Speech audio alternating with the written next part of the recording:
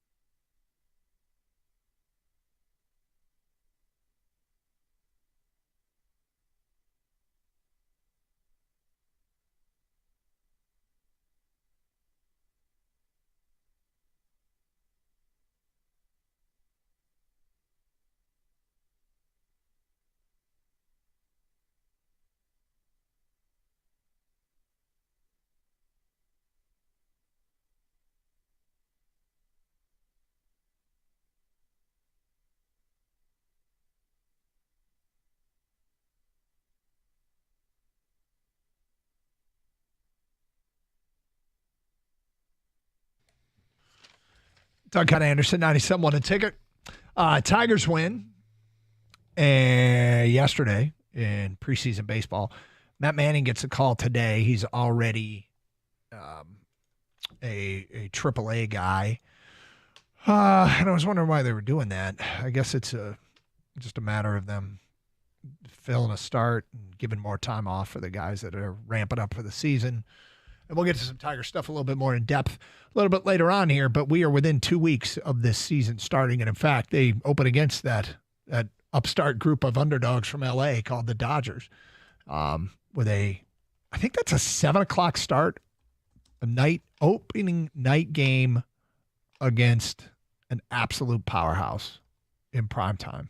I hope this has the same effect on the Tigers as being the supporting actor in the Little League World Series game last year that they played the Yankees.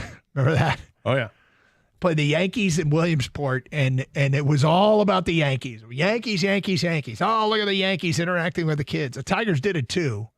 The Tigers got there first, and the Tigers are like, oh, this is cute. Look at the Tigers playing with the here come the Yankees. And they do the live shot with the plane and the buses rolling in, and Yankees, Yankees, Yankees. Larger-than-life Aaron Judge. Yeah, it was all Soto, Judge, Yankees, Yankees, Yankees. Oh, they're going to play a team today. We think it's the Tigers because they're here.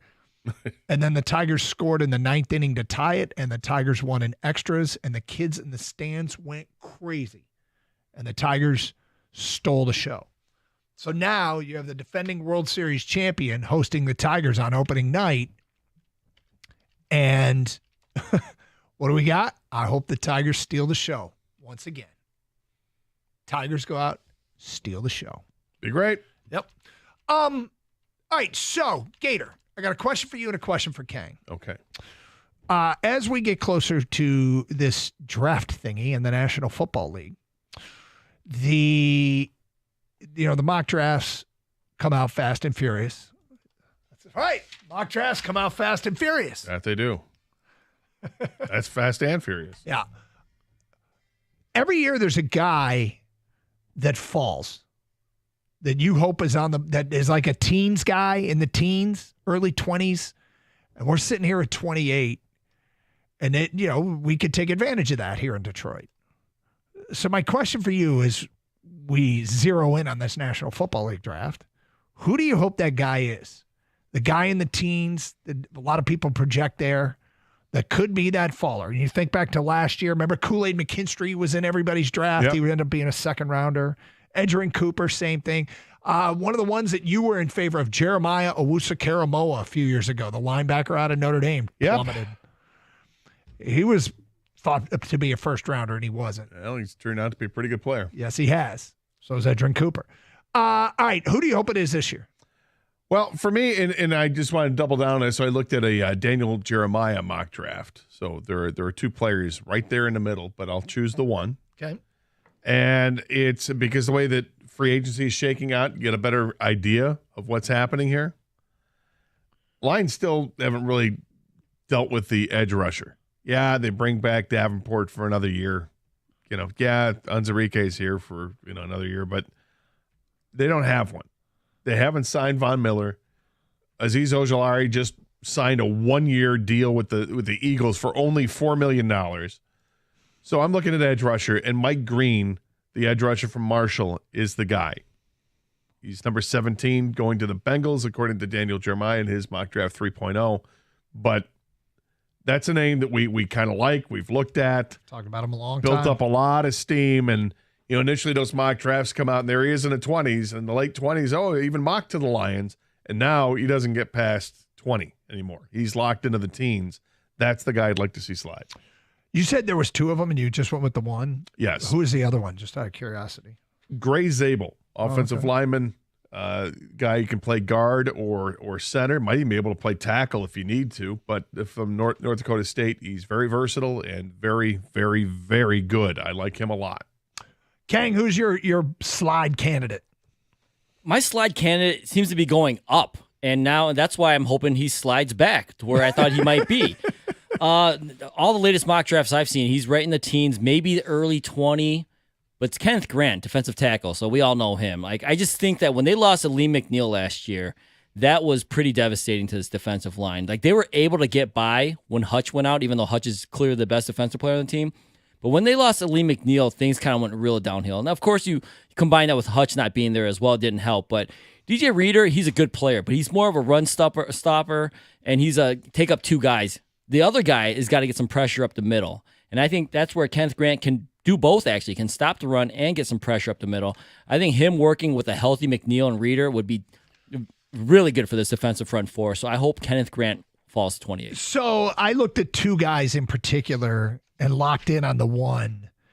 I think this player checks all the boxes of what the Lions are looking for. I think it's at a position of need, maybe sooner, but certainly later, and can totally see them doing this. My slide candidate is Tyler Booker, the guard from Alabama, who seems to be in the teens in a lot of mock drafts. He's a team captain. He had the quote at the combine, "The way I play football, I love to make guys not love playing football," which I just thought was a fantastic quote. And he gave a famous speech after one of their games this year. Everybody said, "Oh, you got everybody riled up," and all that. So just seems like a Lions kind of guy. And guard, look, I see the needs at edge rusher, defensive tackle for sure. But I'm kind of following their formula and going with Booker. Well, you'll love that Daniel Jeremiah doesn't even have him going in the first round. So what's interesting is I've noticed he appears to be a recent mock draft slide candidate. The other one I was looking at was Nick Emanwari, the safety out of South Carolina. The guy put up the ridiculous numbers at the combine. Off the charts, like screaming, "Hey, I'm about to be Ronnie Lott." I'm 6'3", 225 pounds. I run a 4.3 40 and can jump 40 inches straight up in the air, all the stuff, right? Yeah, now the reason I went with Booker over him is it feels like there's questions about him at times this year, maybe not being giving it the old 110. And that just wouldn't play in Detroit. All right, well, that brings us to Mel 3.0. We got Fresh Mel, Gator, Fresh Mel. Let's see if any of our guys dropped, and then we'll make the pick at 28, and we want you to participate. The first pick of this draft goes to Tennessee, and they take Cam Ward, quarterback, out of Miami. At 2, Cleveland goes Abdul Carter, outside linebacker, Penn State. At 3, the New York Giants take Shedeur Sanders. Other interesting picks. New England at 4 takes Travis Hunter. Mason Graham out of Michigan goes 5 to Jacksonville. Moving ahead, Ashton Jeanty, you're always interested in him, Gator. He goes 6 to the Vegas Raiders. Yep. Other picks that might impact Detroit. Jalen Walker, linebacker from Georgia, goes to Carolina at 8. He's got Jackson Dart at 9, by the way. The quarterback out of Ole Miss going to New Orleans. Mikael Williams, edge rusher out of Georgia, goes to Chicago at 10. Skipping forward, Colston Loveland out of Michigan goes to the Colts, tight end at 14. Mike Green, Gator, goes to the Atlanta Falcons at 15. Yeah. Can see that happening. Will Johnson out of Michigan goes to Arizona at 16. Shamar Stewart, edge rusher, Texas A&M, goes to the Bengals at 17. Emanwari, the safety I mentioned, goes to Seattle at 18. Other interesting picks moving forward. Derek Harmon, defensive tackle, goes to Pittsburgh at 21. It's another one I like a lot. I do too. Jahadi Brown, the Thorpe Award winner out of Texas, the corner, goes to Minnesota at 24. Malachi Stark, safety from Georgia, goes to Baltimore at 27. The Lions are on the clock, and yes, Booker and Kenneth Grant are on the board. Emanwari is not. Mike Green is not. Guys that we mentioned. Here's who's on the board, Gator. Kenneth Grant, defensive tackle from Michigan. Tyler Booker, guard from Alabama. Maxwell Harrison, the corner from Kentucky. Fast. Yeah, very, very fast. James Pierce Jr., edge rusher from Tennessee, and Kelvin Banks, the tackle from Texas. That's so highly regarded. And that could be a need sooner or later. Gator, out of those guys, one of them is the pick. I want to take Tex right now. Who would you take? Out of Maxwell Harrison, the cornerback from Kentucky, Tyler Booker, the guard from Alabama, Kenneth Grant, the defensive tackle from Michigan, James Pierce Jr., the edge rusher out of Tennessee, or Kelvin Banks, tackle from Tennessee. One of them is the pick. Who would you take? We'll tell you who each of us would take and who Mel took coming up today at 11:35. But text us over your pick right now and why you take that person and sign your name. It is Carson Anderson here on 97.1 The Ticket. Hey, a great lawn is like a great sports team. It takes expertise and a little extra care to really stand out, and that's where True Green comes in. They are the local experts in Detroit and the official lawn care treatment provider of the PGA Tour, so you know they know a thing or two about keeping grass looking like a fairway. Here's the best part. It's more affordable than you think. They'll even match any competitor's price. Plus, True Green backs it all up with a satisfaction guarantee. If you are not happy, they'll come back between visits to make it right. Don't wait. Head to truegreen.com today. Let the pros do the work while you sit back and enjoy the results.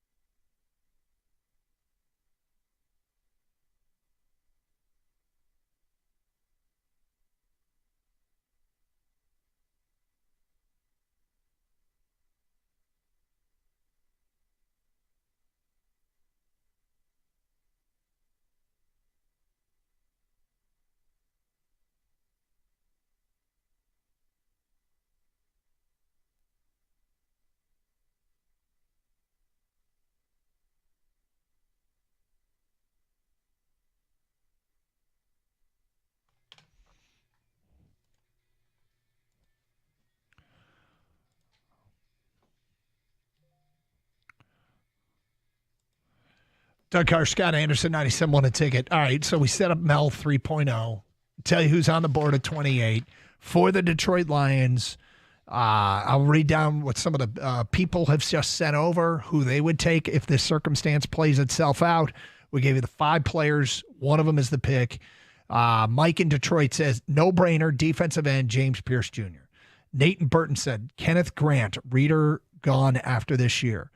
Mike at work says, Pierce Jr. Unnamed texter says Kenneth Grant. Next text, Pierce Jr. Next text, Dave from Warren says, I'm taking Grant. Dylan says Calvin Banks, tackle from Texas. Decker has been declining even though we extended him for the next couple of years. We need to find a replacement ready to go. The Eagles have a dominant O-line for the better part of a decade. We ought to do the same. Kevin says Kenneth Grant is a menace at the center of the defense and constantly draws double teams, but still managed 8 sacks and 50 pressures the past 2 seasons. He is a beast. So there's a couple things when people talk about contracts and the future contracts. One guy mentioned Taylor Decker. Taylor Decker has an out after this year. His cap number stays north of $20 million. He will be, if they don't take the out, he'll be 33 and 34. Decker's been really, really good for Detroit, and he's a big part of this team. I think there's a chance that out gets exercised because it'd be a lot of money for another couple of years of taking up that much cap space. If he goes out and has a great year, maybe that doesn't happen, but I would have to think that might be something that they are considering. As far as DJ Reader is concerned, DJ Reader is in the final year of his contract. There's a voidable year and a $3.7 million cap hit in 2026. So, yeah, finding replacements for both of those guys could be in play. Gator, do you know what you would do under this circumstance? I'm kind of torn. Yep. I don't love James Pierce, the edge rusher. I know he ran a fast 40. I think it was a 4.47. I think that he ran at the combine. But he's not as athletic maybe I thought he was going to be. His vertical leap was 31 inches. That doesn't seem like it's all that special for somebody who could be that fast and decent size, 6'5", 240. So I'm moving away from that. Kenneth Grant, I think, is a safe pick, but I also think Banks is a safe pick. Banks is an offensive lineman that many have in the top 20. I'll go with Kenneth Grant because I think they have more need on defense than they do starting to replace offensive linemen. I'll go Kenneth Grant, defensive tackle, Michigan. All right. Because I think he's really, really good. Kang is a pick in. Oh, you already know. I mean, this is my scenario. I want him to fall to 28. I think he's too often referred to as the other defensive tackle at Michigan, and I get it. Mason Graham's stud, no doubt about that. But it almost makes it seem like Kenneth Grant, there's a huge gap. And I don't think the gap is as big as people make it seem to be. I think he would help this team immediately, day one. Not a starter, but just a day one rotational guy. And if someone were to get hurt for a week or two, he could fill in. Defensive line, they're big. We all know what happened last year with the injuries, so I think they need help on the defensive line. For me, the pick is in, and with the 28th selection, the Detroit Lions select Tyler Booker, guard, Alabama. All the reasons I stated. He just seems to be perfect. It's funny because he does seem to be sliding in mocks. It was funny. I fell in love with him during the combine as a prospect for Detroit, and I'm like, they're never going to get him, and now he seems to be on the board more often than not. Mel makes the pick, however, and for Mel Kiper Jr., mock 3.0, the pick is in. And with the 28th pick of the 2025 NFL Draft, Mel Kiper selects for the Detroit Lions James Pierce Jr., outside linebacker, Tennessee. He writes, Pierce could be the answer opposite Aiden Hutchinson. Besides figuring out how to stay healthy, the second edge rush spot was the Lions' biggest question last season. They traded for Zadarius Smith at midseason, and he ended up contributing with 4 sacks over 8 games. But to get past their playoff hump, having a steadier presence rushing the passer on the other side of Hutchinson is key. Pierce had just 7.5 sacks in 2024, but his 19% pressure rate was second in FBS. He keeps offensive tackles guessing with his burst and strength. So you said you don't love him, and it's the combine numbers? Yeah, I guess, and maybe that's unfair, but that's kind of where I'm at with him. Yeah. I saw a Scouts Inc. Report on him, review on him, and it's good. In 2023, he had 9.5 sacks. So that's 17 sacks in 2 years in the SEC, and that's impressive. I'm not going to be upset if they take him, but I feel like you might get more of value with some of the other positions. I think the 2 offensive linemen, give you more value. I think Kenneth Grant gives you more value. But I'm not an expert on James Pierce. It's just the stuff that I've read about him, and I don't know. I get to the point where I hate reading pre-draft stuff because when you start impugning somebody personally, like people think he has a bad attitude, he was lazy, takes plays off. When I read that stuff, I immediately scratch him off my list. But I'm like, this could just be pre-draft. I'm not interviewing James Pierce. So do I believe what's being, the information that's out there? It's misinformation season, Doug. Yes. So, I mean, we definitely don't know. You're hoping that, Brad Holmes and his scouts know more. And the word is, you're right. There's some character issues possibly with James Pierce Jr.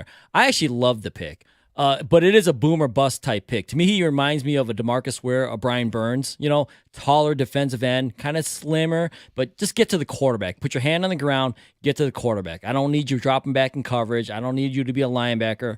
I need you to use the skill set you have to get to the quarterback. And hopefully with Hutch on the other side, hey, you got two guys collapsing in on you.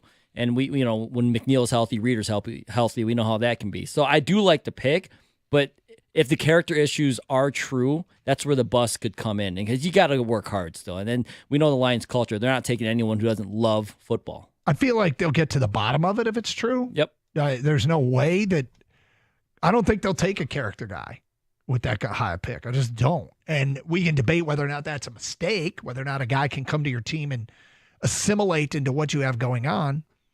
But as far as the skill set and the position, I think it would get high marks in Detroit. Yeah, again, I don't dislike the pick. I think you present the players that are there, at least in a mock draft, and I think you can make a strong case for a lot of those guys. Even the corner. Corner is blazing fast, 4.2 speed. Yeah. But is that where the value is at 28? And the Lions are all about value. It's funny because there is some people that will say, "Oh, you just everything Brad Holmes says you endorse," and I'm like, that might be true. And the reason is because this guy's drafted better than anybody we've ever had. So it's got me thinking more about, okay, this is working. So why wouldn't I want to adopt my draft philosophy to fit what's been working? Now, do I agree with everything he's done? No, of course not. But I wouldn't hit at the percentage that they've hit. And most listeners wouldn't, and certainly you or Kang, not like it's hard to hit on as many picks as they've picked. Well, maybe you, Gator. Maybe I'll grant you. Appreciate that. But yeah, I've really adopted to the philosophy a lot because it's worked. Like if a guy is super talented but has a character issue. Listen, it's hard to, combat anything he's done because he can throw at you, or you could just look at it. I mean, when you see Kirby Joseph taken, and it's not a first or second round pick. Amon-Ra St. Brown, not a first or second round pick. These are players they've had. Lee McNeil, the guys he's drafted from the third round and beyond, that are all really, really good players, and then the ability to maneuver throughout the draft or to get more picks so that you have a draft like they had a couple years ago with, the 4 picks they took in the first 2 rounds. They've hit on all of those guys. There's a lot to like with what he's done, but and I respect all that. But when we do this kind of an exercise, I do it the way that I would want to do it, I hear you. and I try to separate myself from what I think that Brad Holmes is going to do, and go with what I would want to do. And at some point, he is going to throw a curveball at you because we're going to be thinking, okay, best player available. And then all of a sudden, 1 year he goes with need because it's a screaming need. And that could be this year. He could just be, value be damned, we need an edge rusher. We're getting an edge rusher. 248-539-9797. If you want to sound off on Mel's mock, James Pierce, the pick, how would you feel about it?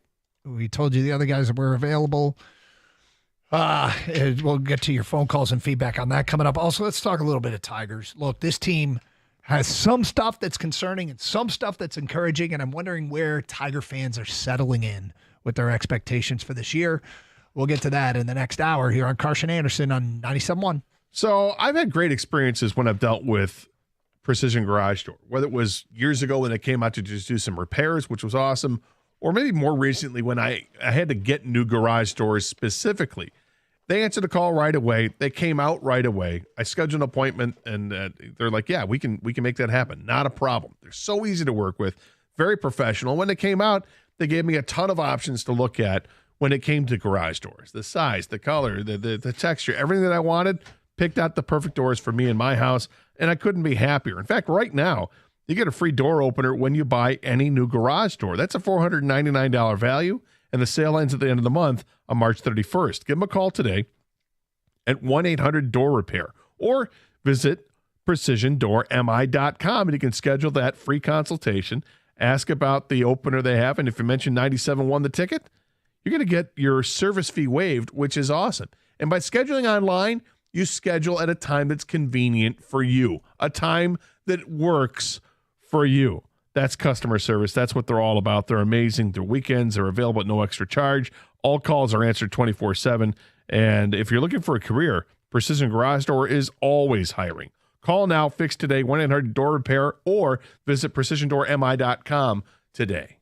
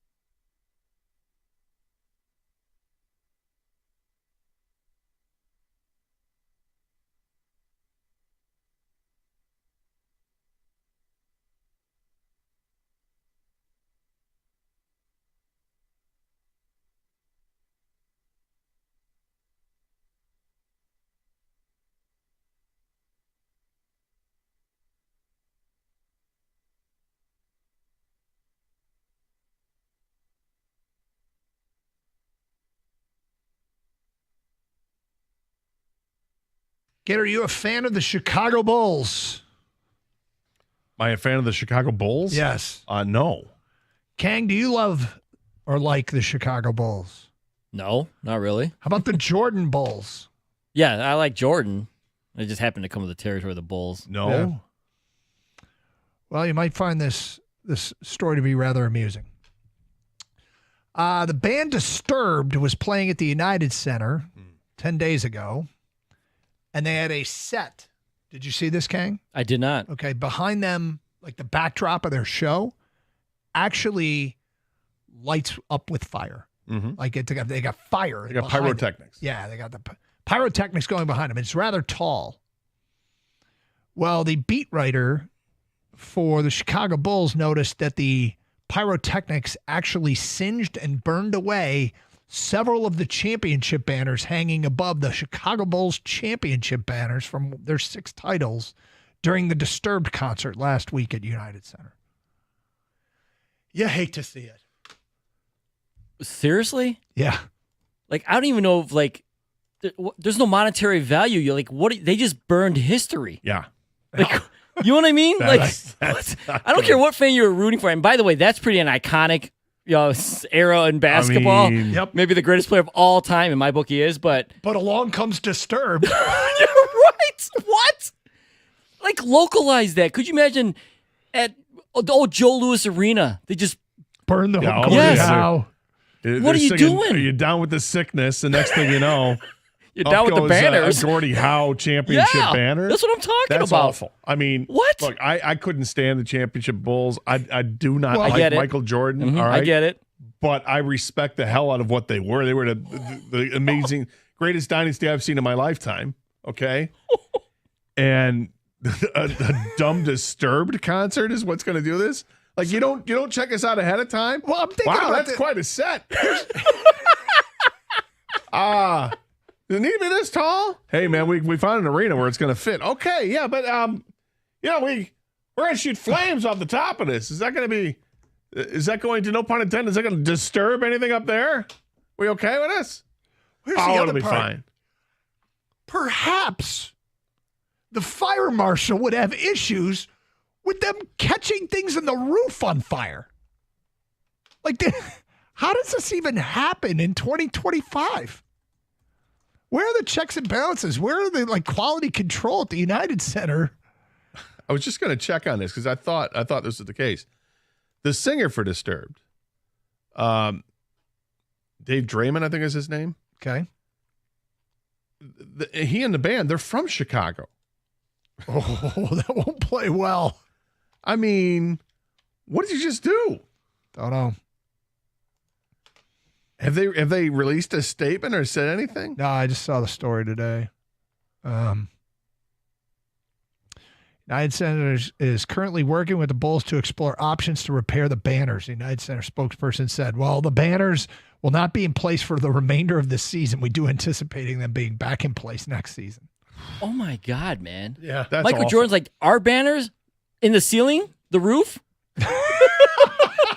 Because the ceiling is roof.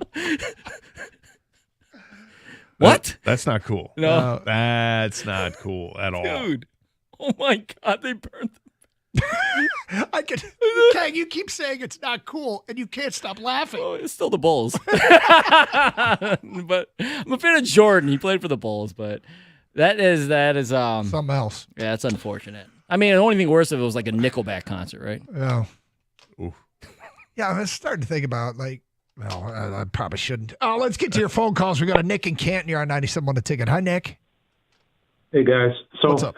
you're talking about the successful third and fourth round picks for Brad Holmes, and I just have to pull the receipts on this one because go back and look at the Hendon Hooker pick and look at all the people the Lions could have drafted after Hooker, specifically like Kobe Turner, Brian Young. The list of people that the Lions could have drafted after Hooker is almost as bad as the list of people that the Lions could have drafted if they didn't take Ebron.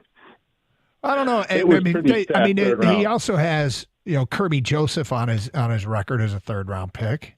Lee Well, McNeil you is a also third round have- pick. Then you got Manu, then you got Broderick Martin, and then you got Vaki. I mean, they traded up for Broderick Martin. That guy was going undrafted. So, I mean, there's some head scratchers. Of course there are, yeah. Yeah. So, But for the most part, he's been amazing. Do you not like his drafts? I think the third and fourth round picks are 50-50. I know he gets a lot of credit for I some got of to the tell you, picks that he's made. 50-50 is actually a pretty damn good hit rate for third and fourth round picks. Yeah. All right, you're just not impressed, I guess, are you? What do you think a hit rate should be in the third and fourth round? Well, I think at that point it's hard to say, really, but it's just tough when you look at some of the needs the Lions have and his mentality to always draft best player available, in his opinion, when I feel like for the past 2 or 3 years it's been a strong need at corner and edge. And they went out and drafted 2 corners last year. Yeah. Okay. Huh? Oh, just happened. His hit rate in the third and fourth round is only 50-50. I'm not even sure if it's 50-50. I think if you want to point out that there was a better player on the board when they drafted, you could probably do that, bro, for almost every pick. Think about it. For almost every pick. Maybe not all of them, but you could probably find a better player that they could have taken. And so when you look at the purpose of the draft and what he has done with the draft to bring in talent and build the strongest Detroit Lions team in my lifetime, and kind of the back-to-back years, and maybe even set up to be around for a while, I think the net of his work in the draft is overwhelmingly positive. But to call up and to tell us about what he's missed, I mean, we could do that too. We have. And we have. However, overall, Brad Holmes kills it in the draft. Kills it. Yeah, he's done extraordinarily well, but it doesn't mean you don't go unquestioned. I mean, people, even to this day, they would rather they had taken Jalen Carter instead of Jahmyr Gibbs, even though Jahmyr Gibbs has been incredible for this team. Yeah, you bring up the second round picks of Levi Onwuzurike or drafting Broderick Martin, and those haven't worked out great, and they're bringing Onwuzurike back. I don't know if I love that. Again, like I said earlier today, I mean, Azeez Ojulari went for a 1-year contract for $4 million. Yeah, you're not happy. I'm not happy because not yet. I'm disappointed because I thought that was a guy I identified early on that. Yep. No, I think he's going to be, one of these later free agent signings that you get for next to nothing. It's exactly what it is. Now, it doesn't mean they still can't do that. Von Miller's still out there. Can they get a 1-year deal done with Von Miller? Yeah, I'd like that. That'd be nice. There are other players. In fact, Zadarius Smith still hasn't signed with anybody. Is it possible they bring him? That one's really interesting. That one's really interesting. I'm not going to be pissed just yet. I'm just a little disappointed there. And look, they're still building this team. I think he's done an amazing job. Yeah. Building this franchise from moment one where there's like a gun to your head because Matthew Stafford wants out and you've got to figure out, how am I going to improve this for my team? And he did an amazing job of that. They've built this team completely through the draft and trade. That's where this team is at right now. And now, after 2 back-to-back years of winning the division and hosting playoff games, we've hosted 3 playoff games. They've won 2 of them. It's the expectations are sky high, and I think that previous caller is where I think that's where it is. You see the record, and maybe you're not understanding how they got there because it's been through the draft. But now the expectation is, okay, great. What have you done for me lately? Now go out and win a Super Bowl. Here are his third and fourth round picks on record: Derek Barnes, Amon-Ra St. Brown, Afatu Melifonwu, Aleem McNeil, Kirby Joseph, Broderick Martin, Hendon Hooker, Sione Vaki, Giovanni Manu. Yeah, and the jury's still out on a couple of those players. Manu, Hooker, Melifonwu, they're not bringing back. Derek Barnes they brought back, and you can make the argument that you didn't need to bring him back. I'm not don't have the Martin time to do this right now.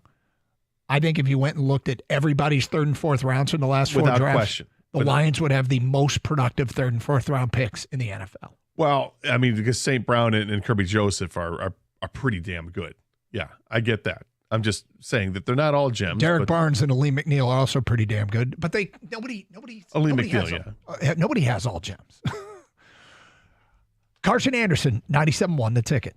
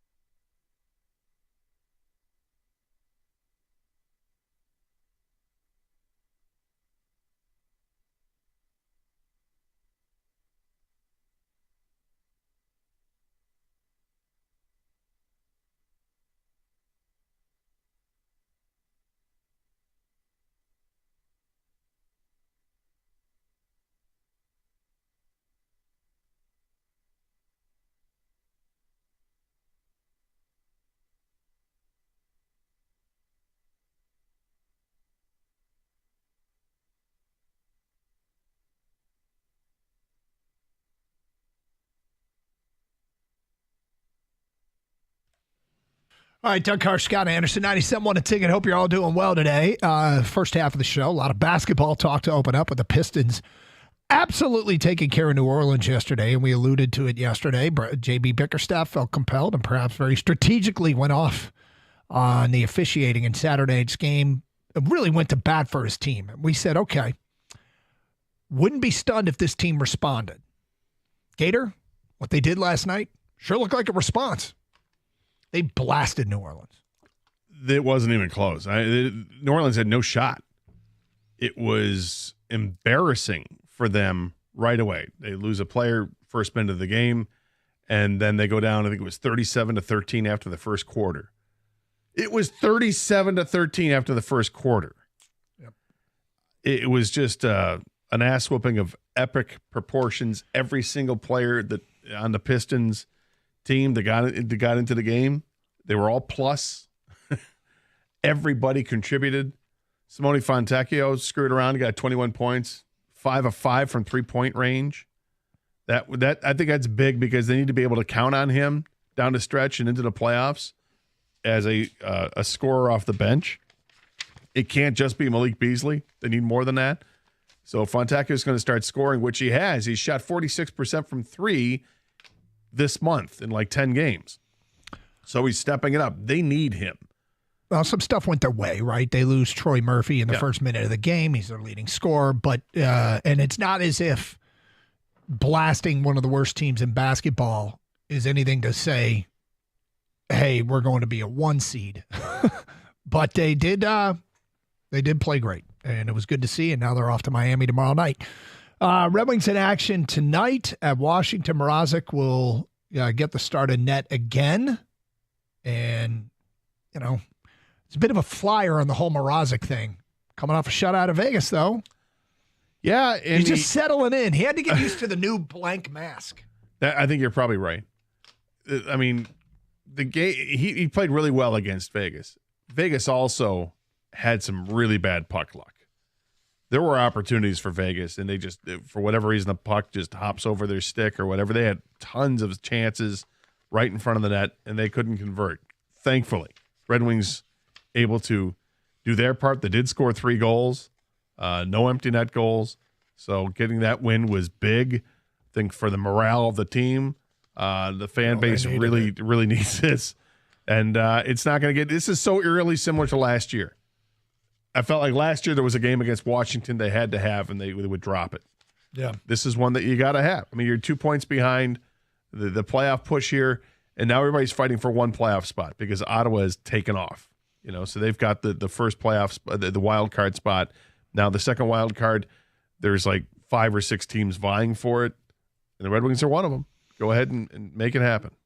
All right, Tigers won yesterday. They're pitching, well, we'll get to in a minute, but there was a lot of talk about the Futures game and Max Clark and Kevin McGonigal and the Briseño kid and Bryce Rayner, who hit a ball 114 miles an hour that had everybody going, wait, what? He's how old? He did what? He hit it how hard? So a lot of young guys to get excited about. What do you think the tenor of the fan base is going into this season? Because there's stuff that's happening that's really positive. I mean, Gleyber Torres is going to be a really nice addition. Mm-hmm. Cole Keith is probably going to get better at the plate. Hell, Riley Green's probably going to get better at the plate. 3 hits yesterday for Cole Keith. That's 1/3 of your lineup that feels like it's already going to be better. Defensively, there's what I would comfortably call displacement. When they're moving guys around and trying to find answers. I mean, they could, if Torkelson, here's the question. If Torkelson bat is going to be worth it, are they fully committed to Keith being a first baseman? Could they move him back to second? Well, Cole Keith's playing second base today. Ooh. But this is something that AJ has said, that there'll be times when they might want to throw him at second base for a game. So to give Torres a break and, maybe open things up at first base for Torkelson or whatever. But Cole Keith's going to be their everyday first baseman for the most part, but he does have the versatility to move around because of where he played last year.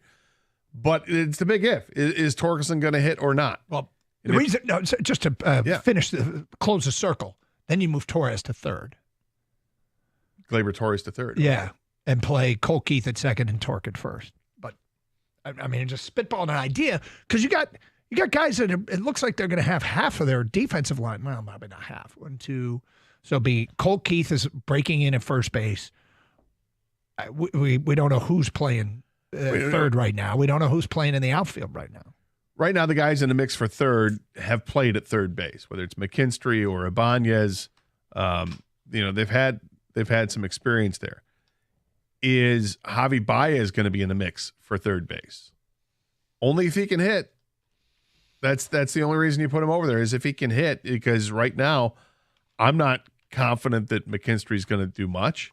Ibanez mashes left-handed pitching, but not against righties. So, what are you going to do? It seems like it's an obvious platoon situation over at third base, a work in progress. You got Trey Sweeney at short, and is Trey Sweeney going to be able to hit? We'll see. They have holes on this team for sure, and it doesn't help that you're without Veerling, who would be a solution, that you're without Parker Meadows in center field. That changes things up, because are you going to shift Riley Green to center field, which you don't want to do because it's very taxing on the body, and he has gotten hurt when he was a center field. He got hurt all the time. So I know they don't want to do that.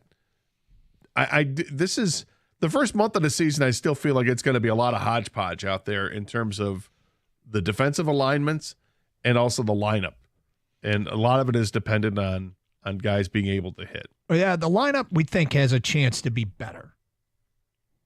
Parker Meadows coming back, seems like it'd be a lot riding on that. And he's one of those guys that could get better and could be better than Parker Meadows' 2024 version was. Yeah, they're still waiting for that nerve to wake up. They had a medical report came out this morning, and there's really no change other than he's conditioning, and so who knows when he's going to come back. So weird. It is weird. All right, what do we got with Mize? That's the question. Is Casey Mize finally A, healthy, and B, dialed in and getting the most out of his talent? I think here's something that works in Casey Mize's favor, is that he's not asked to be the ace. He's not asked to be the number 2. He's not asked to be the number 3. He's asked to be, can you contribute in the rotation? We got 2 spots open right now because you're going with the no pressure thing. Yeah, because Alex Cobb is not going to pitch for another month or so, and Jackson Jobe. It seems like Jackson Jobe's the other guy. We'll see if they decide to head north with him or not, but I think they will. And Casey Mize has pitched well enough where he deserves a roster spot. Maybe it's just that there's no pressure. He's unlocked some other things. His fastball is faster than ever, and he's getting more movement on his pitches. If he feels more confident and more comfortable out there, great. But what you're doing in the spring is nice, but it's what happens during the regular season. But I do think that it's possible that maybe he's unlocked something to get him back to where he was when he was his hotshot prospect. That even at the major league level, when he was pitching and his ERA was in the 3s, the high 3s, but was in the 3s. If that's where he's at, if you're fifth starter in your rotation has an earned run average of 3.8, I'll take it all day long. At this point, I can't look at him as being 1-1, which is what he was in the draft. He's just a pitcher on this roster, and he's the fifth start in the rotation. You're going to give me a sub-4 ERA, I'll take it for your 5th starter. And maybe he's got potential to be even better than that, but I'm not going to heap that on him yet. Let's just see if he's consistent enough where he can actually have 30 starts in a season. So we are 9 days away from the beginning of the season. And I guess I'm really interested in hearing from our audience as to how you're feeling about this team. Because we just pointed out, third of the lineup should be better. Defensively, it might be a challenge early in the season as they figure things out. Starting pitching and bullpen has a chance to be better. And let's not forget, the baseline expectation. Last year's team did make the playoffs. They were a playoff team. They won a series in the playoffs. If last year's team was authentically a playoff team, and you don't think it was a fluke, then I think you feel actually decent about what this team could be. Like, not bad. If you think last year's team was a bit of a fluke, I can understand why you don't feel great about this year. If you think last year's team was authentically a playoff team with the slimmest margins for error, well, some things got worse, some things got better. It does feel like it's an off season as we sit here and get ready because of the injuries. The addition of like a Gleyber Torres, well, that's mitigated by the fact that you lose Veerling and Meadows, right? You're not adding him to last year's lineup. Right. You're adding him, but losing others. The addition of Alex Cobb is mitigated the fact that you don't have Alex Cobb. Right, yeah.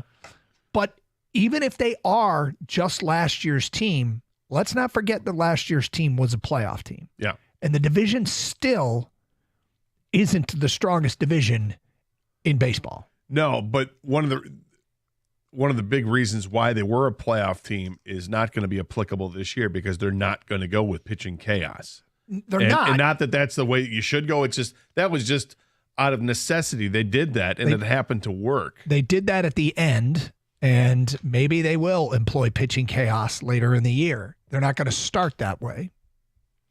248-539-9797. Tiger fans, how you feeling? You feel good? You feel bad? You're like, well, I still think they're going to be decent. I wish they'd be better. Because both things can be true. You can be disappointed they didn't add more. You can be disappointed in the injuries, but you can still feel pretty good about where the team is overall. It's Carson Anderson, 97.1 The Ticket. Look, you don't need luck this March to find the right HVAC team. I'm telling you right now, the red, white, and blue trucks, they're everywhere for a reason. Call the expert technicians at Birmingham Plumbing, Heating, and Cooling, and they're going to help keep you and your family stay warm the rest of the winter into spring. And, hey, when you start thinking about summer, make sure your AC is working all well. Yeah, Birmingham Plumbing, Heating, and Cooling. I've had them in my house a couple of times to fix issues. They came out right away. They were amazing. But don't just take my word for it. Go ahead and check out the A+ rating they have from the Better Business Bureau. Or how about some of those 5-star reviews that they have on Google?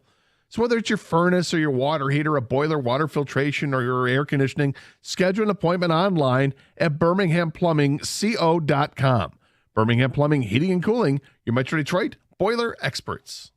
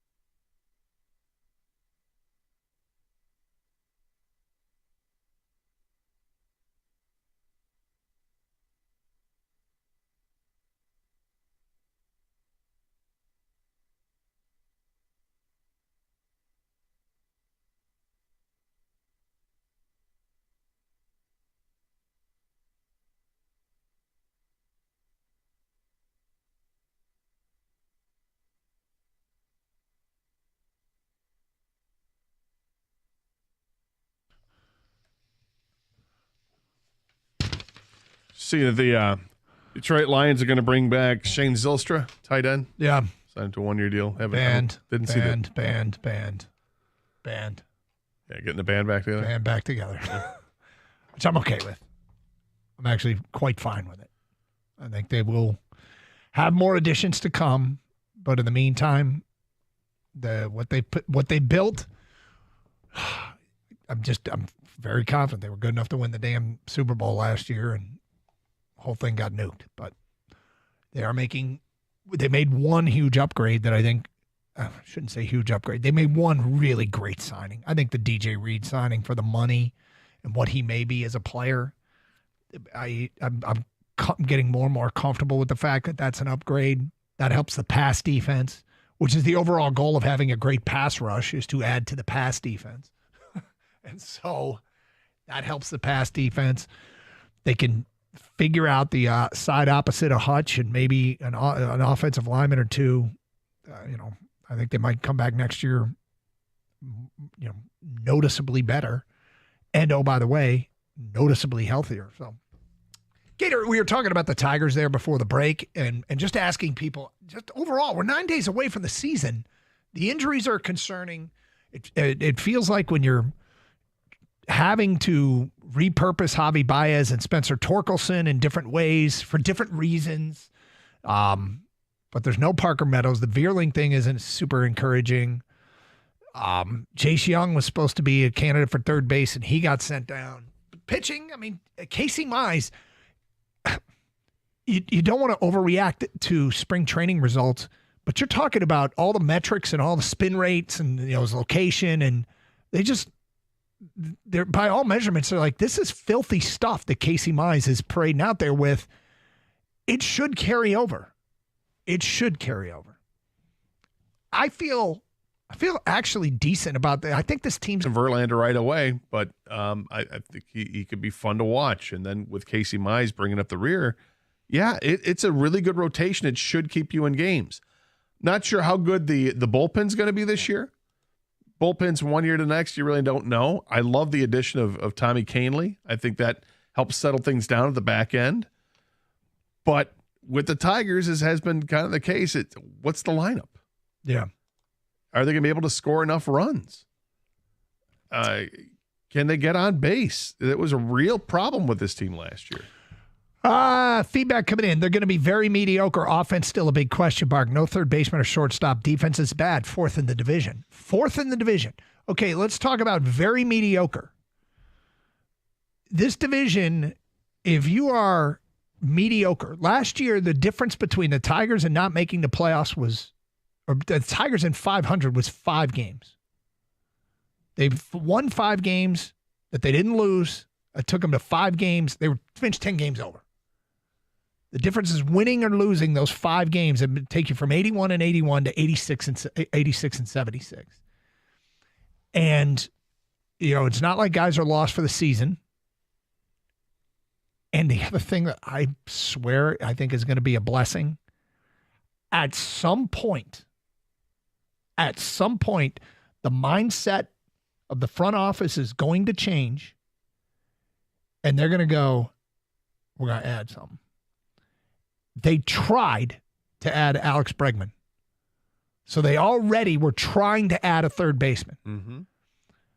I think what might be the blessing in disguise is that they won't have Alex Bregman for the length of contract they were going to have him. And they can take that resource financially into the trade deadline and get somebody that makes even more sense than Alex Bregman on a contract that makes even more sense than Alex Bregman, which very well may be a rental, but so what if they're trying to win this year? They still have that money that they had budgeted for Bregman that they haven't spent elsewhere yet, including on re-signing Skubal, which wouldn't be the worst thing in the world. But I don't know that's going to happen with a Boris client. And they can take that to the trade deadline. That they can.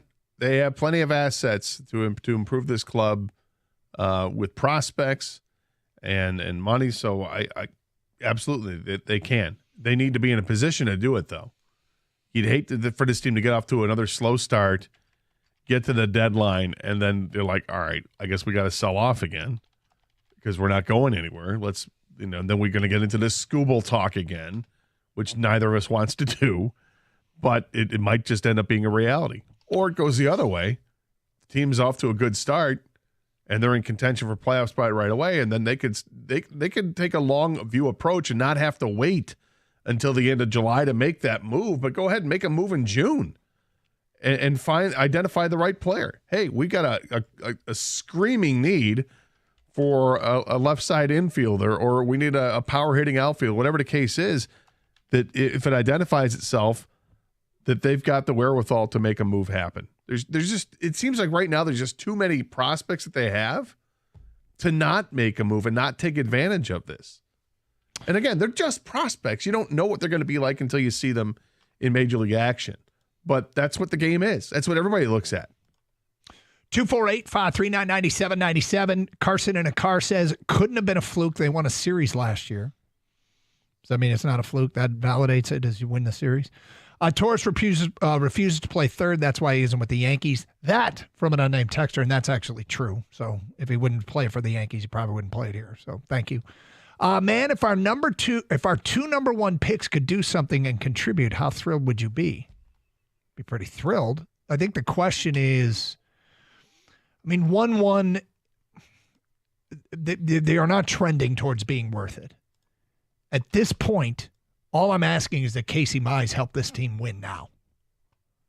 If anything that happens with Torkelson, I'll be surprised and pleasantly surprised if anything ever comes out of that. I get the feeling that if Casey Mize simply stays healthy, maybe it's not a simple thing to say, but simply stays healthy, yeah, I think he'll be a plus pitcher in this rotation. Injuries have really held him back.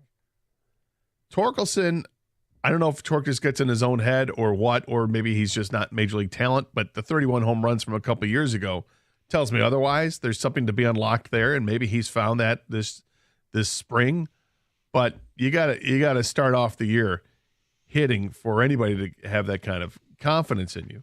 And then you worry if he doesn't, is that going to get in his head again, and is he just going to be a basket case? All right, Gator.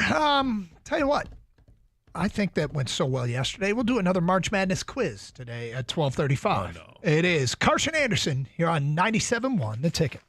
All right, Twin Peaks fans, the Madison Heights location is throwing a party 10 years in the making. You heard it right. They're celebrating 10 years of Eats, Drinks, and Scenic Views, and they're throwing a blowout bash tonight to share the joy with their loyal fans. In-store DJ, raffle and prizes, swag, giveaways, and a very special in-store photo shoot. You heard it right. 10 of the best Twin Peaks girls from Madison Heights will be strutting their stuff in a live photo shoot as they enter for their chance to be crowned Miss Twin Peaks. You've even got Detroit hockey action on as they chase the playoffs in a monster matchup. You may want to clear your schedules all week and stay close by because the best tournament in the world starts Thursday, and what better way to kick it off than with our show live at Twin Peaks. Yes, sir, we'll be broadcasting live from Twin Peaks Thursday and Friday to kick off the best 2 days in sports. They'll be opening the doors early, so get ready to spend all day and all night at the best place to watch live sports. They're even taking it a step further with awesome samplings of Jose Cuervo's Devil's Reserve and your chance to win a 98-inch TV courtesy of ABC Warehouse. Don't miss any of the half-court heaves, buzzer beaters, and slam dunks. It's Twin Peaks. Eats, drinks, scenic views.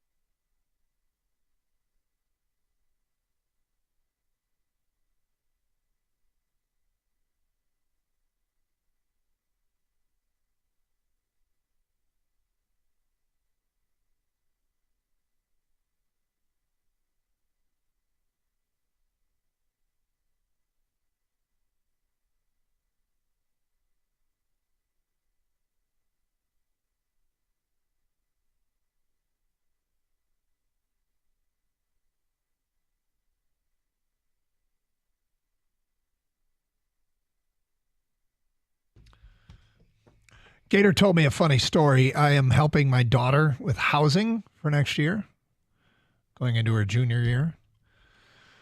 And, so I might be touring some college rentals. Some of them are apartments. Some of them are at houses. Mm-hmm.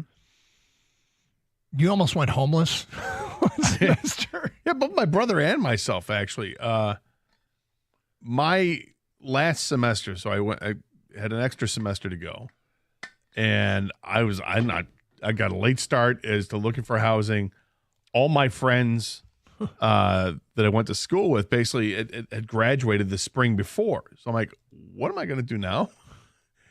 And at some point late in the game, I mean, like a few days before school was going to start, I had somehow hooked up with one of my football buddies from high school who was a year younger than me. And he's like, yeah, we've got an extra spot. We're looking for roommates. I'm like, really? He's like, yeah. I'm like, okay, I'm in. So I live with 3 of the guys I played football with, and they still had another room. And this girl answered the ad, young woman, and she roomed blind with us. Wow. That's a ballsy move. I was about to say, so if my daughter came to me and said, Dad, I found a place to stay, where is it? House? Was it a house? It's a house? It's a house. Okay, cool. Do you know anyone there? No. Already the antenna's up. Right. It doesn't mean it can't be a great living situation. Sometimes living with your best friends is a bad idea. But, and then she said to me, it's a house full of guys. Yeah. And one of them's Gator.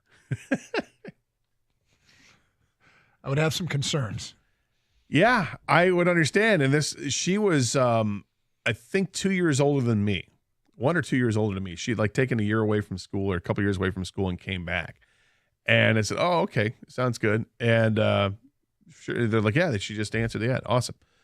So I'm moving into the house, and one of my roommates says, he goes, there was a part of the house actually that had kind of an exposed roof at the landing of the stairs that you could crawl out the window and used it like to lay in the sun if you wanted to. It was like this deck that wasn't a deck. It was a part of the roof of the house.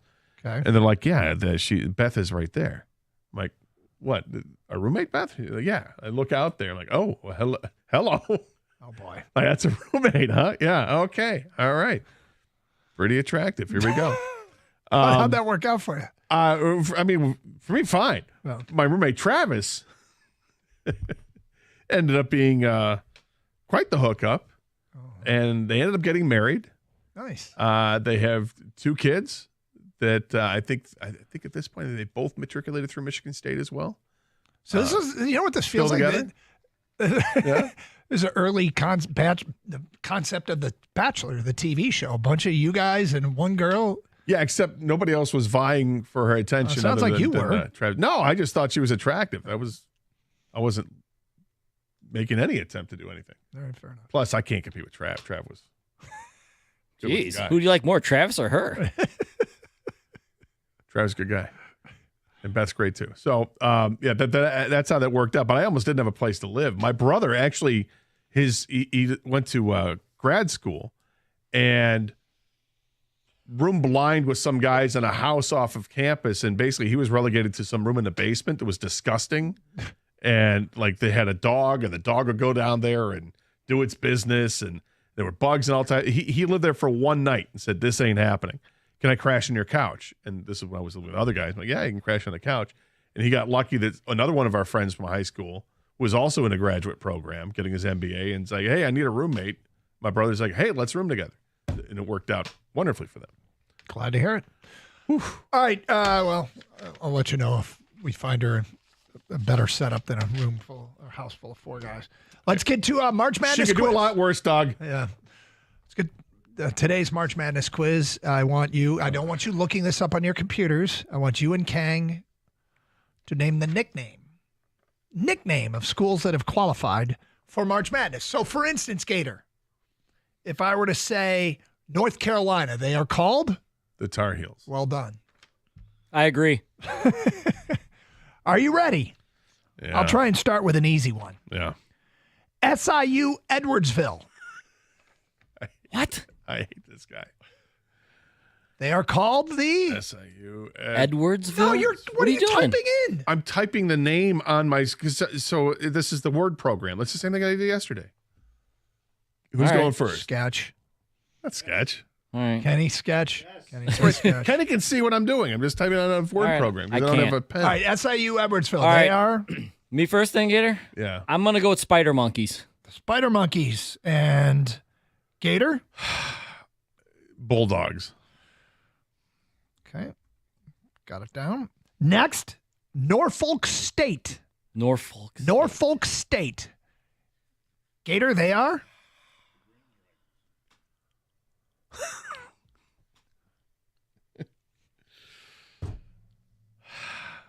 Bulldogs.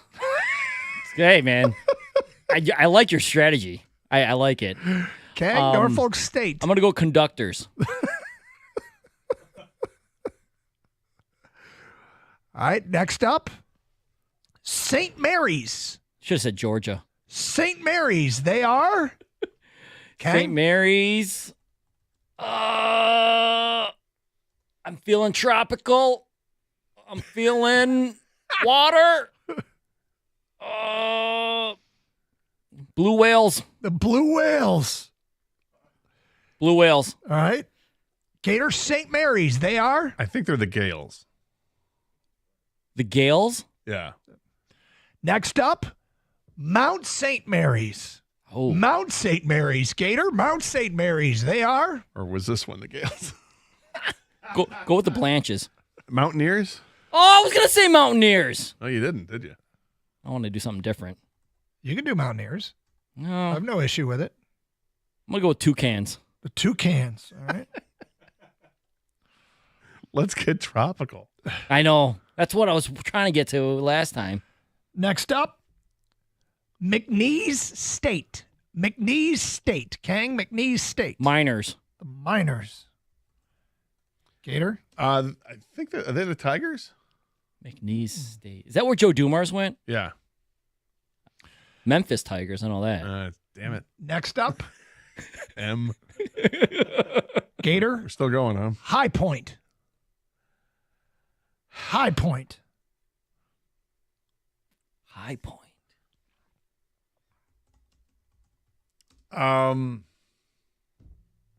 Eagles. Eagles. Eagles. All right. Kang, High Point, they are? Armadillos. Armadillos.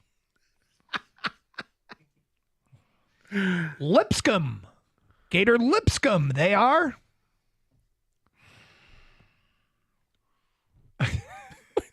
Why? Dude, we only have one more after this. Only one more, huh? Yep. The Lipscomb.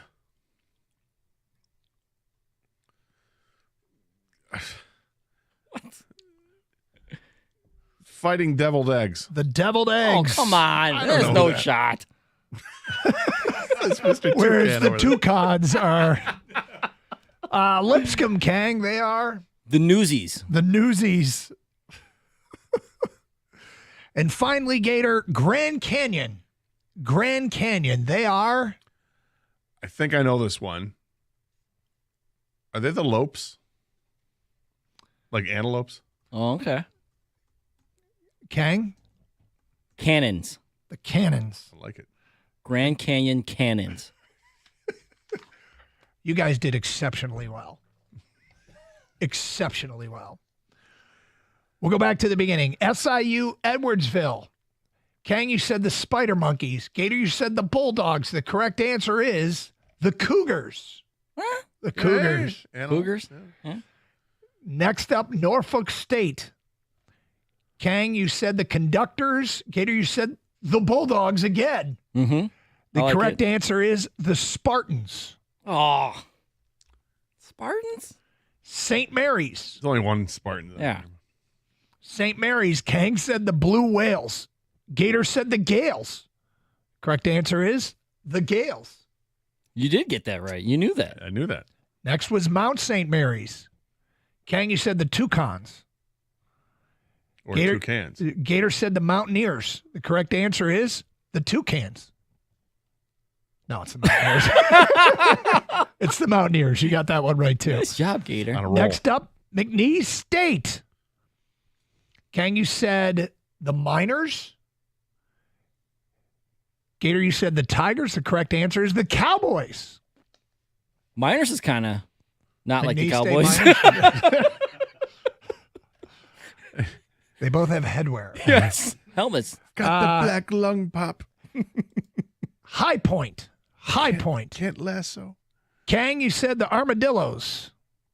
Gator, you said the Eagles. The correct answer, the Panthers. Lipscomb. Kang, you said the Newsies.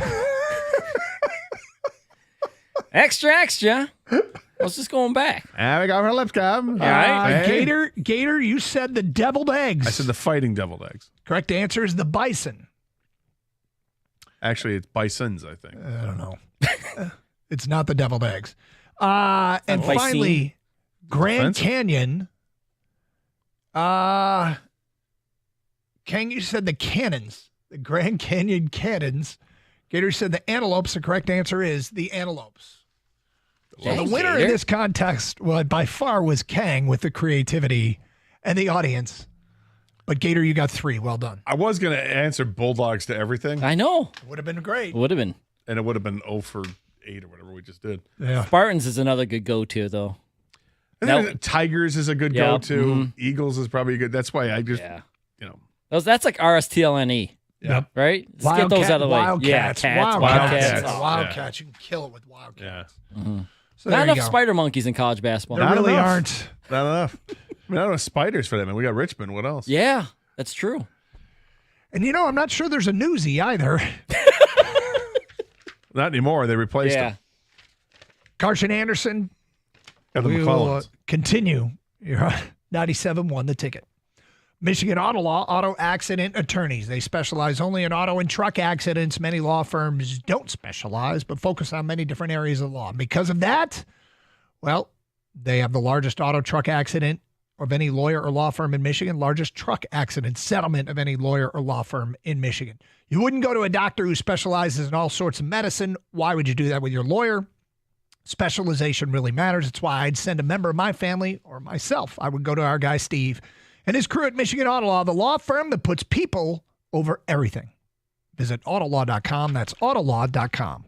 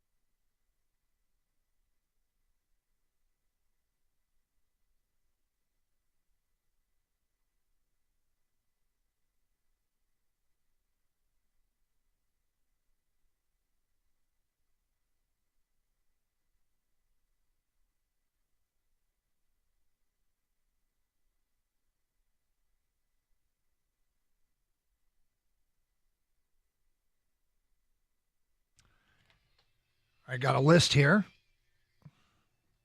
Thanks to Coy Boy 1. These are four-year universities and the most common nicknames. So what we just went through was the nicknames of some of these obscure teams from smaller conferences in college basketball, or as Gator calls them.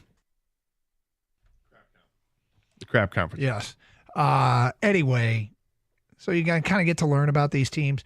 Are you ready? These are the 12 most used nicknames for four-year college teams, including teams with attached nicknames or attached adjectives such as blue, golden, flying, or fighting. Gotcha.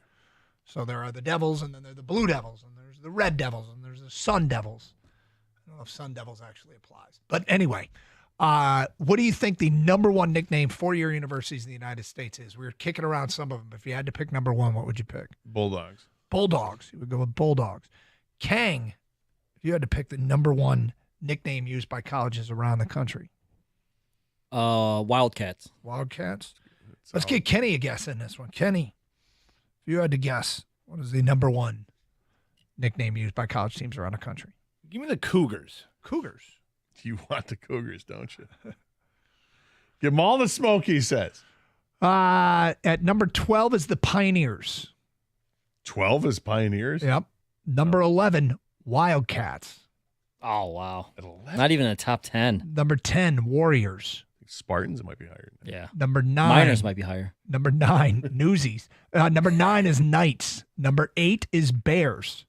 Number 7 is Panthers. Number 6, Bulldogs. 6? Number 5, the Cougars. Kenny for the dub. Top 5. Number 4, the Tigers. Number 3, the Lions.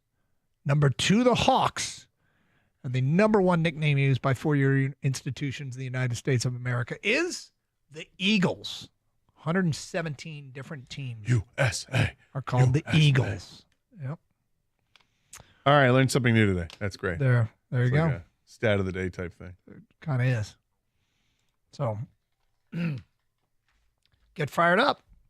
March Madness starts tonight. And this is that time. Thursday, but There's two things you do this time of year. One is, where's True TV again? And two is, what's my CBS Sports account password? Once you figure those things out, you're good to go. Good to go. First game tonight is Alabama State and St. Francis of Pennsylvania. The matchup you didn't know you needed to see. And now you know. My whole bracket is based on tonight. So what's funny is I remember one of these years, I did want to pick one of the play-in teams to go on a bit of a run. And you got to, you end up picking them both. So, if you think Texas is capable of going on a run, and usually the reason you do that is because you have no faith in the 6th seed that they would go play. And the winner of Texas and Xavier plays, who's the 6th seed? Illinois. Let's say you hate Illinois. You get both Texas and Xavier, so whoever wins that game becomes your pick to win the next one. If you got to fill out the brackets now. But, yeah.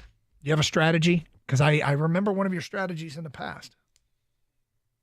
do I have a strategy for picking out the Alabama State, St. Francis, and Pennsylvania game? I try to pick the better team. That's the strategy. I mean, I have no idea who I'd pick. I'm joking. I'm talking about filling out an entire bracket. Do you have a strategy? No, I don't. I try not to think about it too much, because if I think about it too much, then you're just wasting time. I mean, it's my practice. Researching this, Doug? This is a waste of time. I do a little bit, but not a ton, because I've poured hours into this thing and I've done miserably. I've spent 4 minutes on this thing and I've done well. It's like, who knows? It's all up to chance. I think the strategy is to look at the 12-5 games and pick which upset of the 12-5s you want to go. Oh, I think I know which one you're picking this year. No, I'm not actually. I think is that game? It's like a 2.5 point spread. Yeah, I'll take Michigan all day in that. will you? Yeah. Well, not against a spread. You're going to take them to win the game. I would take them to assume, cover the spread. I think they'll do that. So I always look for teams that if I'm trying to pick the upset, okay, I'm looking for teams that can shoot from three. Those are the nightmare teams you face early on. They got a bunch of guys that aren't nearly the athletes your guys are, but they can bomb away from three. And then during the regular season, all right, who's consistently performing? It's one of the reasons why I don't love Auburn, is because I think they're a variation in performance. Well, you said they're a pushover. It's very fortunate Michigan State are in that bracket because I am happy the to number be in one that seed bracket. is not even a consideration. You're accurate to say that is the bracket that I would have chosen, but it is also Because Auburn inaccurate to sucks, is what you say. I use the terms pushover or sucks. I think you said South Alabama should be in the tournament over Auburn is what you said. Yeah, right. And they're not even in the NIT. No. Thanks Now to this could be so I look for those teams. As far as the best seeds, you know what I look at? I look at who plays the best defense, because I feel like you don't get cold on the defensive end. Like the one thing, that's something you can count on. And it's why I love this Houston team. But those are those are the strategies I typically employ. Yeah, do you actually employ a strategy? I do some research, but I don't go deep dive in because I'm as much as we joke, Gator. Yeah, I understand. Like if you go crazy in depth, all this stuff, and then it's over in an hour and a half, right? Like what the hell did I just waste my time on? Because these are one and dones. Anything can happen. So what I will do though is I like you, Doug. I look at 3-point percentages. I look at turnover ratio. And then you look at the other team and how they deal with defending the three or their 3-point percentages and their turnover ratio. Those are the two top things I look for come tournament time. But other than that, yeah, then it's gut. So those are for stats, 3-point turnovers, and then gut. That's how I run it. I will say this about this year's bracket. I said yesterday how they've had 11 straight brackets where a 5 seed through a 12 made the Final Four in 11 straight years.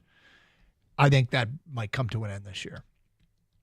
I like a lot of the heavy seeds to make a deep run. Doug, you know how you subscribe to like every NFL draft is different. You can't have these hard and fast rules because every draft.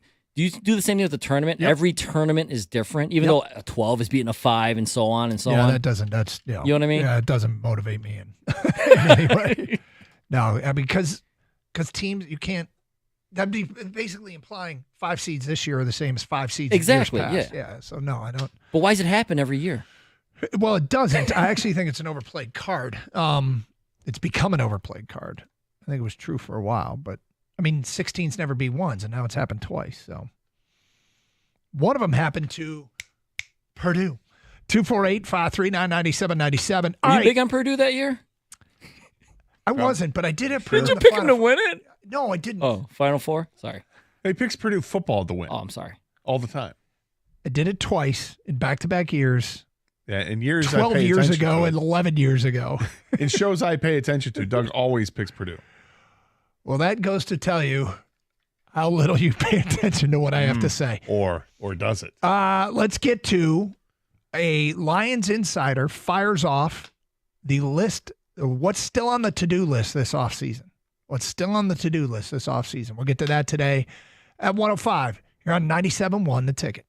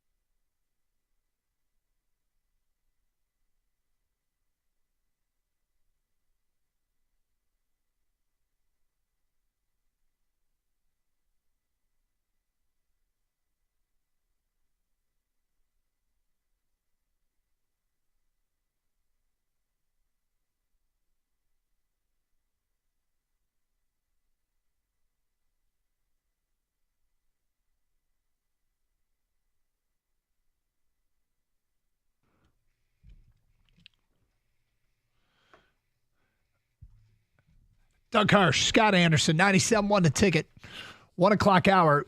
The Lions, their free agency continues today with the bringing back of Shane Zylstra, as we told you last hour. This is a team that still has some stuff to do. And Colton Pouncey went out and put together sort of an analysis of what has happened so far in free agency, the big addition being DJ Reed at the corner spot. Widely regarded as a better player than Carlton Davis, and he came at less money. By all accounts, this is a bargain. The other signings have been mostly depth guys. Roy Lopez, who will rotate through at the defensive tackle spot when Aleem McNeil and DJ Reader are healthy. They got Grant Stewart. Did you know that Stewart, I didn't know this, he had a 19 tackle game against the Dolphins this year? Did you know that? I did not. Kang, did you know that? Stewart had a 19 tackle game? No, but I do now. Yeah, there you go. Kyle Allen, Kenny Yeboah, the backup tight end. So these aren't real earth-shattering moves. They lost Za'Darius Smith. They lost Carlton Davis. They lost Kevin Zeitler. They lost Fatu Melifonwu. They brought back some of their own. Davenport, Derek Barnes, and Tim Patrick, I think, are the big ones. We mentioned Zylstra earlier today. Anzarike is back on kind of a prove-it deal. Can he stay healthy? I mean, there's a lot of the metric guys are coming out with reasons why Anzarike is a great addition. Pressure rate amongst free agent defensive tackles, he ranks second behind Milton Williams, who got Did Milton Williams, he was the one that got a $100 million deal, right? With the Patriots? I believe so. His pressure rate was 12.5. Levi Anzarique's was 9.7, which was second amongst free agent defensive tackles. And he got the least amongst all the top guys at $5.5 million. Now, he did pop out and play some edge, which can impact those numbers. So, what's on the to-do list? What's still on the to-do list for the Detroit Lions this offseason? Gator, what would you like to see them do? I would still like to see them find an edge rusher. Well, Colton Pouncey agrees with you and says if the season began tomorrow, the Lions would have Marcus Davenport as a starting edge rusher opposite Aiden Hutchinson and Graham Glasgow and Christian Mahogany at guard. We'll get to them in a minute. Lions have every reason. Davenport's return and Smith's release makes sense if the team isn't done adding. Davenport could be a rotational piece, which could allow him to keep his body fresher and potentially play in more games, and the Lions could try and replace Smith's production elsewhere. Von Miller is out there. Matthew Judon too. Hey, Smith is still out there. You never know in free agency. It still feels like they're waiting for another shoe to drop with the edge position, whether it's an addition comes via free agency, the trade market, or the draft. It certainly feels like more is on its way. 100%. You've been mentioning Von Miller quite a bit as the funny thing is you've been mentioning him as the guy that's still on the board later that could come cheaper. It's getting later. He's still on the board. And guys are definitely cheaper. What was the deal that Azeez Ojulari just signed?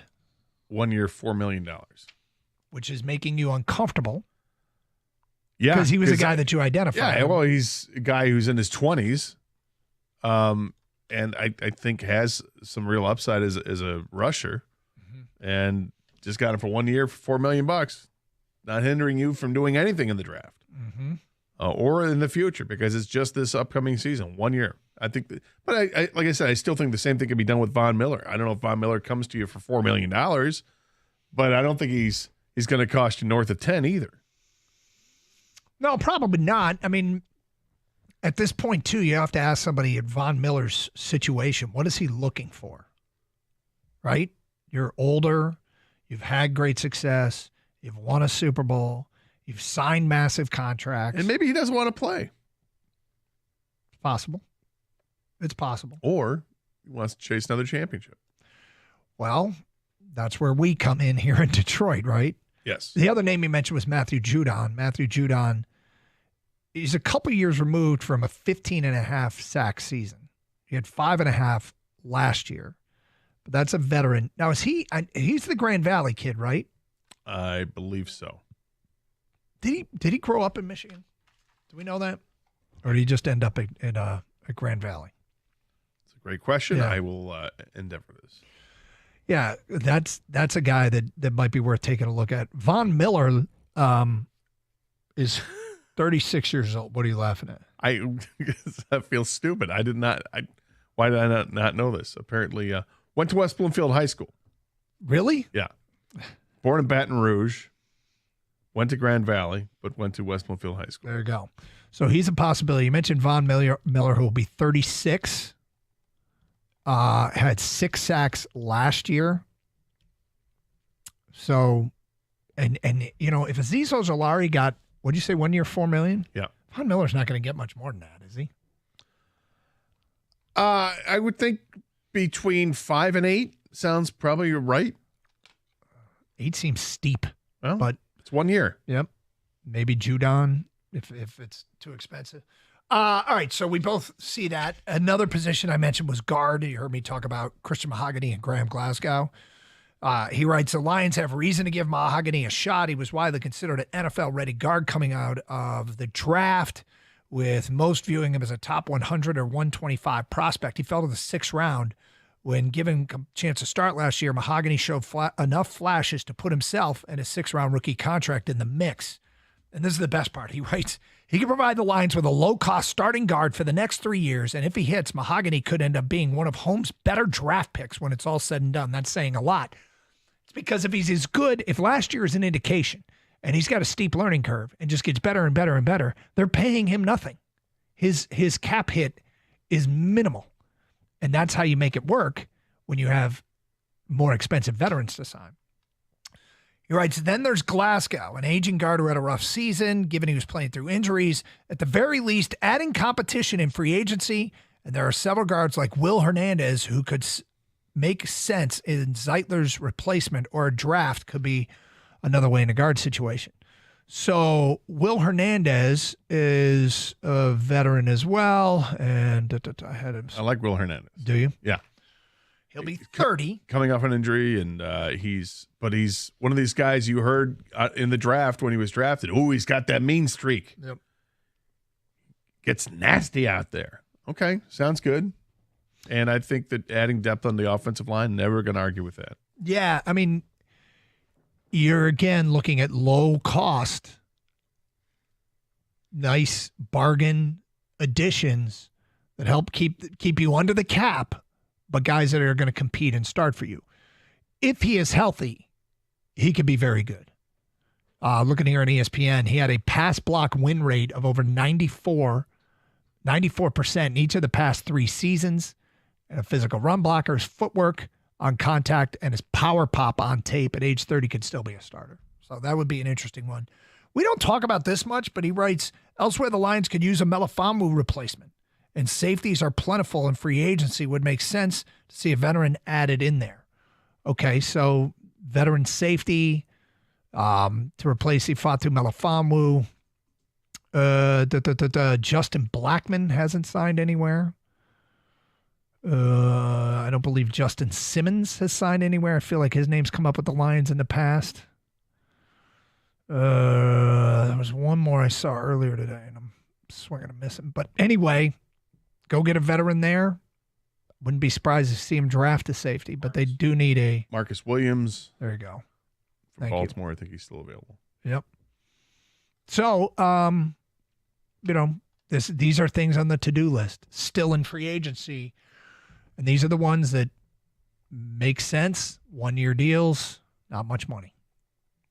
It's the pattern. Yeah, that's the thing. I mean, they're all going to be 1-year deals. Nobody's going to get a multi-year contract at this point. So you don't have to worry about hurting in the future. It's about right here and right now and utilizing the cap space that's available for this season.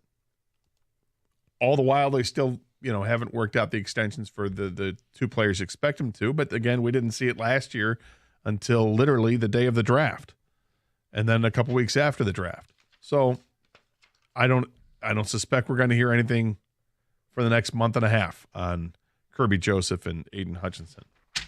All right, 248-539-9797. If you'd add anything else to the to-do list, did you hear a name there you'd like to see them move in on and sign?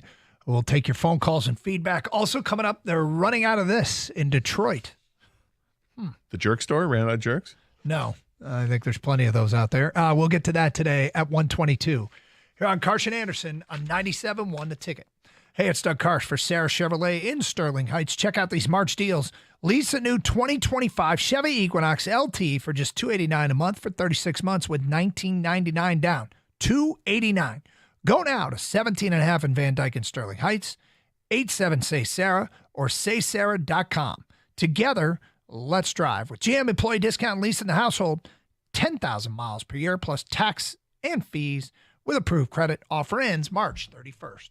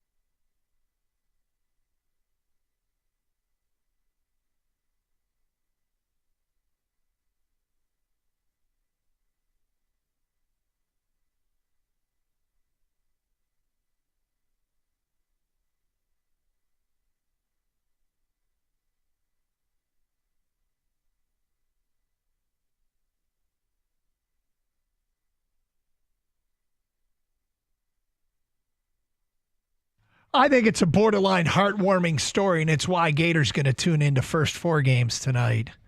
We'll get to that today at 1:30. Good luck. Well, I'll give it a shot. It's the heartwarming story of young go-getters from Chapel Hill trying to make the tournament with all the turmoil around them. No, that's not the heartwarming story I'm thinking of. Because it's not heartwarming at all. No. I have a feeling you're going to end up just mocking everything I try to sell to you. What? No. Doug, no. No. There is news breaking at this hour regarding Michigan State football. No spring game this year.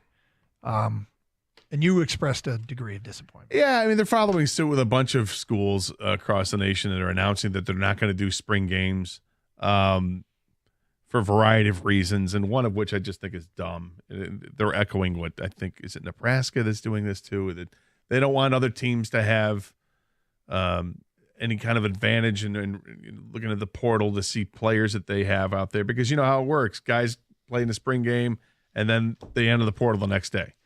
So they don't want to deal with any of that along with other schools. It's not just Michigan State. It's sad. It's a sad state of affairs. And yet at the other side of it, here's something that's encouraging. Deion Sanders is trying to line up a scrimmage with another university. Dude. And Syracuse apparently is open to it. So if you can get a spring game of Syracuse and Colorado, yes, please.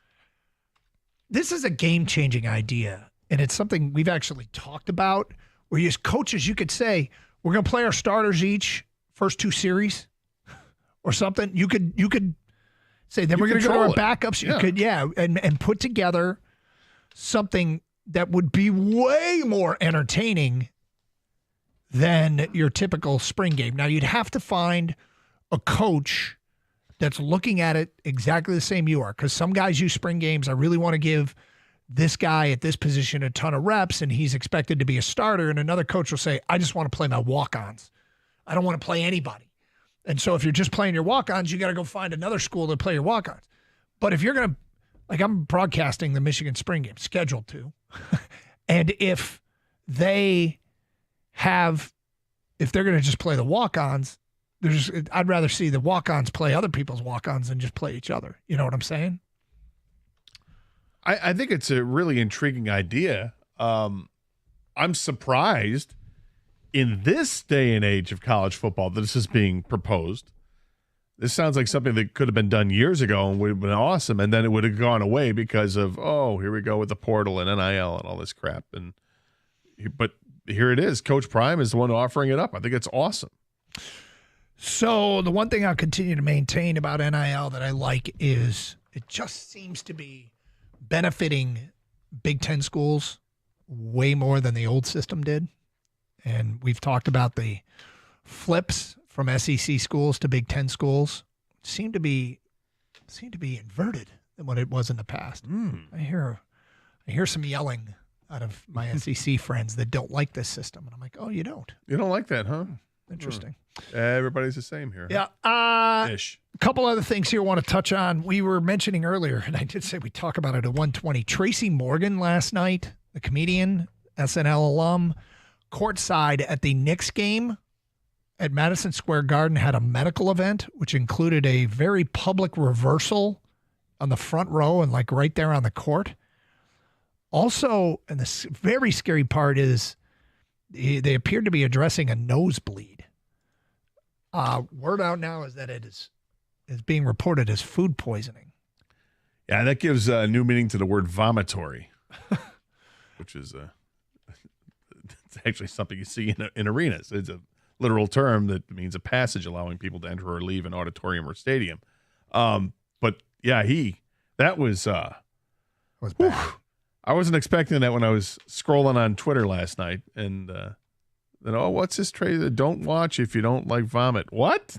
Too late, right? I don't like vomit, but and then the video shows. So Tracy Morgan put out on Instagram that he's fine, food poisoning, and on the bright side, that the Knicks are 1-0 when he throws up courtside, so he might have to do it again. That is good.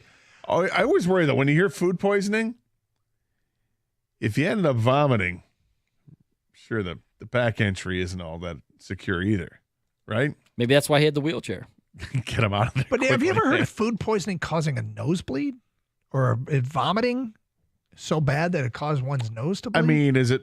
I know people that have popped blood. He's had some health scares. Yes, he has. And so, you might check the vomit color. Was it green? Look traditional brownish. Okay. Yeah. Traditional. Standard. It's your basic beige. Yeah. Right. Yeah. Your basic a brown, a tan, a sandalwood. Yeah, your barf beige, you know. All right, well, he's okay, so that's good. Good for him. Finally, I said they're running out of these in Detroit. Did you see this? They're running out of phone numbers for I the did see 313 area code. So they're coming up with a 679 area code or something like that? So what we're going to do is have people suggest what it should be, but now that you've said it, I don't know if would there be any numbers that would make more sense that would represent Detroit anyway? 679 feels. I think at this point, you're going to run out of numbers at some point, right? Yeah. So you can only have so many. Yeah. So, I mean, I guess 679 it's going to be. I feel like we got robbed here. I think there's cooler numbers than 679. 747. Something. I would think all the cool numbers are gone. Do you think is there a 747 area code? It's got to be. I guess a quick Google search, unused area codes. So how you feel about the 679? I feel bad. I feel badly because so you would be able to, you would think by math that you would have 999,999 numbers, right? Mm-hmm. Under the 313 area code. People that live in Detroit, there's a pride about being able to There call is. yourself 313, right? I mean, Yeah. 313 used to encompass the whole state, basically. And then they started, okay, wait, we're running out. Let's give another area code. Here comes 810. Okay, hang on. We need to branch out. Okay, here comes 734. Here comes 248. Here comes 586. Deep into 586 way out on the east side. And you go up north, and was it 231 and, 616 and all this stuff. It's 313 is like, that's OG, man. Yeah, it is OG. Like if I had a 313 area code, I would never get rid of it. I guess the question is, if you could hang on to the 313, I think you hang on to the Yes, 313 hell yeah. for as long as you can. They're grandfathered in. They get to keep it. It's all the new numbers Yeah. that are 679. Like, why don't we pull the Grosse Point Harper Woods 313s? Well, here's Right. Right? You get 679 now. Yeah. We need these numbers back. if you have a 313, you got to get a new. point. You don't deserve the 313. I'm sorry. You get. You don't even want to be part of the 679. 3. They're like, we'll take it. If you're a 313 number and you got to get a new phone or switch phone carriers, and you can't take your number with you, you got to get a I'm not 679. switching. I don't want to have to deal with another number. Yeah.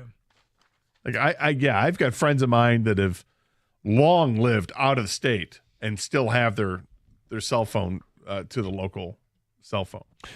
All right, we do have first 4 games going on tonight. I'm going to try and get Gator to be moderately interested in them. And I have a fallback plan that I think will work. We'll get to that today at 1:31 here on Carson Anderson on 97.1 The Ticket. So it's getting nice outside. I mean, it's getting cold again, but we're not expecting any of that S-word stuff. So listen, think about your lawn. Think about how you want it to look. You want it to be green. You want the neighbors to be just envious of what you got. Here's how you do it. Call Natural Way Lawn and Tree Service where you get green and stay green with Natural Way. 888-GET-GREEN or go to naturalwaylawn.com. For a limited time only, you purchase the full lawn program. You get free grub control, but you got to mention me, Gator, and the station 97.1 The Ticket. You don't want to wait because you get out there early, you get green and stay green, and you save some green when you prepay. So save that money. Call by the end of the month. You get that early bird discount, and you get that first treatment for crabgrass, which is awesome, right? Because you see crabgrass in the summer, frankly, it's too late to treat it. You're just stuck with it, and it sucks. You don't want crabgrass. You want to make sure you schedule early and call right now. They'll take care of it. Natural Way's great. Each lawn is assigned its own specialist. They've got certified applicators and arborists that come out the custom tailor solution that is specific for your yard and your home. Natural Way's been a locally owned company for over 35 years. They have the 100% satisfaction guarantee, and it's a company I've used for about a dozen years now. I love my lawn thanks to what they do from Natural Way. Give them a call today, 888-GET-GREEN, or go to naturalwaylawn.com.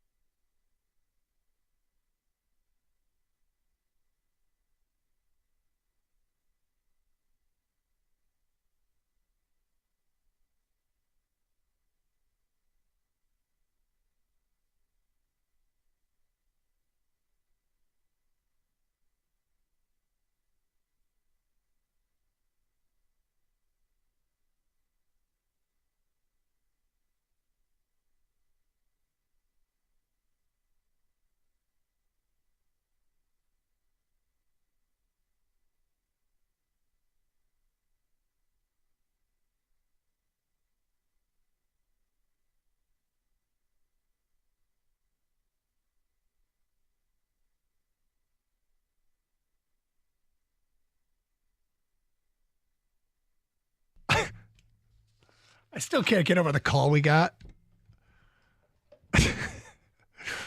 Dude called up our show because we were praising Brad Holmes' middle round draft picks.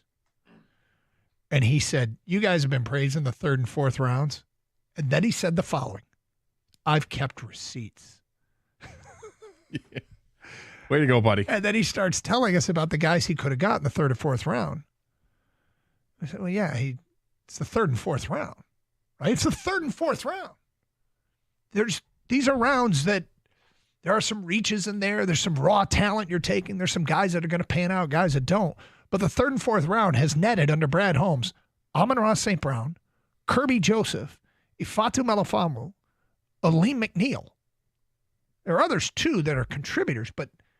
And he said, yeah, it's about 50-50. I'm like, 50-50? And you have a problem with that? He said, I've kept receipts. Like, we should be scared. It's only 50-50. And then proceeds to tell us actually how good they've been drafting in the third or fourth round. One of the funnier calls we've gotten in a while. Carson Anderson, 97 won a ticket. All right, so, Gator, you don't, you have never, ever, ever given a crap about these opening round games. No, I think it's a joke that we have them. You got your field of 64. Let's go. We're still playing to get into the tournament. That's what the weekend was for. And he refuses to call this the tournament. No, it's not. They're playing games.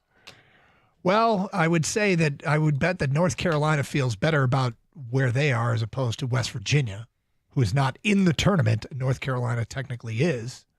Well, that's what I want. I really care about North Carolina's feelings. So I'm just glad we could build up their confidence and their self-esteem.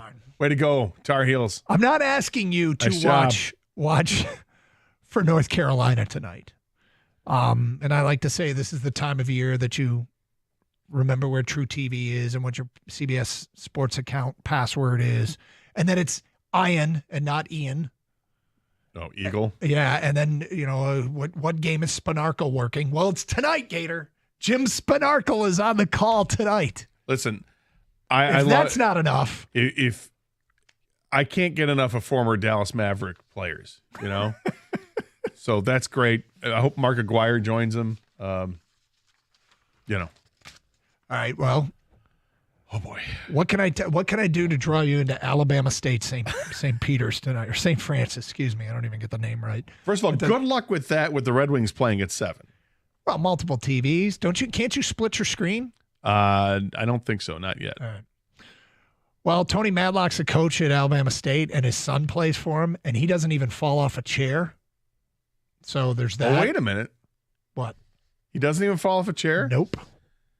Is he proud of his son? I don't know. I imagine he is, yes. Does he not try to But that's steal Alabama his State. thunder? He doesn't try and steal his thunder, as far as I know. Is he dating somebody that's like his son's age, or is he happily married? Who, the coach? Yeah. I think he's, I don't know. I don't know. I just wanted to, get a little bit. Here's what I'm going to try and sell you on. Do you know the story of Rob Krimmel? Rob who? Rob Krimmel. No, I know Rob Dibble and Robbie Hummel, but I don't know Rob Krimmel. Rob Krimmel played basketball for St. Francis from 1996 to 2000. Rob Krimmel became an assistant coach at St. Francis in the year 2000 and stayed an assistant coach at St. Francis until the year 2012. Rob Krimmel in 2012 was hired as the head coach at St. Francis. And he has been with that school ever since. And this year, after 29 years at St. Francis as a player, assistant coach, and now a head coach, Rob Krimmel, after 29 years, has got his team into March Madness. How do you spell his last name? Krimmel. Rob Krimmel. So he commits to St. Francis back in 1996, and bang, 29 years later, he helps get them to March Madness. Does that do anything for you? I was going to get excited thinking this guy's done wonders, right? Mm-hmm. His career record is 170 and 227. It's an amazing story of perseverance. Is it? Or is this just of like belief in a man? Here comes the athletic director at St. Francis. Why have I got nobody else? What do you say, Rob? You want to give it another shot? I don't know why I just made him Irish, but why not? Roll with it. Why Roll not? with it. Rob, I got some bad news. I know you're talking about retiring after the season. We can't have you go.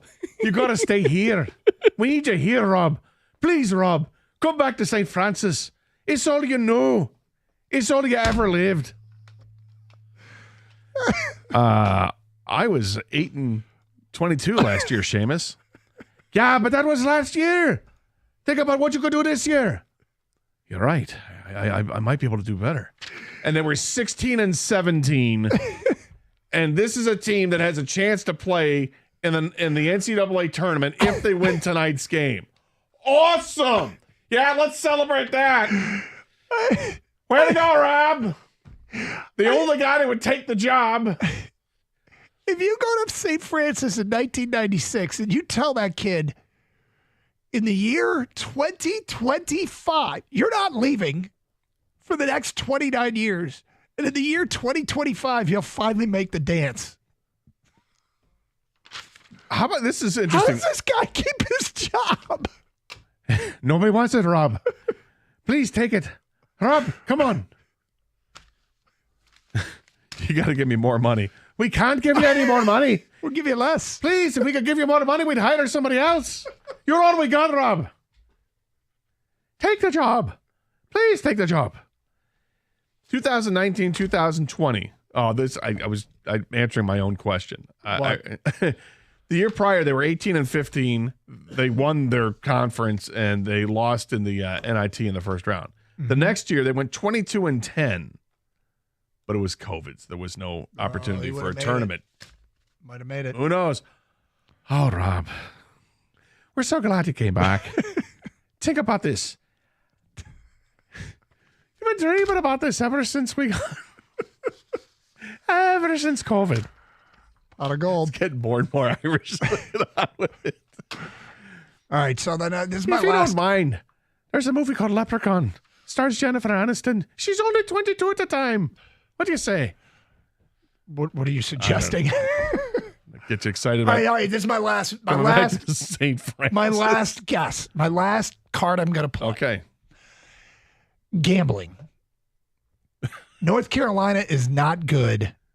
San Diego State actually might be pretty decent. They beat Houston earlier this year, and they play good defense, and they are getting 4.5 tonight. Wow. And that game starts, that's the late game, so you can watch the Red Wings and then play the Aztecs. My dollar is going on San Diego State. I might money line them tonight. What does that mean? I'm going to bet them on the money line. Thank you. Yeah. Which means you just bet whoever wins outright. So can I get you with gambling? Can gambling draw you in? I don't know. Last game they played, they lost by 10 to Boise. There's a reason they're in the first four, Gator. Yeah, they're It's not not good. because they have the greatest. I mean, Boise was a decent team. Yeah, I know. I mean, if I were to gamble on this one, I would gamble and take North Carolina. Would you? Yeah. Well, there you go. Now you can watch to try and make yourself look better than me. Or Here we go. I can watch the episode of Hometown Takeover that I haven't watched yet after the Red Wing game. See how Ben and Aaron Napier are jazzing up Sebring, Florida. That might be an option. I gave it could my do best that. effort. It's going nowhere. Kang, are you watching the first four games tonight? Yeah, I am, but I'm kind of with Gator on this. You made it worse, Doug. Like this backfired completely. Like, yeah, this guy probably shouldn't have. Why is he still coaching the team? Going back to St. Francis, That's all we got. It's Yeah. pretty funny. Nobody else wants to join. they don't care about the program if he's still there. 1996, Yeah, 29 years as a player, assistant, and head coach, and he finally makes it to March Madness. He's the 21st head coach in St. Francis University men's basketball program history. Krimmel? They've only had 20 other coaches. I think it's time. It's time. the time's come. Well, here's Time's what's come. funny. What'd you say I the mean- record is now? He's 170 and 227. And this year they're 15 and 17, 16 and 17. 16 and 17. Now, to put that in perspective, because we know how much Evan dislikes Greg Campy, he's been at Oakland University forever. Yeah. Campy has 715 wins against 555 losses. There you go. And made the NCAA tournament as recent as last season. All right, well, if it didn't work for you, maybe it'll work for somebody. Karchen Anderson, 97 won the ticket. Hey, FanDuel is turning up the excitement even higher for college basketball. Through the first 2 rounds of the tournament, bet on the lowest winning seed of the day, and you'll win your share of $1 million in bonus bets if your upset comes through. Now, that's an upset you will not be upset about. The minimum bet there is 9 cents. So you can literally go there, bet 9 cents, and win a share of the $1 million if your low seed is the one that wins. The lowest of low seeds that wins. FanDuel is the best place to bet on the tourney. You can bet on everything from spreads to money lines, team totals, plus so much more. Just visit FanDuel.com/Doug to download America's #1 sportsbook today and back your dog of the day, because in March, anything can happen. Must be 21 or over and present in Michigan. The opt-in is required. Winning pre-live money line wager on lowest seed required. Each $1 million jackpot will be split equally amongst all eligible winners. Bonus bets are non-withdrawable and expire after 7 days. Restrictions apply. See terms at sportsbook.fanduel.com. Gambling problem? Call 1-800-GAMBLER.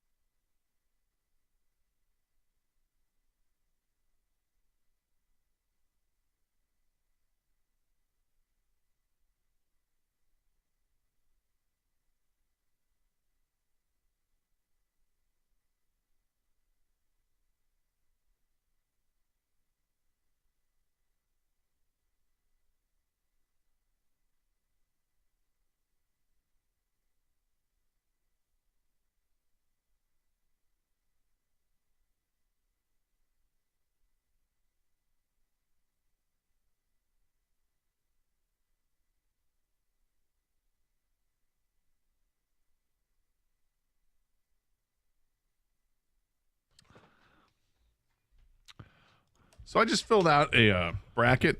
Yep. So when you fill out the bracket, it doesn't even give you the opportunity of the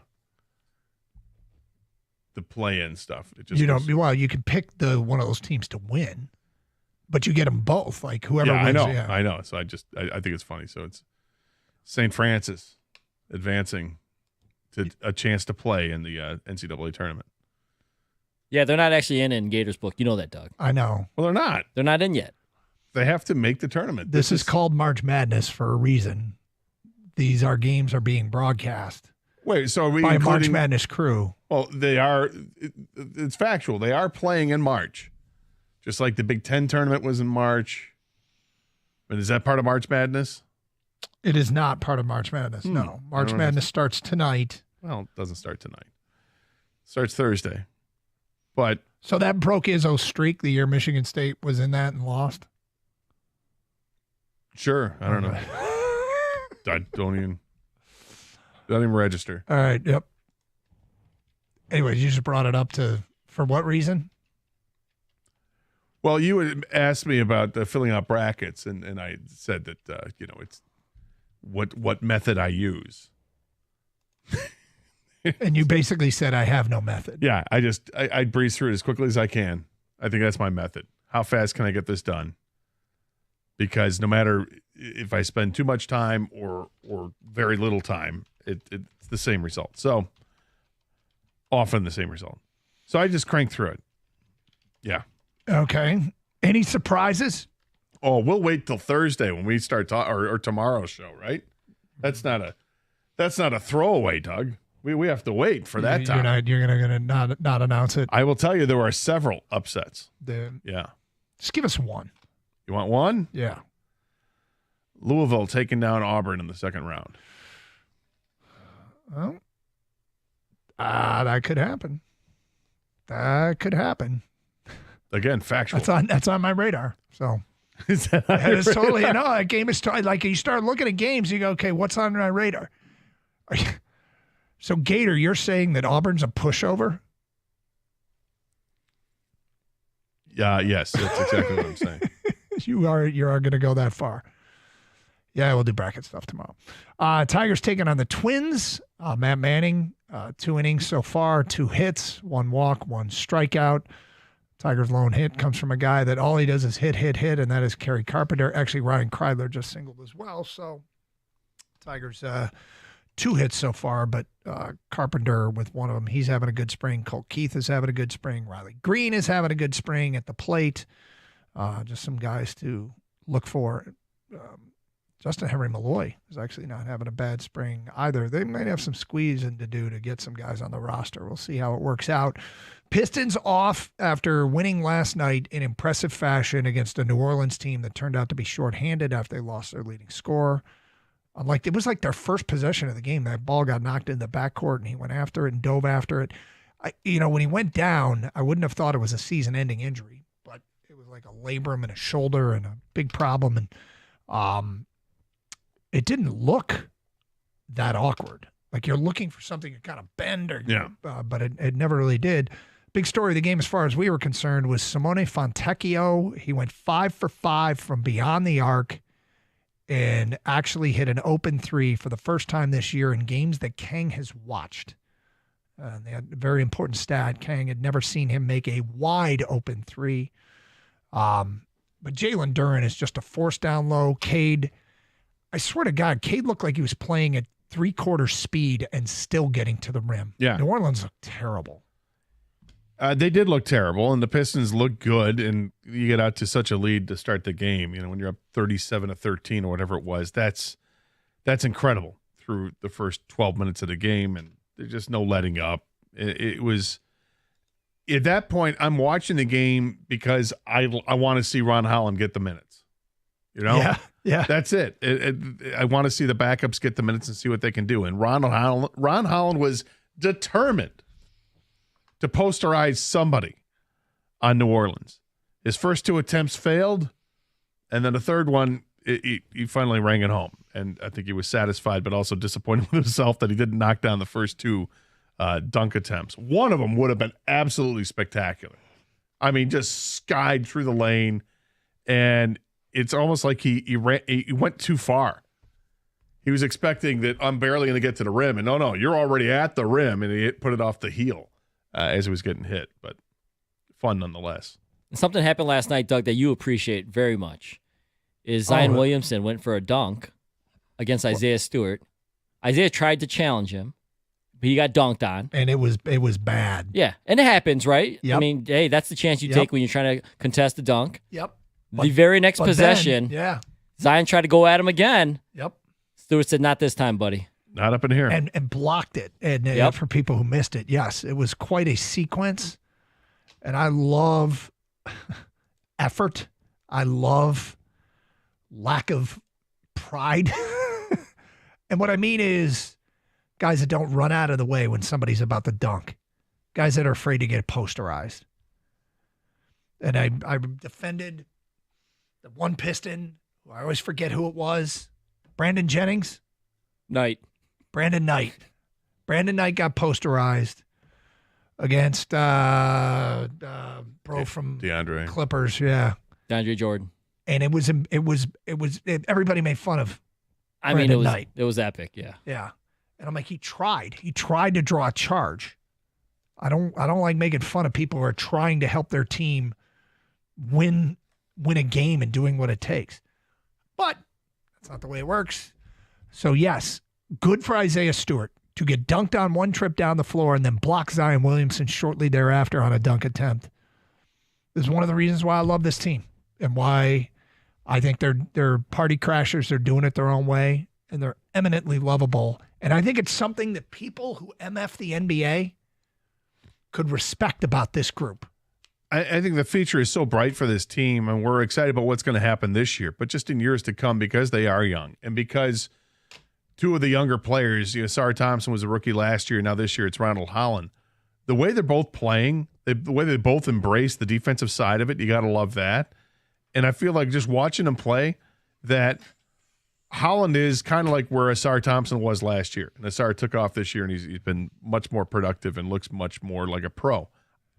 They're not clones, but they look similar in their style. I like it. Yeah, well, they're both athletic, and they both have plenty of time to work on their shooting. You've got a small developing crush on Ron Holland, basketball crush. Maybe. I can see it's small. It's in the infancy stages, but I can see you more so with Asar rocking the 00 jersey. Really, you're more of a Asar fan than a Ron Holland fan? Yeah, I'm reading you the other way around, but. Okay. You know your own feelings better than I do. I'm very complex. Rico Beard has just made his way into the studio. Hello, Rico. I'm good. I wanted to hear more about Gator's feelings. No, his feelings we've gone over them enough. Do you know the Rob Krimmel story? I do not. Rob Krimmel's the head coach at St. Francis. Get ready to be blown away. The Red Flashes. He committed there as a player back in 1996. Their last tournament appearance at the time was 1991. So he goes there in 1996, plays for 4 years. Mm-hmm. Good guard, shoots over 40% from three. He then gets hired as an assistant coach at St. Francis, stays in as assistant for 12 years. Mm-hmm. In his 4 years as a player and his 12 years as an assistant coach, never makes a tournament. Right. He gets hired as the head coach in 2013, stays there, doesn't make the tournament, doesn't make the tournament. Here in the year 2025, after being at St. Francis for 29 years, they actually won their conference tournament, and they will go play in the tournament tonight at 16-17 in the game against Alabama State. 29 years. How this guy kept the job, I have no idea. Because at some point you just become a part of the school, and it's not about winning. It's just like, hey, there's coach. There's coach. And there's no pressure put on you at St. Francis. I guess not it bad ain't like enough, you hanging banners. Not bad enough to get fired, and certainly not good enough to get a better job. No. And they're probably thinking that like, well, what, can we do better? In fairness, they still haven't made the tournament. So we'll see what happens. And technically they made the tournament. Good luck. No, there's no technicalities. They haven't made it yet. They made it. They're not in the field of 64. I'm counting it. They made the tournament. No. You've waited 29 years, Gator. Go ahead. You made the tournament. Now, you know what they get to say? Don't be that guy. They get to say, we almost made it. Don't be that guy. So far, we've almost made it. Don't be that guy. Don't be a guy who's going to support a 16-17 team that has a chance to play in the NCAA tournament. That's a joke. They're in the play-in. Let's go, Krimmel. Well, you're right. They are in the play-in. Thank you, Rico, for reaffirming that. They're in the play-in. The first four is what it's called. Well, it's not part of the tournament. I mean, we'll see what happens. I know. This is what I deal with. Here's why I used to be like you until teams that played in the first four play-in games have made it and gone far. So therefore, I count it as a tournament now. Okay, good for you. If they got to the first game and got shellacked, I'm with you, Gator. Doesn't count. But I think every 5 out of the last 6 years, a play-in team has made it to at least the second round. So, okay, wow. There's nothing you can say about March Madness that really moves the needle other than what time's the state game. Okay. Yeah. What do you got? I'll see my way out. What do you got planned coming up next?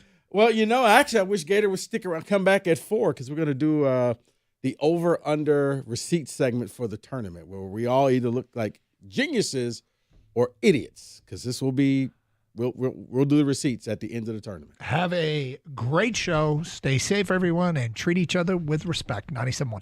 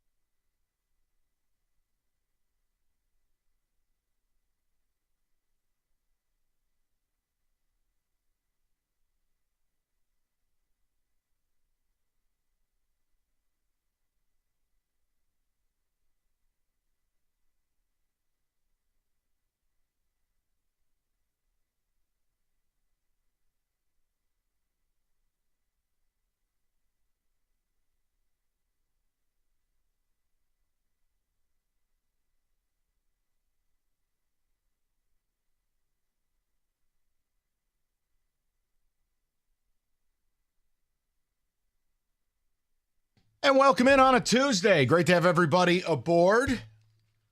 No matter where you're listening or watching or whatever other nonsense we provide.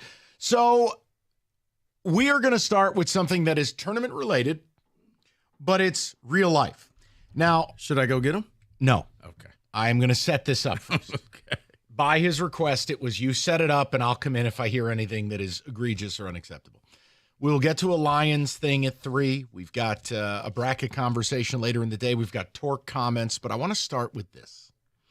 And I want to say as a PSA, okay, I don't have kids. I understand what it takes to have children, right? To be a parent. I have chosen I do not want that. That is something I've known for a long time. I have infinite respect for parents. And I know that when I say what I'm going to say, the easy button will be, well, why are you saying that? You don't have kids. See, here's the problem. The problem is we've arrived. I'm sorry. I go ahead. But we've arrived in a space where because you don't have kids, it's like you've been lobotomized and you can't just use common sense. So I would like to stand up for myself in this regard. Now, with that, I want to present a situation. David, you're going to play a major role in this because you have a kid every week. So, Facts. Evan Jenkins, he's my right hand when it comes to digital content, to what we're doing with this show on YouTube. Please subscribe, or this very child that I'm about to attack, he will have to give up for adoption. Subscribe and like. That's how the child eats. Mm-hmm. He's So- my guy, too. He is. And He's my comic book guy in Vegas. You're on your own. So I said to Evan, I go, look, he's like, do you want to watch games Thursday night? I said, yeah, let's get together because it's our first year. I haven't been home for opening weekend in 15 years. It's been Vegas. So we did a live taping Sunday night at Cash the Ticket at the Man Cave. And we were planning just a podcast get together because we were also going to live tape a show for the games that were going to be generated from Thursday's wins into the weekend. Okay. So Okay. Man, everything you was You really go all out for your fans. and your people. that's right. Man, all you're the- a nice guy. All the people who MF You me. sure you don't want to be a dad? I am absolutely sure. I like being an uncle. More on that later. The point is, there was no issue. Right. Evan hits me up the next day. This was Monday, and he goes, "We have a problem." And I said, "What is our problem?" He goes, "I talked to my wife, and Thursday, and I'm not going to give his child's name out because people are creepy. Thursday is blank's birthday." And I go, "Oh, that's wonderful. You got a little family coming up." He goes, No. The party's not till Saturday." I said, "Then what's the problem? The kid's won. It can't clean its own ass. It can't talk. It can't do anything. Birthday parties for kids are already a selfish endeavor at age 1. You're throwing that party for you, parent. It's a party weekend. It's a party weekend." Now, what I said is, what does the child's party on Saturday have to do with you working Thursday? And he couldn't come up with an answer other than, I felt the temperature in the room rising, and I just simply said, you're right. And Mike said, don't worry about it. So automatically, I haven't put words in my mouth. You know what? Yeah, because Mike, Help me you out. know what? I'm gonna let you finish. No, I need help on this now. Because the first birthday, and I'm with you. I don't have kids, but have had this fight, had this argument before. The first birthday is for the mother.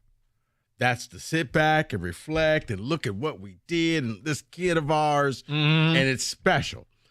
Granted, you're going to have a party on Saturday, and Evan felt the temperature in the room because she was probably thinking, wait, you don't feel like this is special the way I feel like this is special? I'm sorry, what? So Evan, smart man, immediately said, you know what? I'm going to lay the weapons down. Here's the white flag. he offered a ceasefire. And you caught the stray. It was Mike. Mike was the bleep hole who wanted to do this. And I shot him down. I said, Mike, I can't because it's little child's birthday. But here's the key. Mike does have a problem with this because I don't understand it. If you're celebrating the child's birthday Saturday and the kid is 1, no, I'm not. Hey, if this kid's 4, sit your ass at home. I wouldn't allow you to hang out. Okay. The kid is 1. Mike, I've seen friendships end because somebody couldn't show up to a child's birthday. Because I said, kid doesn't remember. Kid doesn't know. Kid wants to play with paper. It's not like they can open up the gifts and be like, oh my goodness, you got me an Xbox. Can I play with the paper and eat the dog's food? That's all they want to do. I got to understand because the party's Saturday. Art Evans coming in. He's wearing his headphones like Frankie Fiddler's headband. As he walks in, yes, David. As I understand it, I could be wrong as he's putting in his headphones. Hold on. David wants to speak to you. If I understand it correctly, the actual birthday is Thursday. Correct. That's right. The party is Saturday. He has no choice. He has to be there. Why? It's the very first birthday. Mom's going to be asleep by 8:30. Why? You have to be there for her birthday. Why? Because it is special. Yes. The mom. It's the first one. And me. And no, Evan. No. It's very special. It is special to you. You're right. You do not get to say that because now you're lying. It is stop special that to him. right now. Mike, it's a phrase that I'm sure Big G told you a long time ago on your wedding night. Field goals get you beat. Happy wife, happy life. That is the stupidest statement I've ever heard. But Is this what you tell them in We'll keep it to the baby. We'll keep it to the birthday. Wow. But I have already. That statement ignores us, and I'm not for it. I want to throw the number out. 248-539-9797. Now, I already have filed a grievance with this child because that kid has done nothing but get Evan sick, take him out of the work rotation. I have a real issue with this child already. But this is a 1-year-old, and the party's Saturday. What value does Thursday have? First off, the party is only for the grandparents, my sister, and her brother, so it's not like this big extravagant It's not a thing. gala event. So it's not a white party? Yeah, it will be majority whites. I meant... I was trying to think. I'm like... Never mind. I was trying to... You know what? Just keep it moving. But Thursday, so here's the problem. Let's be totally transparent. Okay. Thursday at Mike Valenti's house, Mike gave me a seltzer. This seltzer did not have alcohol in it, but it had the THC. He likes the weed stuff, so I made sure I had beverages. So I took it down. I did not know that they had that. Oh, yeah. Oh, yeah. It kicked in. I've never seen Evan edit a pod faster. And so, that. He was like in the Bradley Cooper in Limitless. Zip, pow, whiz, bang. If that show we were done by 6:45, we had it up by 7:15. So we had talked about Thursday. In my little moron brain that I have, I did not correlate that Thursday he didn't know his kid's birthday was going to be Frankie's birthday, right? The streams did not cross. I did so not much connect for me it not saying the kid's name. until it's Frankie. Whatever, I don't care. Okay. And so we tried, Mike. We tried, man. We Tried tried to protect privacy. I think he called her because he have a Frankie Fiddler. So go ahead. Yeah, namesake. So hopefully she's not a big loser like Frankie Fiddler on the court. Whoa. But he sucked this year, Mike. He sucked. Keep it rolling. Off topic. I'm sorry. And so when I got home, I went to my wife. I said, Mike invited us over for the games Thursday. And she looked at me like I had a third eye and was completely naked running around the backyard, basically. And she's like, that's Frankie's birthday. And I'm like, of course. So that's why I told Mike, no. What a lie. You know what a lie. Great pivot. Great pivot. What a lie. But still, Mike, come on. That was a great pivot. And that's exactly why I said no. And also, if I would have remembered in the time, I would have said I couldn't do Thursday. But hold on. You the got value is let me hear it. That don't get this. She's reading at a 5th grade level at age 1. No, she's not. You stop it right now. The kid can't even clean its ass. Oh, I woke up to that this morning. Yeah.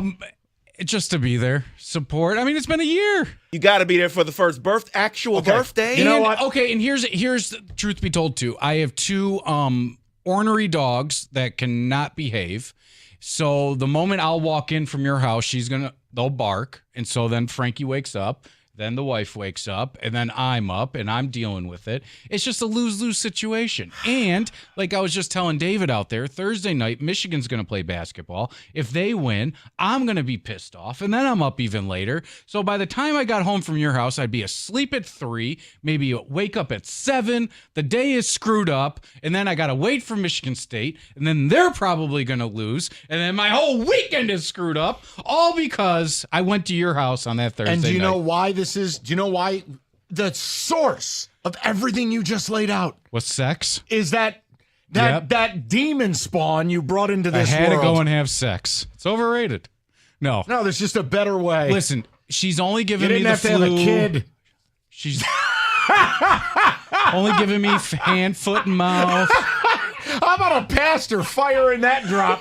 You said there's another way. So. I just meant you didn't have to put a bun in the oven. I'm just saying, I can only imagine what marriage counseling is like when David leads the. Can you imagine? Yeah. Let me talk. First of all, that happy life. Yeah, forget about all of that. What about my needs? What about me? What? Look, learn how to make a sandwich. So here's the deal. Whoa. No. Can you imagine the commercial for Greater Life Marriage Counseling? Now listen, I want the parents to weigh in because here's my thing. The kid is 1. You have a party Saturday. Everything you just brought up is white noise. And hold on, you put those little hands down. Wait a second. Those little children's hands of yours, put them down. Now let's work through this. Can I say one more thing, Sure. please? I had already, before we found out we were not going to be traveling to the beautiful state of Nevada, that I had that already booked in, that I was going to go to it. I set that up months ago. Hey, I'm not going to be here for her first birthday. But then when I told her I will indeed be here, I can't then just be like, psych! Why? Whoa! You put in the PTO request. She honored it. Yeah, but I'm here. You're working. It's the first year, Mike. It is. No, it's the one time. And Mike, it's matter. the one time how about that this? he cannot get around. Now, year 2, year 3, and beyond, he can get around. Then fine. this. I'll tell you what. Then we're coming over. What if I bring Frankie over to your house? Absolutely not. But She doesn't talk. That is the solution. I'll tell you what. She can sit outside. It'll be a balmy night Thursday night. She likes the outside. You can say hi to her through the door. She loves looking out the windows. Look, I You want can to bring her over and Heath Bar will ignore her like he does me. She loves dogs. Okay, there's possibility. Listen, I want to hear from the people on it. I understand I don't have kids. And Evan, look, I will just tell you, Evan is a terrible sales pitch for kids because it has upended the man's life. He can't sleep. He's missed so much work. I can say it. He's not a good advertisement for it. He's sick every third day. Evan's the best birth control ever.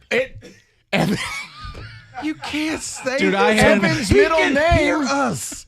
Uh-huh. He can hear us. You know that, right? I didn't say he has said these things. I've said I have witnessed these things. There is a difference. But he's sick with a song in his heart. That's no, right. he's sick because he's not doing what he wants to do Thursday night, and I that's will- the moral of the story. I'll be hate watching Michigan. That's all I want to do Thursday night. You know what? I hope the kid blows a diaper. She will, guaranteed. And you enjoy that.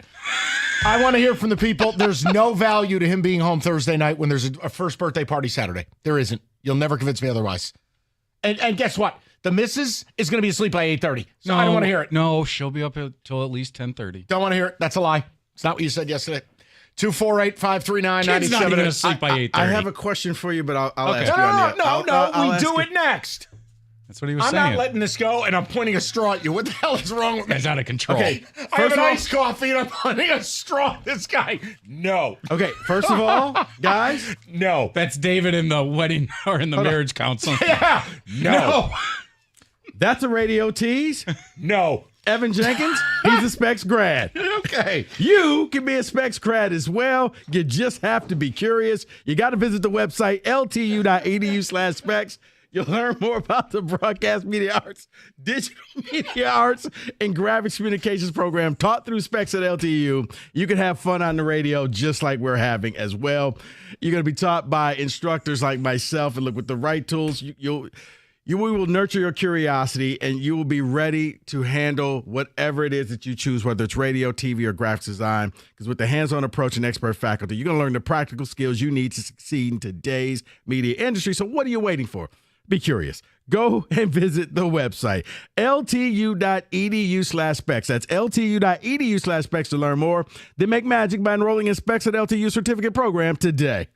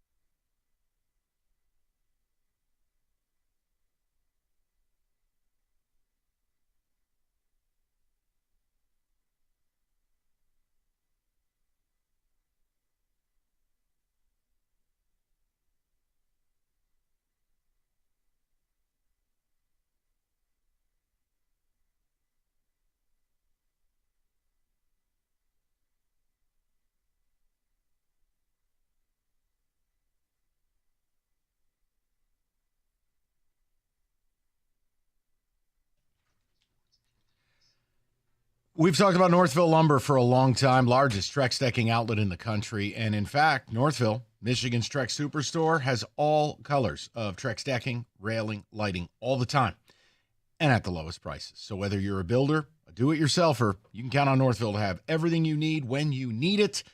Plan and build that Trex deck and get the best price anywhere. Call Northville Lumber today. Better yet, stop by, go to the showroom, take some samples home. Call Northville Lumber, Michigan's Trex Superstore today, or go to northvillelumber.com.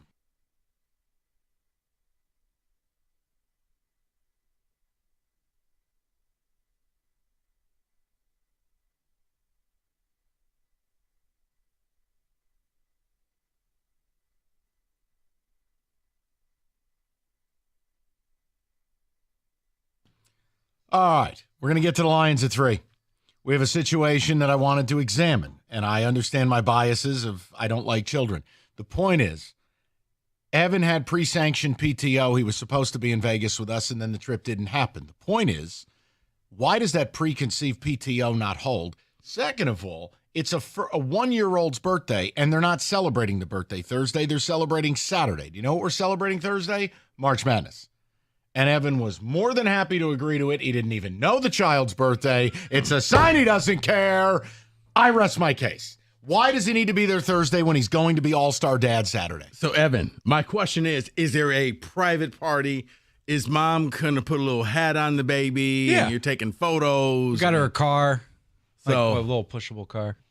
I didn't know if it was like a little private setting on Yeah. Thursday. Me, just to mom, say- right. baby. Yeah, it's so special. He didn't even realize it was her birthday. True TV. It's called a surprise. yeah. Surprise. I couldn't let that out of the bag. Listen, if I could polygraph you right now, it would not be a good result I for just you. crossed the streams. We've all had those times where you're like, yeah, I can do that. And then you're like, oh, I totally forgot. It is the one time like you it's like the one thing you can't get around. Really? Because he was around it when he told her he was going to be gone from Wednesday to Sunday. And you see how quickly he pivoted when he realized, because Evan saw the look on Evan's face. Mike. He saw God. I know. No. It was the realization that I was like, what did I just But do? you threw me under a bus. Well, that was terrible. Yeah. Mike, let me set the scene for you. And do it again. When Evan said yes, it was like this scene in Glory. And then the morning came.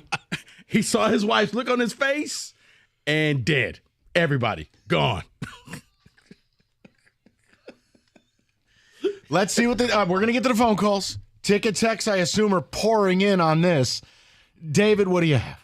As a dad, you can do anything you want, Evan. The only question is how much and how long do you want to pay for it? Right. As much as I agree with Mike, I think I would be there. I can tell my wife she has receipts. I would definitely be there. It's the first birthday. You have to be there as a father. He is on Saturday for the birthday party. Well, to that point, they continue to say it's like your first anniversary. If it falls on Thursday, but you're doing Saturday, you still got to be there with her on Thursday. I disagree with that, You too. know, I found this out the hard way. A buddy of mine got him tickets to the game. Matter of fact, it was the game that State was going to unveil the banner against Wisconsin. He wanted seats to go. All right, fine. I got him tickets. We're going. He calls me at the last second. I can't go. Like, why? Well, it's my wife's birthday today. Seriously? Seriously? You're telling me this now? Like, yeah, I probably should have checked with her first. But I think that's more important than the first birthday. At least the wife knows what the hell's going on. No, because wife's birthday was over the weekend. Unless the guy was married to Biden. Wow. I mean, Jesus. Like, at least the wife knows what's going on. Ticket Text says the child's first birthday is for the mother. It is a celebration that they survived the first year of this child's life. Well, I'd argue Evan didn't survive it. This man is hurting. Well, no more hand, foot, and mouth know what? scars. I'm good. Oh, yeah. Tell everybody you had to leave the office because you had rashes all over your bleeping Look, body. At the end of the first year, Evan will have the immune system of a doctor. Yeah. Yeah, that's good. And I'll have half a podcast at this point. You're exactly right. There's a message to you directly, Evan. Evan, thank you, man, but you hate us fans. Sad realization. I don't get that one. What fans do I hate? The fans of Because the you're not pod. going to be there for the Oh. pod. You hate them, they say. Yeah, I'm going to be like John Cena. Screw you. Here's my question. Why the hell can't you just work from home Thursday? I could. Put in some pity time for the kid Well, that 'cause the doesn't know kid- what's she up goes or to- down, She has to go to daycare. and then you leave. Hey, Mike may have found a solution through all that anger. She goes to daycare. No, you keep her for daycare. You take care of her But then during no the work day. gets done during the day. Because we're going to work at night. We're not working at night. You know that's a. We are going to absolutely record a live pod. Evan, maybe that's the solution. Hey, you know what? She's not going to daycare. She's staying with Daddy on her first birthday. Yeah, I'm going to show a real special day. Do. Right. Newsflash. Kid doesn't know what's up or down, Right. but do what you got to do for social constraints. Someone else says, see, this is why we all get it snipped during this time of year so we don't have to deal with Evan's problems.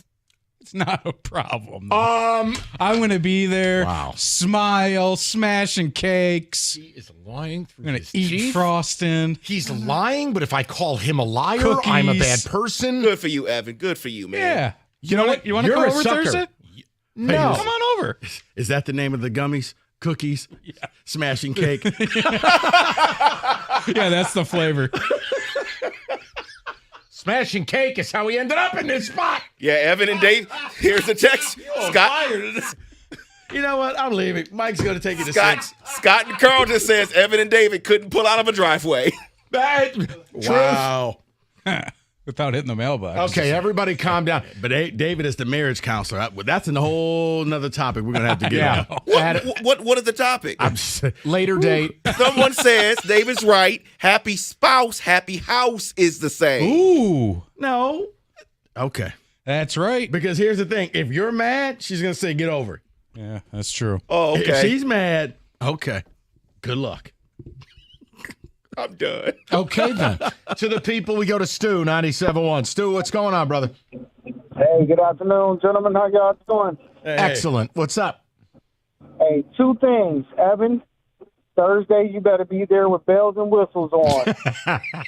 Or else you're going to be in the bathroom every night by yourself. Remember that look she gave you when you said Mike invited us? Oh, You're I going to get remember. that look at breakfast, lunch, dinner. Oh, don't even try to brush your hair. Well, he doesn't have any, so that's okay. Listen, Stu. No, don't brush the white hair. Oh, got you. She won't let me touch her hair. Stu, here's the problem. Why does him having a kid mean I got to take the stray? I didn't do anything wrong. But see, you're the friend that he can throw under the bus to save his life. Mike, you know what it is? You're the wingman, Mike. Exactly. You're the wingman. You're the guy that has to fall on the sword. Fat girl. Yeah. That's right. You got to go and dance with the unattractive friend to keep her distracted. You're the Secondly, wingman. Evan, you got a daughter. Wait till she gets older and she got to have multiple parties because this group of friends don't get along with that group of friends. Oh. So now you got to have a Friday party, a Saturday party, What? and a Sunday party for the family. That's real? because Hell no. The family don't get along with the kids. That's Oh, real? my God. That is real. Oh, my God. Stu. My daughter's turning 22 this weekend. I'm still going through 3 different birthday parties. And once again, this is not a good advertisement for children. I have so many questions. So Stu. do I. That makes sense. How long have you been It going is to happy- multiple parties, dude? I'm getting personal. I need to know. 22. Wait. Her 22 whole years. life, you've been doing separate parties. She ticked off people at 2? My daughter's a, hey, oh, wait, she might be listening.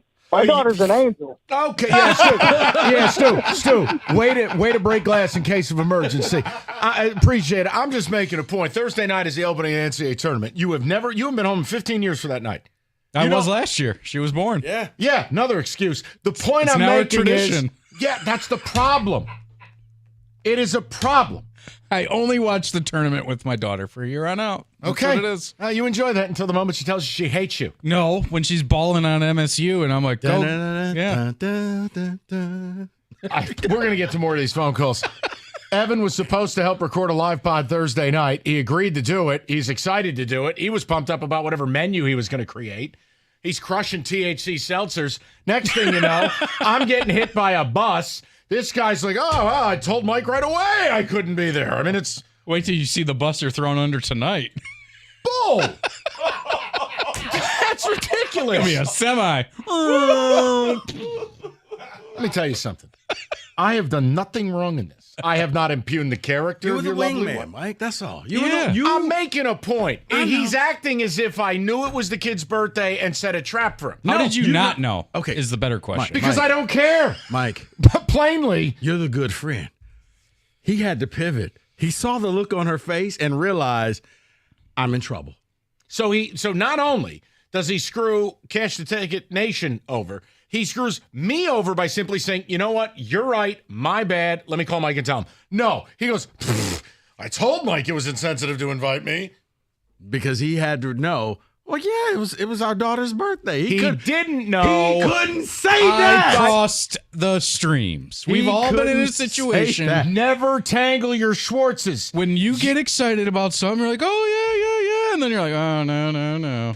The point We've I'm all making been there. is the Like moral of this Ghostbusters, man. Don't story. cross He the didn't know his I kid's did. birthday. I know the date, March 20th. Yeah, the date the tournament starts and you're screwing everybody Every over. year now. Hey, order some pizza. Maybe you'll be a hostage like Evan on Thursday night doing things you don't want to do. Dial up a pizza. Enjoy some flavored crust while you're not with your friends watching the tournament or recording a live pod, but instead you're changing a diaper full of boo-boo. Order Hungry Howie's You Choose menu. $8.99 each. Howie, we sorry. A large one-topping pizza.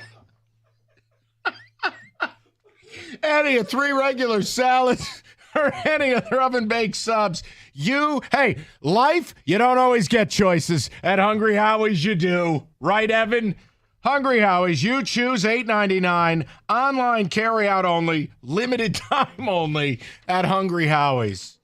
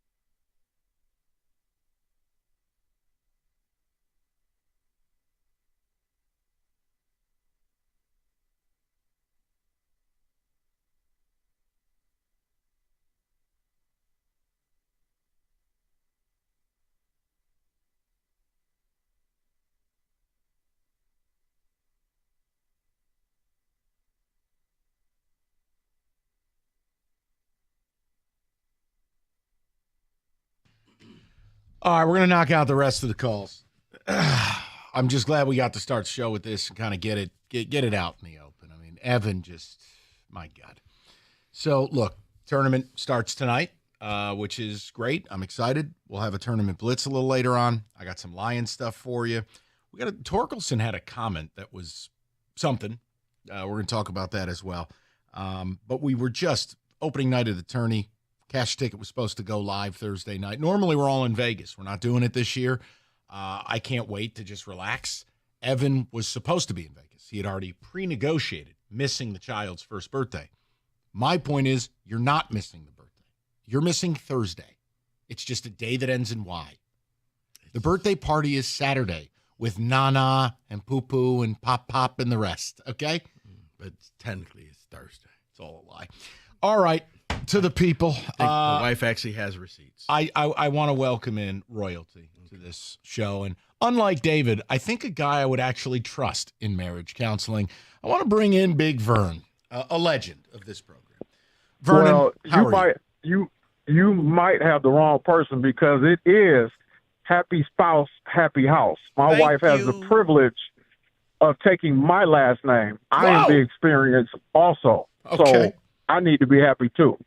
So make Father's Day great again, man. This is why we have slackers Vern, out I'm here with on you. this earth. I'm with you, and I'm going to donate to your cause. I want to donate as well. There are 89 days left until Father's Day, and it's the most important holiday in this world. Mm-hmm. That's why we have slackers out here, because we have people taking nights off of games. I would sacrifice the entire world for my two boys, let alone if I had a girl.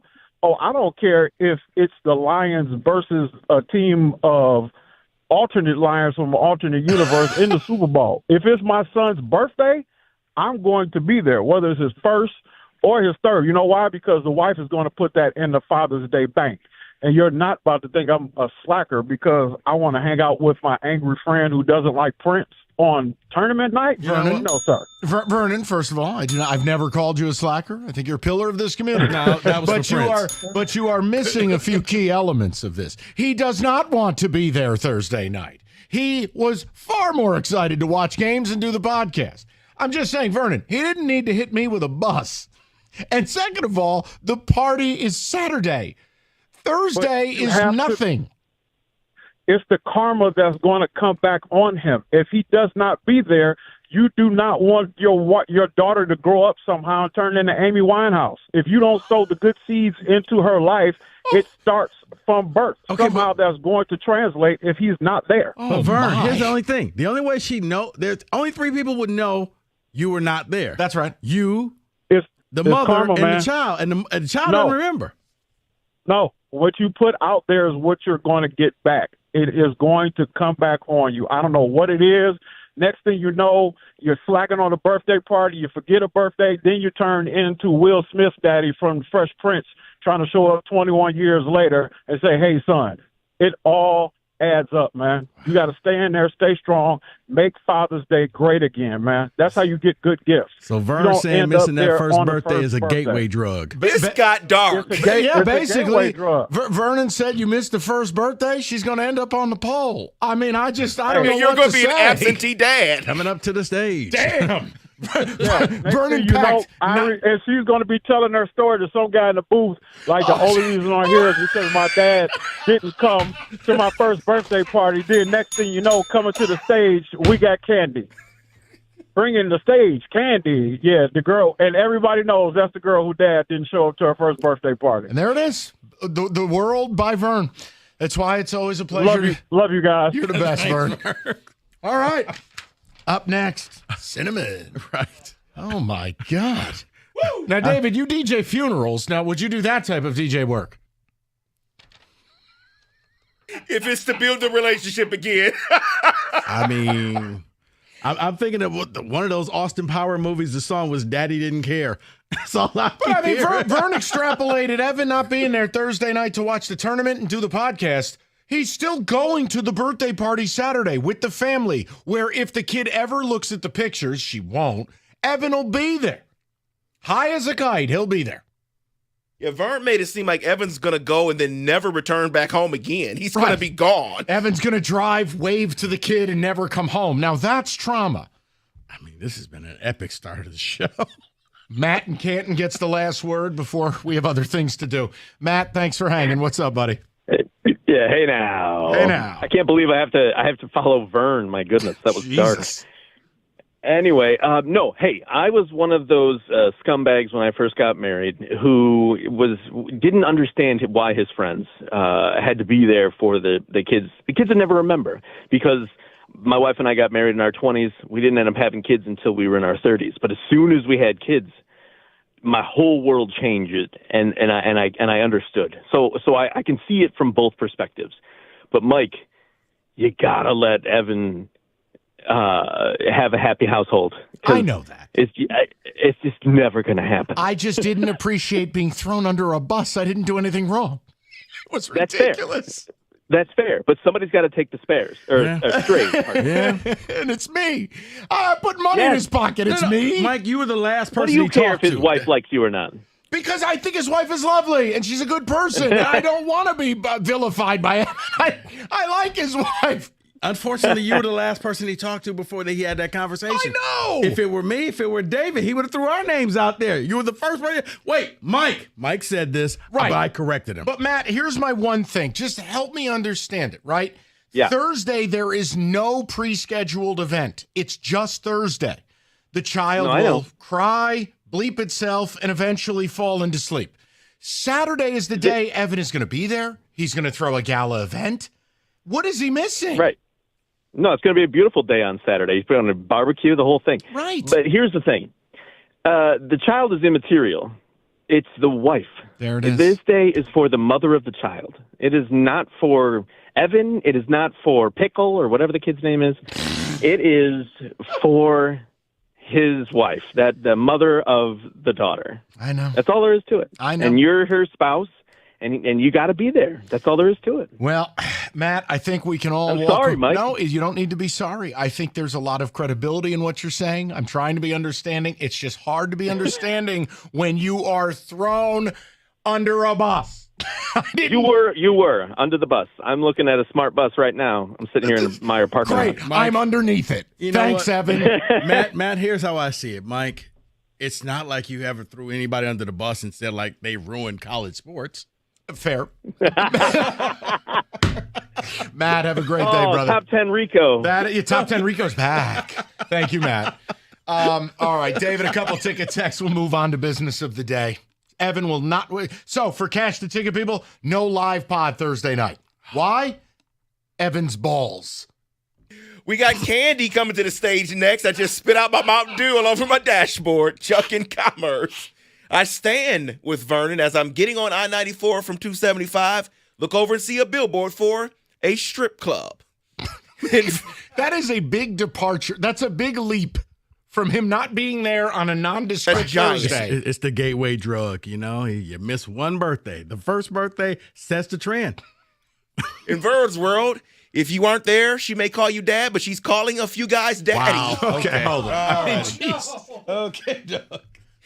Oh, man. Someone else says, I want to know if Evan's wife is listening live. I would love to see her reaction to all of this. That is from Marlon. And Look, I want to tell you this. And I'm gonna stand up for myself in this regard. I will not allow Evan to come in here and turn into one of these congressmen that just gets up there and lies their ass off. The guy has bemoaned. You'll have to look that word up, Kenny. He is bemoaned being sick every 10 minutes for the last 6 months. This kid is a petri dish. It is affecting the production of the podcast. I will not allow him to come in here and go, oh, no, it's great. But just think of how strong his immune system will be when this Really? is over. How about last week when he looked like he had Ebola at his desk and he had to leave midday? as he comes to me and says, what does this look like? Don't come to me. Right. You know what? That's fair. I'll allow it. Yeah, that was like, yeah, he was like, no, don't come near me. And then you know what? You need to go home. Yeah. Looks like a scene out of Outbreak. And then last one, people are missing the point that he was going to be gone for 4 days, and now he wants a half day. Thank you. It was previously spousally approved PTO. And mind you, he's not coming over to the house in a purely social aspect. We are working. My response would be, do you like money? Maybe in Vern's world, if he doesn't make money, the kid's homeless in 6 months. I don't know how Vern's brain works. But what does Tecumseh Tom have to say? Nope. All right, wrong one. Sorry. Okay, then. Weather is warming up. Time to start thinking about home improvements.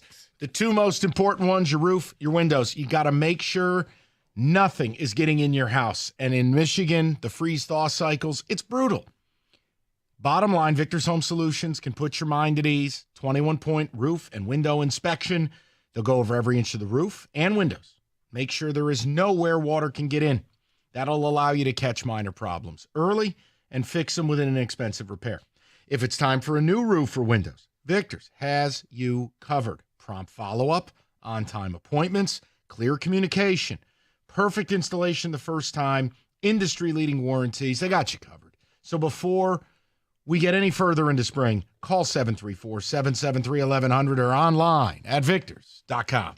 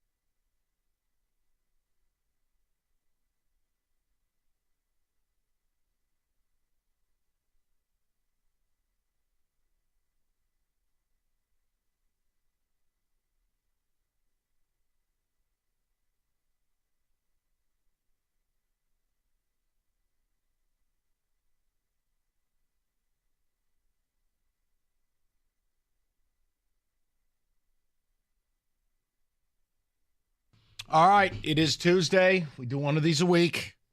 We try to do it with some energy and some fun, and I don't know. I hate this. It's Mock Draft Mania. Go.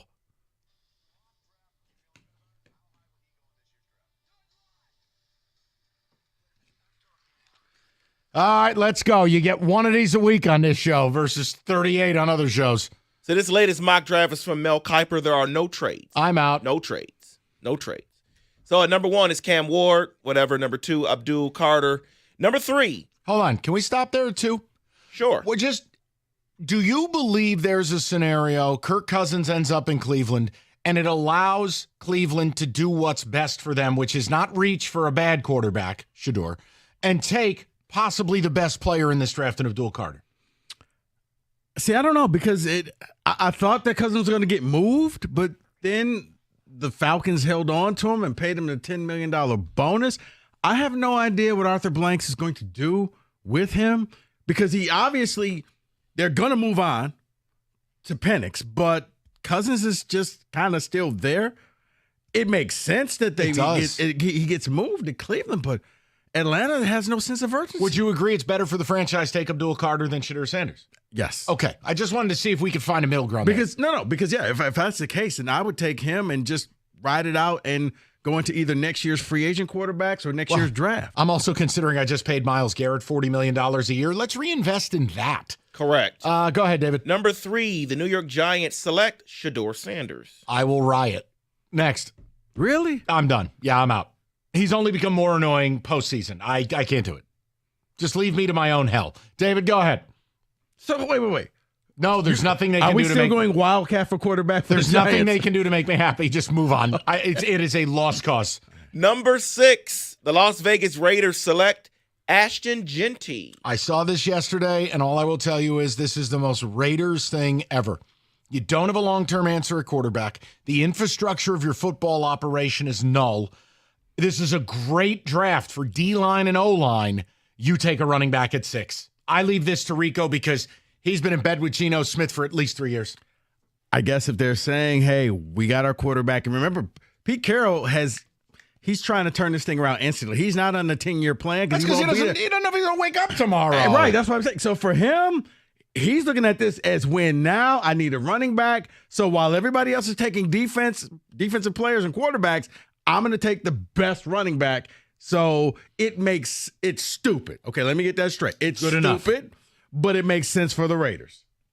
At number 7, the New York Jets select tight end Tyler Warren out of Penn State. No tackle, no defensive player, Tyler Warren. I mean, they got their quarterback, so I guess they figure maybe they're going to go the Lions route. We're just going to outscore people. Your coach came from Detroit, where the offense was flashy and fun.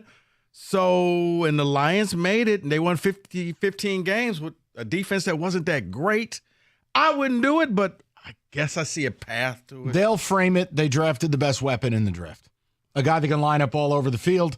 He is kind of a unicorn prospect. I'm not defending this. I'm offering you what it will be spun as. I'm with Rico in this regard. I understand Justin Fields is not the answer, but let's not make it harder on him.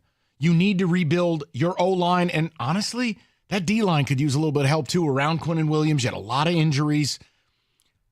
I wouldn't do it, but it's the Jets. Born losers. Yes. You're exactly right about that. Number 9, the New Orleans Saints select Jackson Dart, quarterback, Ole Miss. I quit. Is this for real? Yeah. I told you. He's flying up draft boards, and this is what's going to happen. We had this. It wasn't an argument. It's just I was saying. He's this year's Anthony Richardson. Yes, or Pickett, or whomever, or Christian Ponder, or whatever.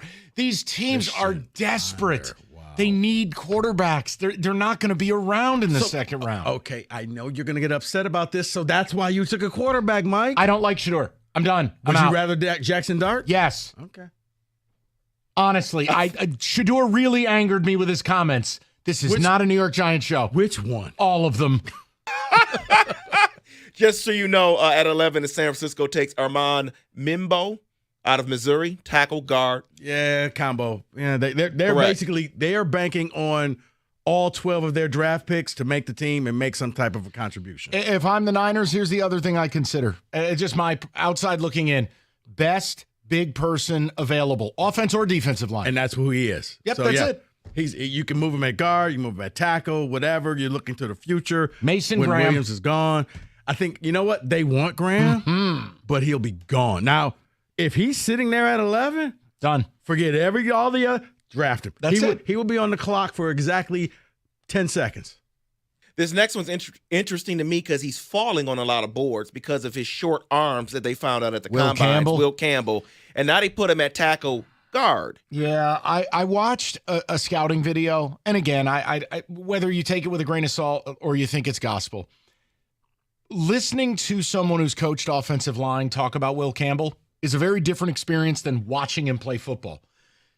Basically, the takeaway is, yes, he gets the job done, but it's not dominant. It's not clean. It's not, I don't want to use the word pretty, but you understand what I'm saying. That the short arms, a lack of power, and the fact that we're talking about taking a guy this high and already saying, well, the fallback would be guard, might tell you he's not an elite tackle prospect. So you're saying, okay, could he handle a Myles Garrett? Exactly. And that's concerning because, again, of course you can find ugly reps of even the most dominant linemen. But when they're 6, 8, 10 of them and they're breaking it down for you as to, is this really a top 10 player? It kind of opened my eyes to a guy that, like, Will Campbell's been a brand name and a good player at a good school on a good offense. And you do look at it differently and you go, maybe that's why he's falling. At number 16, Arizona Cardinals take Will Johnson out of Michigan. I leave this to Rico. I am open about this. At which one? Which pick? That is 16. I don't know what to do with Will Johnson. I've seen him as high as 5. I've seen him as low as like 25. Kid didn't play this year. He made a business decision. Tell me. No, I think because he did not play and because he didn't go to the combine, he didn't do the pro day, and he's going to have his own special pro day, the injury concern comes in where it's like, do we really want to take a top 10 pick on somebody who's already injury prone? And now he may never get injured again. Right. But when he plays, he's a lockdown corner. It's just, as we often say, availability is the best skill. So now that turns in its question. So I can see the Cardinals or a team like that in the low teens are saying, wait a minute, he's still here? Let's go ahead and take a shot at it. And let me give you the last two notes here. At number 28, the Lions select James Pierce. And then at 30, the Buffalo Bills select Kenneth Grant. Look, Kenneth Grant's perfect for the Bills. They're undersized. Ed Oliver's a disruptor. They need a space eater. That's Kenneth Grant. The Lions thing, Rico and I talked about James Pierce. That's boom or bust. That's a Ron Holland draft pick. Either going to be a superstar or he's going to be out of the league in 3 years. And I think you're in the position you have to draft that way. You got to get difference makers. I'm not interested in drafting backups. Go ahead, or you can tell me. No, I'm with you because here's the thing. You didn't get an edge rusher through a trade, through free agency. They're banking that he's going to be the guy that pairs up with Hutchinson and they terrorize the league. The beauty of it is you're going to be able to control his salary for the next 5 years while you're paying off all of these other people. If this works, then Brad went into the kitchen and cooked, and everybody will tell us to shut the hell up. And he has a very high RAS score. That is your NFL mock draft.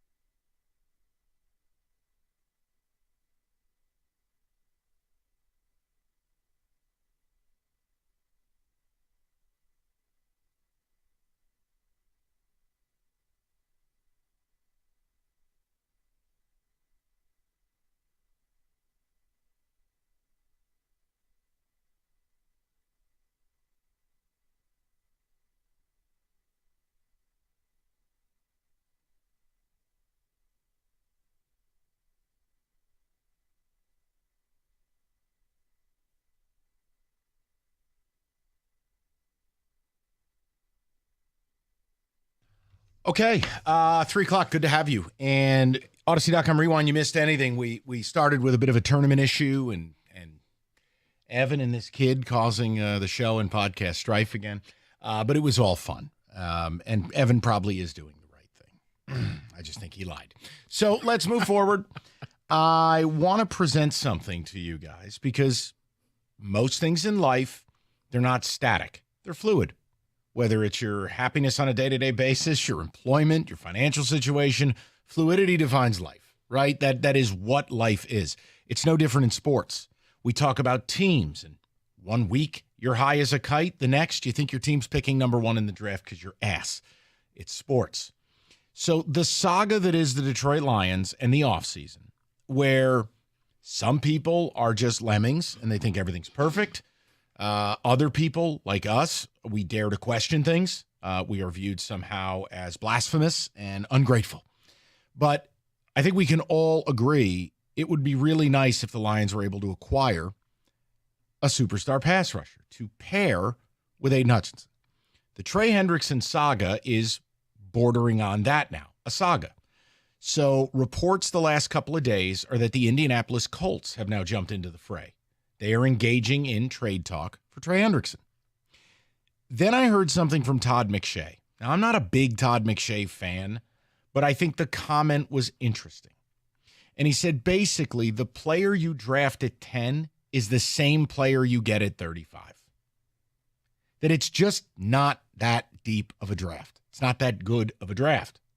Now, while it's good positionally for D linemen and O linemen, that the draft, it's a horrendous quarterback class. It is a horrendous wide receiver class. It's bad. Not a good corner draft. It's a big people draft. Right. So I wanted to pair this up. Depending who you talk to, the Lions want Hendrickson, right? But we've all said, all right, you're not giving up pick 28. And the Bengals are being, they're being hard asses about it. They want a first-round pick or multiple. I don't want Brad Holmes doing something irresponsible. I've defended him in that regard. Not that the Lemmings ever hear that. Here's my question. Knowing what you know now, right, that the offseason is largely done, and other teams might be willing to do this, you know what your need is.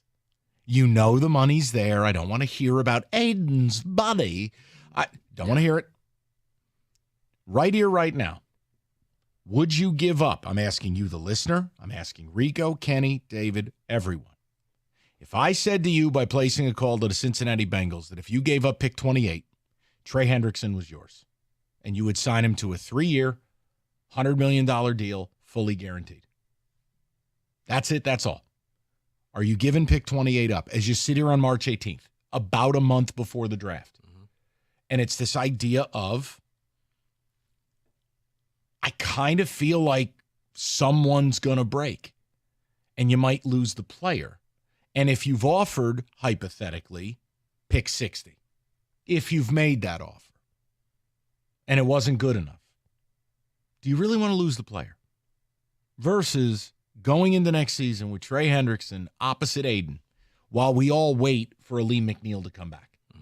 So I'm asking the question, and you don't have to be emotional and pound your fist on the table, but it's a question about the true value of pick 28. Have we been seduced into thinking pick 28's a Pro Bowler?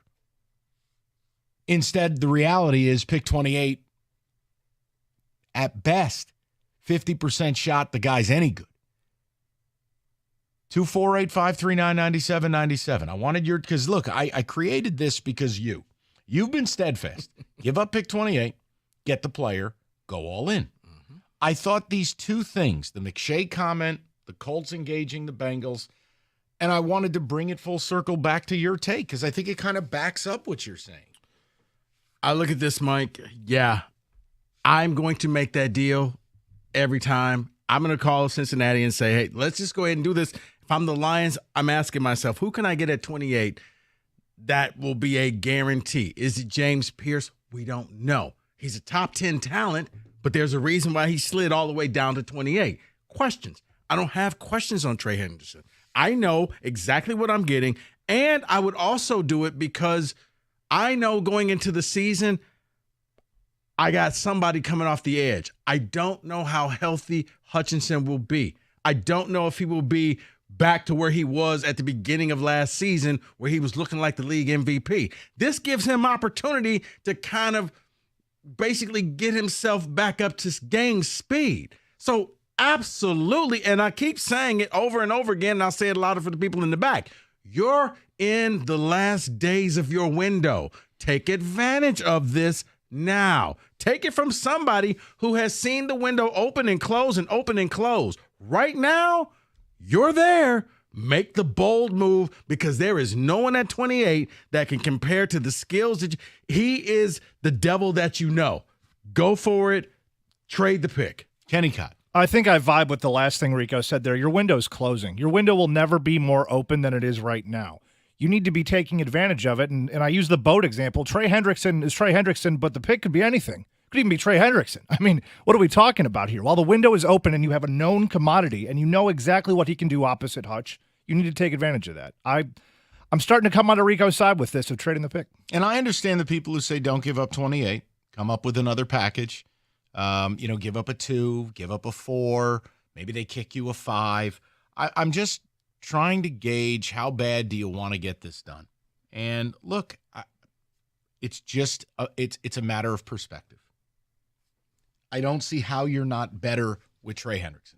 Correct. And I also refuse to do the nonsense that people are doing about, we can't afford him. Yes, you can. Because here's the reality. You will let less important people leave. As you like to say, those are the people I would like to launch into the sun. If you're worried about how you're going to pay somebody 3 years from now, the cap will go up. You can restructure deals. It's allowed. I know this is brand new for Lions fans, but this is what the good teams do. They just keep pushing the money around to make sure that everybody is happy. So I'm not worried about 3 years from now. You should only be worried about the next 3 months. And bringing in somebody who can legitimately help you from game number 1. Your schedule this year, a lot tougher than it was last year. You got a lot of guys coming off of injuries, and we like to think, they're going to be just fine when they get back. Well, no, it may take them some time, or heaven forbid, somebody gets re-injured. This is the ultimate insurance policy that I don't think you're going to hit a home run the way the Rams did in drafting a D lineman late in the draft. In the first round. No, it's hard to do. So, but I do wonder if Brad's success has seduced people. Yeah. Look, he's done an incredible job. Let me say it again. He's done an incredible job. Before you call up and go, why are you guys negative? I'm not being negative. But I don't think he's been perfect. And I think their approach of being safe versus bold has held you back a little bit. I mean, I'm not going to apologize for that. It's just how I view things about the NFL. It's not like I called your mother a whore. No. I simply said I would prefer to be a little bolder, and I'll live with the results. Because at the end of this, if it doesn't work with Hendrickson, or he falls down the stairs, gets hit by a car, or just stinks, I'm not going to blame Brad. I'll say he did everything he could and it didn't work. It's like I don't blame John Lynch. Right. John Lynch tried everything with your Niners. I don't blame John Lynch as if he did things bad. Right. And when it comes to the draft, if you're lucky, you get that Jared Verse, a guy who hits the ground running. You're like, wow, we got something special here. But just think of it like this. What if pick 28 is the defensive edge rusher equivalent of Terrion Arnold? A guy who starts the year off, has a lot of problems, can't really, get around the edge, and eventually gets better and progresses as the season goes. That could be problematic because in this year's schedule, you lose too many games early, and that could be the difference between you winning the division or even making the playoffs, because I think it's going to be a highly competitive division this year. So help yourself out and don't worry about think about it. The Eagles struck gold with Quinton Mitchell. It worked for them. Mm-hmm. A few picks later, you took Terrion Arnold, and he led the league in pass interference as a rookie. So big difference right there. Same thing at pick 28. You may get a good player, but it may take them 8, 9, 10 games to finally grasp what the NFL is. Buddy, I got news for you. It could take 2-3 years. I'm trying to be optimistic. No. My point is, A player can be a good player, but still not become the player you drafted them to be for multiple seasons. Like, for instance, we're looking at Terrion Arnold in real time. Terrion led the league in pass interference calls with 7. There were times he was good. There were times he was bad. How about in the seminal moment of your season? He made a high school mistake. You had outside leverage. You could not allow Jaden Daniels to get on your outside shoulder. What did he do on the 4th down? Exactly that. That's a mistake Terrion Arnold probably doesn't make next year. Right. The point is, I don't have 2-3 years. I have now. Mike, let's make it an apples-to-apples comparison. He was taken number 2 overall. Look at Aiden Hutchinson. He didn't hit the ground running. He didn't look like the Aiden that we saw last year before he got injured. It was like, wow. You know, we were starting to question, is this kid any good? And it's like, okay, finally the Lions figured out maybe we need to move him around. Maybe we need to do something different. And then it worked. They had to get him away from the left tackle. But all of a sudden it took a little bit of time. Like, I don't think you have the time and the luxury to lose a couple of games while you're waiting on this guy. You know, that's the other thing I want to be careful of. And again, Brad has done an amazing job. You're not picking 6th overall. Jahmyr Gibbs trade down. You're not picking 2nd, Aiden Hutchinson. You're not picking 5th, Penei Sewell. You're not. So you're at 28. You have to stop mixing these things up as if they're the same thing. Right. There's this jewel that's going to be sitting there waiting that every other team's going to forget about and ignore. 248-539-9797. We get your calls next. Old Nation and this damn beer, Technische, or however they say it. Here's how we describe it. It's a light, crisp, German-style Pilsner with 4 ingredients. Clean, high quality, award-winning, and perfect for tournament time. Refreshingly familiar, remarkably refined. Everything they do is the next level at Old Nation. That's why they win all the awards. Full lineup of delicious beers, award-winning beers for that matter. Respectfully brewed in Williamston, using only natural, high-quality ingredients. Taste the difference yourself. Support local, support independent. It is the last large, truly local and independent brewery in the state of Michigan. 21 and up. Old Nation Brewing Company reminds you to please drink responsibly.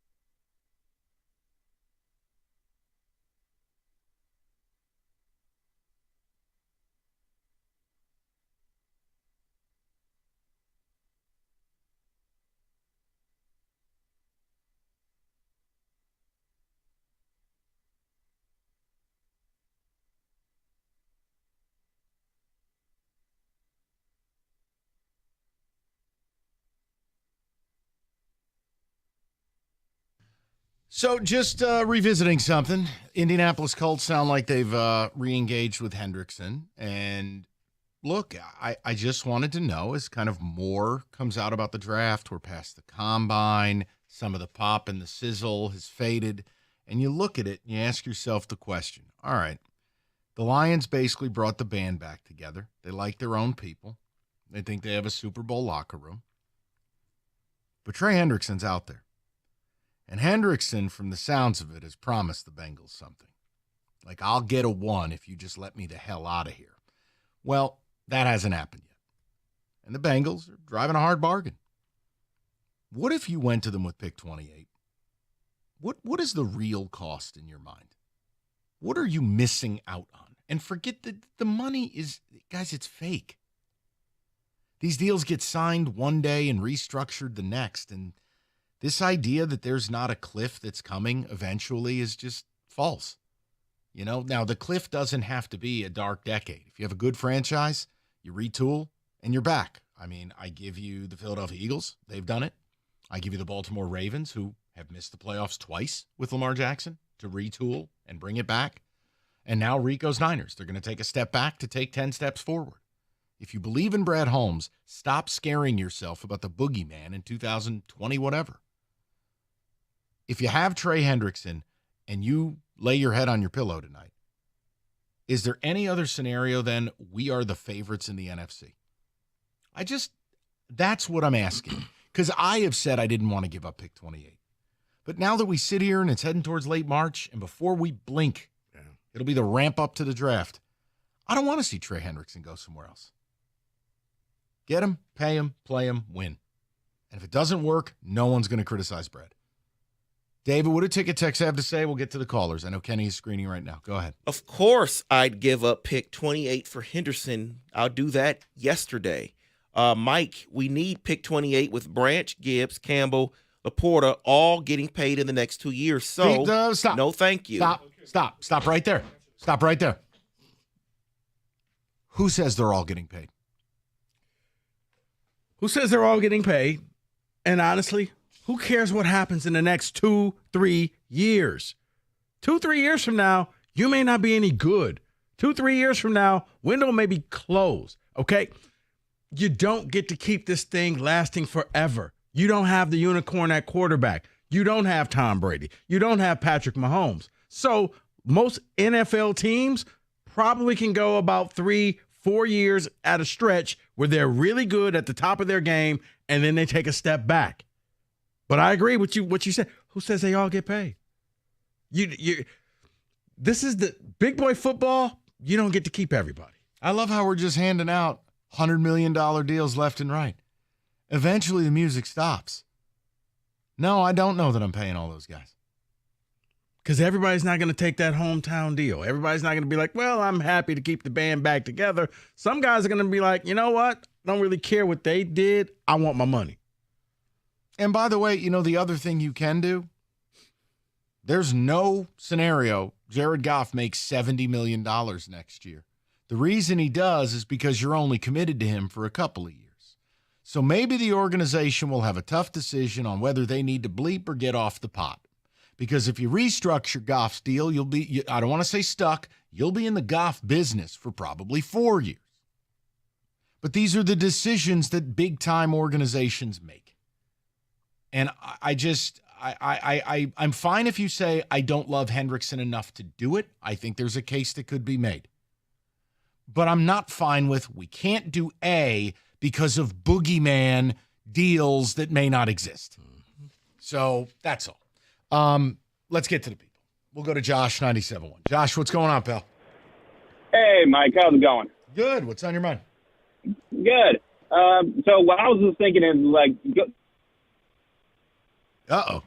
the difference between the 10th pick and 30 pick. Honestly, I just give up the first-round pick because, honestly, what's the difference between the 10th pick and the 60th pick? You know? I'm with you. We pick up Trey Hendrickson, and we just got a guarantee, put it in the books. We'll pick up somebody that we can develop and just call it good. I'm with you because I need the immediacy. I mean, I don't know how much longer you're going to be Super Bowl good. And here's the other problem. What I need to do for a first-time defensive coordinator is give him more chess pieces. If one thing has shown itself to be true, Ben Johnson was always given more than Aaron Glenn. Well, now, look, I got first-time coordinators on both sides of the ball. The offense is loaded for bear. I can't do anything more on that side of the ball. Don't ask me to go spend big at guard. Josh, you know what's going to help your defensive coordinator? If I can rush 4 and drop 7. Trey Hendrickson allows you to do that. Absolutely. So that's you got it, Josh. And again, guys, we got comfortable. Mind you, I defended Eric Glenn. We got comfortable with a man-to-man defense, heavy blitz rates. You got comfortable with something that I don't think you're going to be doing moving forward. I mean, DJ Reed is not exclusively, but primarily, he's more of a zone corner. I think you're going to play more zone. Now, what's the best way to play zone? Well, let's take a page from the San Francisco 49ers. Robert Saleh made his life. Rush 4, drop 7. DeMeco Ryans, rush 4, drop 7. That's the secret to the sauce. Now, the Chiefs don't do. The Chiefs have different personnel. The Chiefs had Snead. Even when they got rid of him, they had McDuffie. They also have one of the 5 singular best defensive linemen in the entire sport, in Chris Jones, who can line up all over the place. Plus, Steve Spagnuolo is not just a coordinator. Spags, Fangio, these are some of the elite. You do not have that now. So I think there's a calculus to this beyond. Don't sell my man Nick Bolton short. No, he just kills people. Let's go to Cliff, 97.1. Cliff, what's going on, pal? Hey, how you doing, Mike and the guys? Good. Thanks for What's taking up? the call. Yes, sir. Well, I'm with you. Give away the first round pick to get Hendrickson, no question about it. But otherwise, I'm relaxed. Brad knows what he's doing. He knows what we need. All we got to do is just sit back and wait for it to happen. He's got a plan. Well, the brain trust is that's not Brad. It's Brad. It's Dan. It's Chris Spielman. It's that brain trust. So I'm all in. I'm in complete comfort about it. And let's go to the Super Bowl this year. That's what I'm thinking. Okay, you're good. Just stay in the course, Cliff, and that's fine. I'm not going to vilify you. I also don't think people should be vilified if they want more. No, and I do, because when you speak of that brain trust, this is going to come across wrong, but they're very smart. They're Again, smart. You just did what Kenny does all the time. I'm not racist, but none of those guys have won anything. Oh boy! So therefore, he's upsetting people, David. Tell me if facts are mean. Facts are facts. You won the same amount of playoff games as the Giants this year. I understand. No, I'm just saying, Brad left before the Rams actually won. So he wasn't there when the Rams won the whole thing. So what I'm saying is there's no one in the room that's won a title that can say, okay, guys, we're here, but this is how we need to get here. So I understand, let him cook, the brain trust and all of that, but this is your example of taking that next step. Yeah, they've done a hell of a good job. I just think they need to kind of act with a little more urgency, because ultimately being good for a long stretch, you end up miserable. You end up being a Ravens fan or a Bills fan. Yeah, they've been good for a long stretch. What's it gotten them? Nothing. Yeah. So you're the Packers. And again, you can do everything right. Everything. You can make every move. You can get all the platitudes from the media. You can win the press con. You can do everything right and still not win a Super Bowl. All we're advocating for is give yourself the best chance. And I don't think bringing the band back together is your best chance. Not alone. I think bringing the culture guys back, I understand it. And maybe that's why you overpay for a Derek Barnes. But overall, like I love now how Leo Lopez, whatever his name is, he's being turned into Ndamukong Suh in his prime now. Roy Lopez. Roy Lopez. I like Leo. I combined my dog and a football player. The point is, yes, you signed a guy from the Cardinals. Do you know why you signed Lopez? Here, let me whisper this into the microphone. Because Aleem McNeil's not going to be ready. You don't get to add Lopez to Aleem. Lopez is here to take that spot because Aleem probably will be nowhere near ready. I've seen one guy blow a knee out in December and be back in 9 months at all pro caliber. His name was Adrian Peterson, and he was 24. This is a 320-pound man on a second catastrophic injury. Hater. No. I'll leave it alone. Be curious. I got a Tigers tidbit for everybody next. Go ahead. Hey, can you take the power of your home internet almost anywhere? Well, with Xfinity, you can. Do more of what you love in the places that you go the most with your internet and mobile together. Xfinity builds a network that is 99.99% reliable. Plus, Xfinity Mobile has Wi-Fi Power Boost, giving you the ultra-fast Wi-Fi at home and on the go. Get the same reliable network in places you need it the most, like at the coffee shop, in line at the grocery store, at the game. All the power of and more of what you love, whether you're a gamer, streamer, or work from home. Whatever you're into, you'll love how fast you can do it with Xfinity Internet and mobile together. Now through April 17th, get a 300 megabit Xfinity Internet and one unlimited mobile line together for just $30 a month for 1 year with no annual contract, and save $1,000 in your first year over Verizon and AT&T. Plus, ask how to get a free premium 5G phone. Visit Xfinity.com, call 1-800-XFINITY, or visit a store today. Requires paperless billing and auto pay with a store bank account. Restrictions apply. Equipment, taxes, and fees extra after promo record rates apply. Actual speeds vary. Savings compared to Verizon 5G Internet plus one unlimited welcome line and AT&T Internet 300 plus one unlimited starter SL line. Xfinity Internet required. Reduced speeds after 30 gigabits of usage per line. Data thresholds and actual savings vary.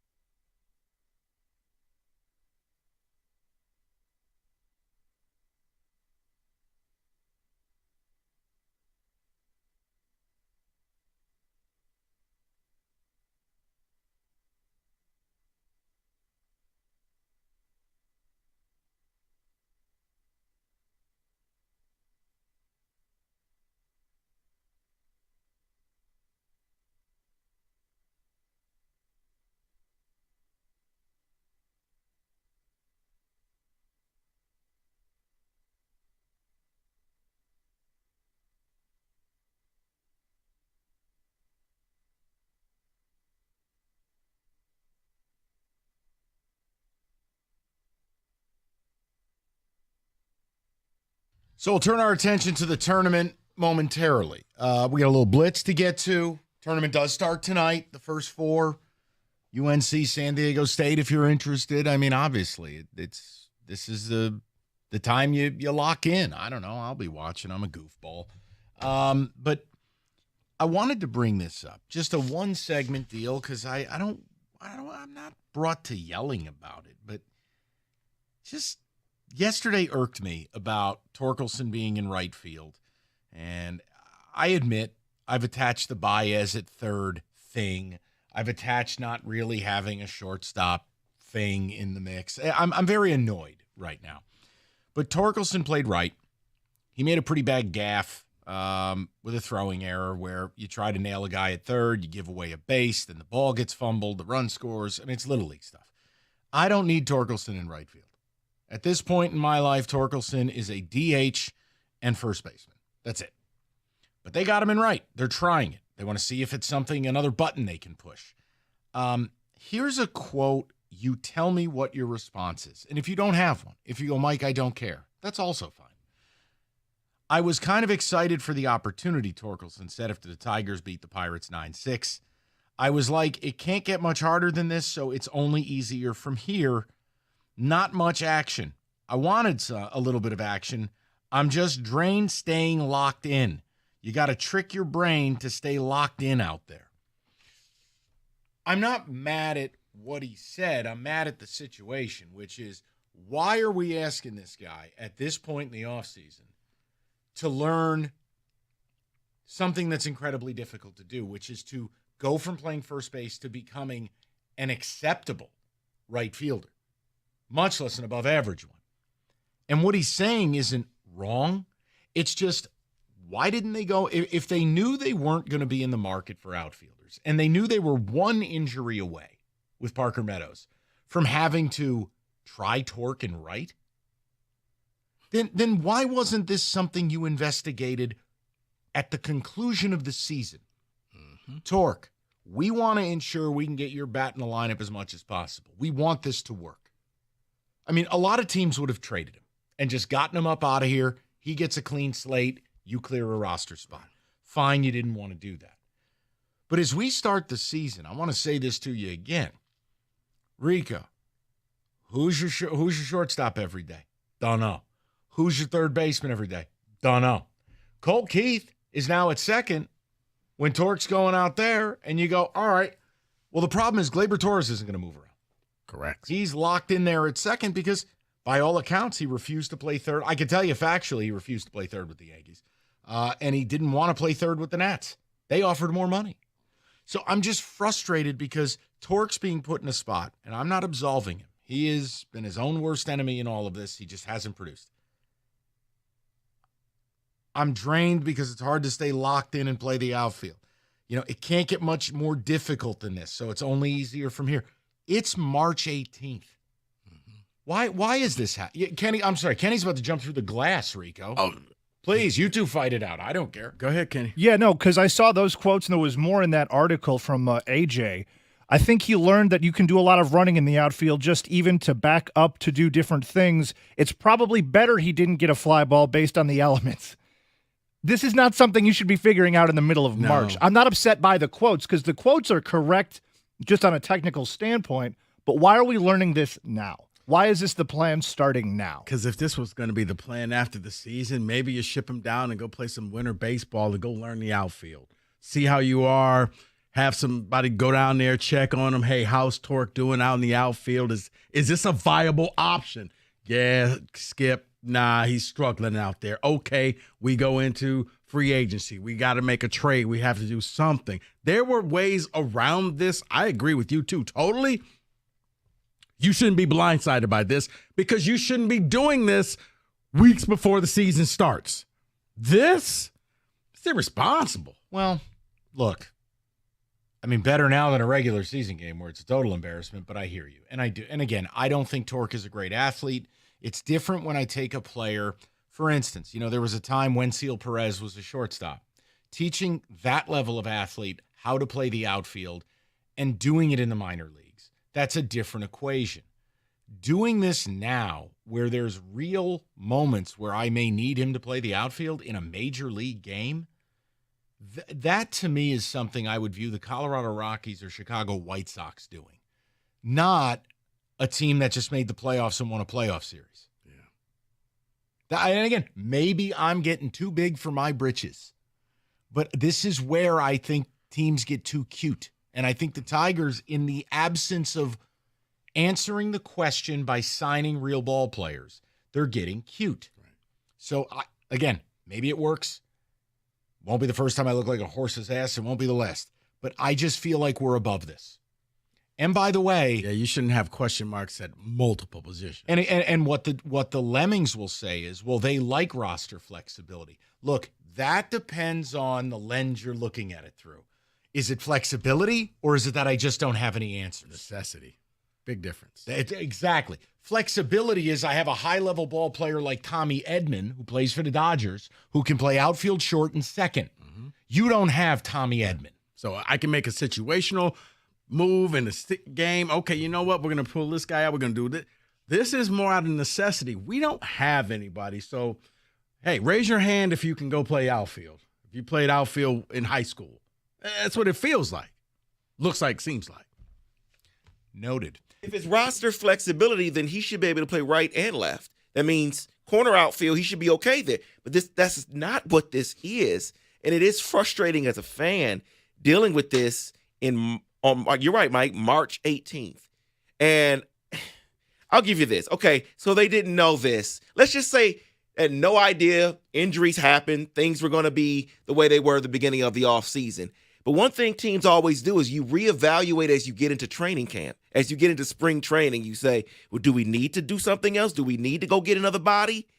And they didn't. And that's the problem that I have. You got to get some extra bodies. Injuries happen. Things happen. But you had nothing behind them. Nothing. And that's the problem. It's almost like, did you not see this in the entire offseason? Why is this all of a sudden coming up right now? Well, again, they had a plan to go get Alex Bregman. Fine.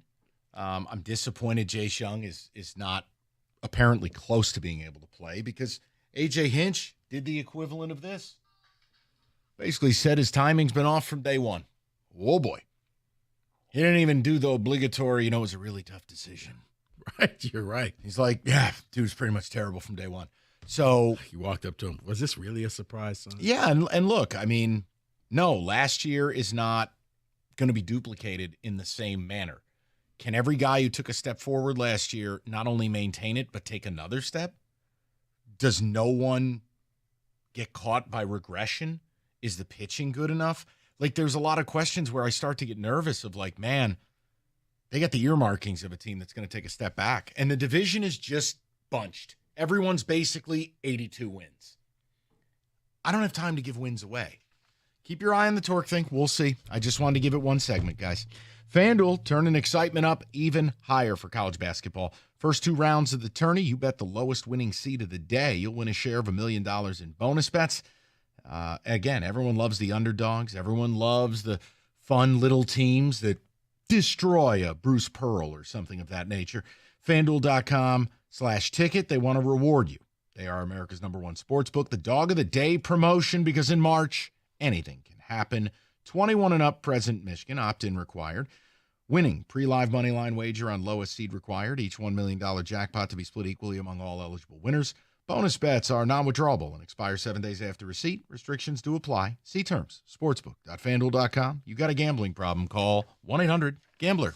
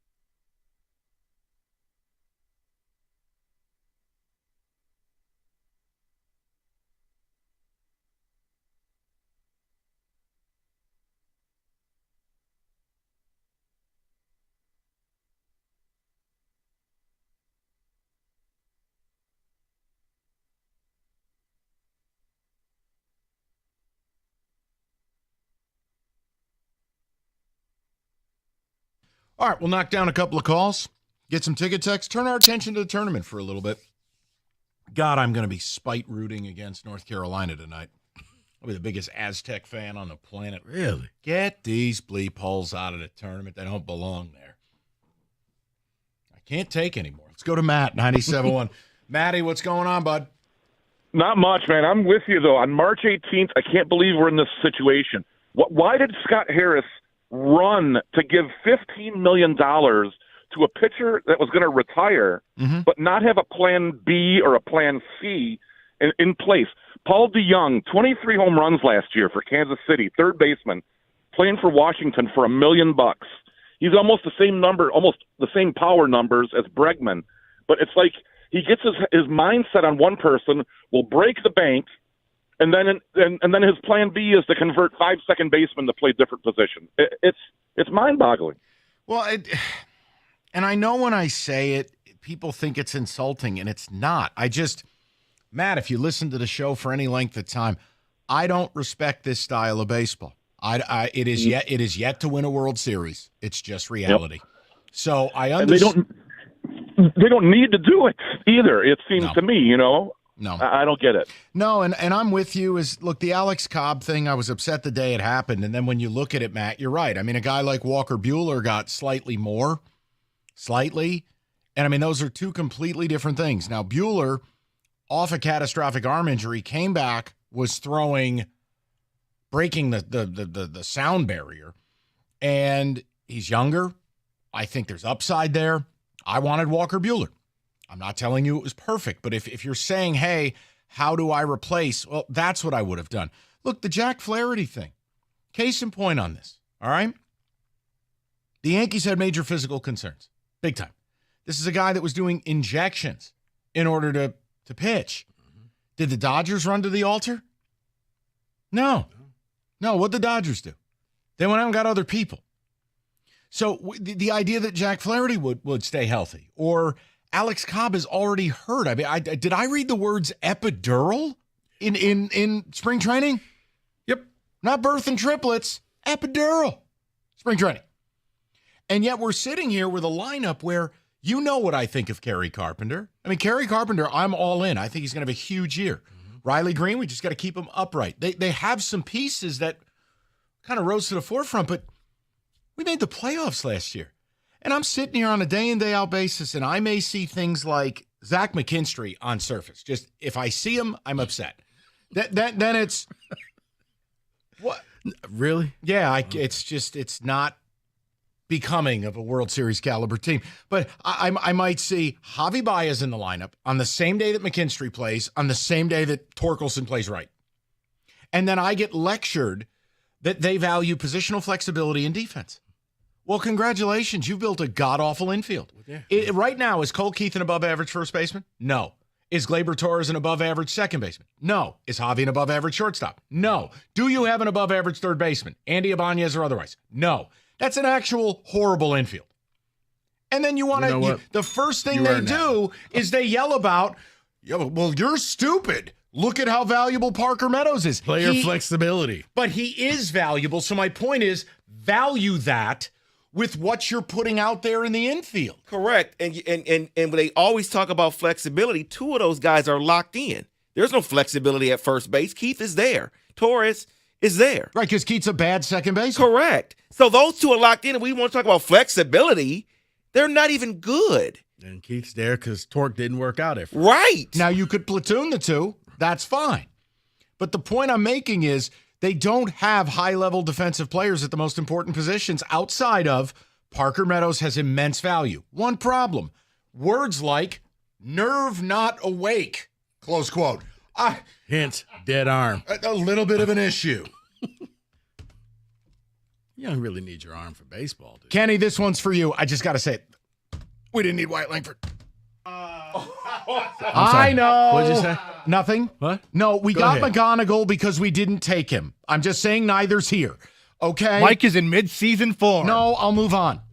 He had a 790 OPS last year. I'll move on. Is that good? Profile's the 35 home run guy. I'll move on. But wait for the kids. my Lord. Someone's sexy. When Clark is here, Now move on. I have moved you'll on. forget all about him. Moving on.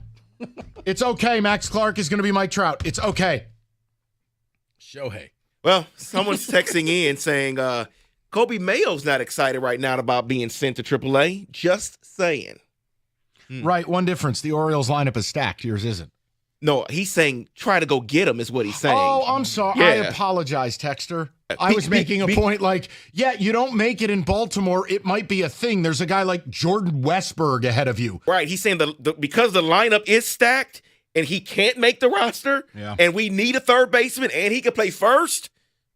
Saying. I have no idea what the Orioles are doing. They didn't weaponize their prospects to get pitching, and they didn't spend on pitching. Why? If I'm an Orioles fan, I'm livid. Charlie Morton is basically White Rico, 50-something. Cade Povich, Sammy Sagano or some guy they got from overseas. I'm going, and you lost Corbin Burns? More than that, a few years ago. Yeah. Well, they need you. They need you now, man. They need you he was now. in the same rotation as Tom Seaver. Yeah, the Braves weren't too. Oh, you want to leave? Here's the door. I give you Schwellenbach. All right, go ahead. Right field is the hardest outfield position. Makes it even more laughable that they're trying to do this late into spring training. Why wouldn't Torque play third base? At least he's played that before. Yeah, but that's collegiately. It's not at this level. He's not that type of athlete. And again, a wickedly difficult position to play. The answer is no. He's not a fielder. He's just not. He needs to be a guy that somehow can profile to give me enough value with the bat. I'll deal with him. Or a DH him. Like Miggy at third. Remember those days? He's in the best shape of his life this spring training. Yeah, he is. This is the real Tigers now, guys. Don't forget, last year was a fluke. They had a small chance to make the playoffs and got lucky. This is who they are.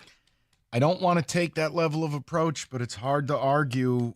Man, I think that it is that approach, and I think that it kind of looks like management is saying, hey, we were ahead of schedule last year, but we're going to still slow cook this and do it our way. It was great. We gave the fans a little taste of what prosperity is going to look like. But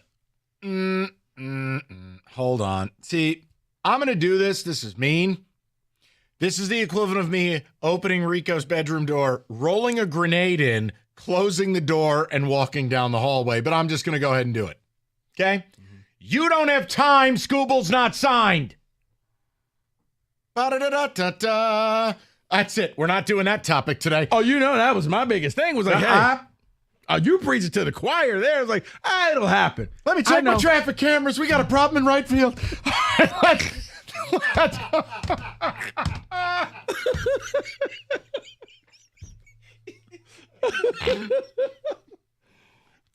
That was good. Okay. David, 97.1 and things.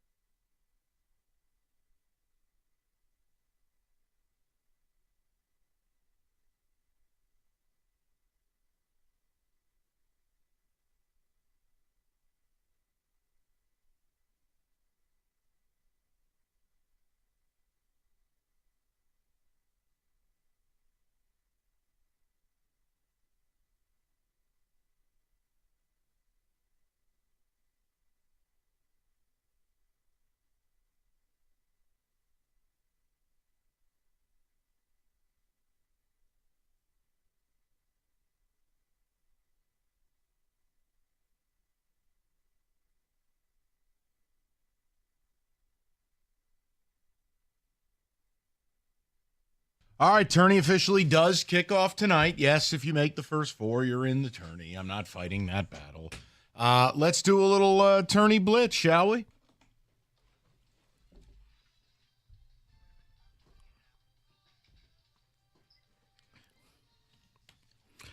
Well, Mike, this is the segment that you love. It is the receipt segment. So I'm leaving. We're going to have some fun. We're going to give our predictions for the tournament, and then at the end of the tournament, we'll come back and listen to how right we were. They'll all be wrong. Can't wait. Let's go. Or we're all right. All right, let's start off with something simple. An 11 seed or higher, first round victories, 3.5. Over. I think the parity has never been bigger. I mean, hell, you got a 12 favorite over a 5. You got a couple of 11s that, to me, are like a VCU. That's an outright winner. I'll go over. I'm going to say under. I think it's a big chalky year here in the NCAA tournament. You would. I would. Killing the vibes. Well, I'm like the Michigan baseball player with the chalk. I'll leave that alone. I'm going to say over. I'm going to say over as well. I do think that, as Mike said, there's a lot. The 11 seed is the hot seed, but the 12 seed, there's 2 12 games that I'm looking at, so I'll say over. A 9 seed or higher to make the Final Four. Why? Because in the past couple of years, a 10 seed or higher has made the Final Four. So I'm going to go a 9 seed or higher to make the Final Four this year. I'm going to say no. This is where I think Evan's point about chalk at the top. No, this is not the year for that. Yeah, I got to stick with the no, it's not going to happen as well because of what I said about the chalk. And I just think the powerhouse teams will prevail. Yeah, no, I don't see it this year. Nope. We're all going to be wrong, aren't we? No, probably. I'm going to say yes. Probably. So one of us will be right. A 1 seed will lose in the opening weekend. I'm saying no. I've said all year the top 4 or 5 teams are just better than everybody else. I can't bail on it now. The reason why I say that too, Auburn, as a 1, 2, or 3 seed under Bruce Pearl, has always lost in the opening weekend. Well, Auburn was going to be the example that I used because I've only heard it like 1,000 times this weekend. Did you know they've lost 3 out of the last 4 games? Yes, Evan. So I'm going to say yes, it's going to happen. Boy, I hope it's Auburn, but I don't think it's going to happen this year. So, no. Evan, I'm with you. I do think that I like the 1 seeds, but I don't think that we have that dominant 1 seed. They were like, oh, this team's going to – like last year you knew UConn and everybody else. I don't see it. A first 4 team, basically the play-in games, will make a Sweet 16. 1 team from the first 4 will make a Sweet 16. Either out of spite, North Carolina, or out of brilliance, Xavier. I'll say yes. This idiocy continues to happen, so I'm just riding with it. Yeah, it seems like every single year they'll at least win the first round game when they get there, and if they do that, then they have a shot, so I'm going to say yeah. Yeah, North Carolina's going to do it. No. Yeah, North Carolina's going to do it. Just got to get hot at the right time. Raise up. Yep. They don't. Is that a Petey Pablo reference? He's waving his Shout shirt out over his head. 2002, everybody. Wave it like a helicopter. Wow. My God. Is Petey Pablo alive? 248. I was just going to ask, what is he doing these days? Say yes. Odds on an early 2000s rapper still alive in 2025, less than 50%. He is alive. You know 51. You know who's 51. not? And I never knew it until like a week ago. Heavy D. Craig Mack. Oh, yeah. Didn't know he died. Yeah, a while ago. No idea. Well, you don't release albums. I don't pay attention. Petey Pablo's real name. It's hard to release an album when you're when not you're dead. here. Yeah, I understand. No, Tupac's been doing it for years. All right, can we get back to it, please?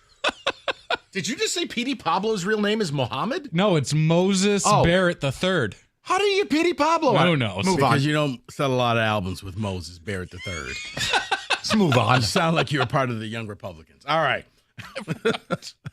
The amount of 1 seeds in the Final Four, over under 1.5. Over.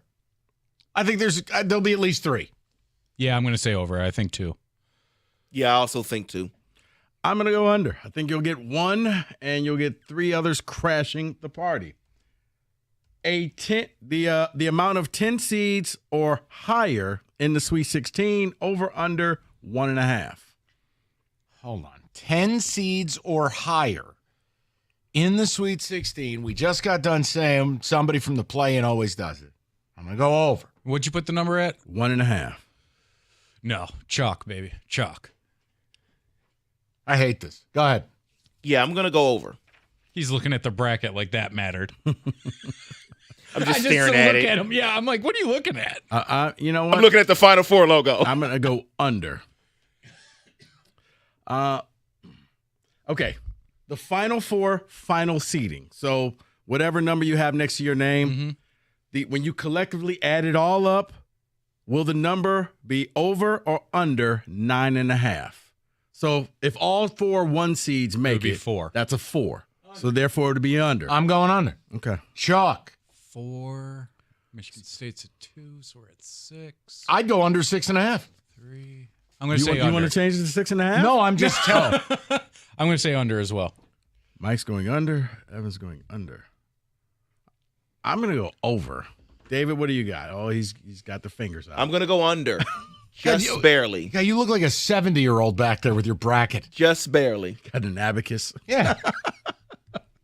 I'm about to fill it out. Carry the 1. Mike, this one's just for you. Over under wins for the University of Georgia, 0.5. Under. This is the year that Yeah, Georgia they gets haven't a win. won a tournament game in 23 years. Make it 24. Yeah, I don't think they're getting it done against Gonzaga. Even though it's just from Mike, I got faith in the Bulldogs. Why? I don't know, just to be against you. Oh, good. That's nice. That's excellent. For Kenny, I'm going to go over. Like he cares. Kenny couldn't name one basketball player on that team. Herschel Walker. He probably doesn't even know the arena they He play on couldn't campus. tell you what the home or the road uniform Right. looked like. I'm going to go under. I'm with you, Mike. I think that Gonzaga just ends their pain real quickly. Which team goes further in the tournament? KU or UK? Kansas or Kentucky? God, that's a Kentucky. good question. Thank you, Evan. It's a great one. I'm picking Arkansas. Kansas stinks. Rico got me No, they do schooled stink, on that early. They stink. but they still have players. It doesn't matter. The pieces don't fit. Baylor has players. They went 19 and 14. Kansas not a 1 seed. They're normally out opening weekend. Kentucky hasn't won. They've won 1 game. Dude, they in went like out the and got last 3 AJ years. Storr, and the kid sits the bench. I know this. I know So who this. you taking? Give me Kentucky. That's a tough one. I want to Even say, though they're banged up. I want to say Kansas, so I'm going to go with Kansas. It kills me to say it, but Kentucky. Yeah, I'm going Kentucky as well. Can't do it for the reason you are hurting to do it, Evan. Hunter is the biggest downfall that they have, and they play so much better when he's not out there, but I understand you have to play the kid because he's going to get you 20 and 10. Whatever. They should have lost Samford last year. All-American, Keep it man. moving. All-American. All right. Big Ten teams in the Sweet 16, over, under 3.5. Under. It's under. I think the Big Ten's so overrated. I don't respect this conference. I do. I'm going to go Yeah, of over. course you do. All right. You're a regular Dave Revson. He's the guy that roots for the Big Ten. Yeah, him and his college roommate. That's what I was going for. All right. Michigan has advanced to the Sweet 16 or deeper for the previous 5 tournaments. That being said, Michigan wins this year, over, under 2.5. Under. I think it's a terrible draw in the opening round for them.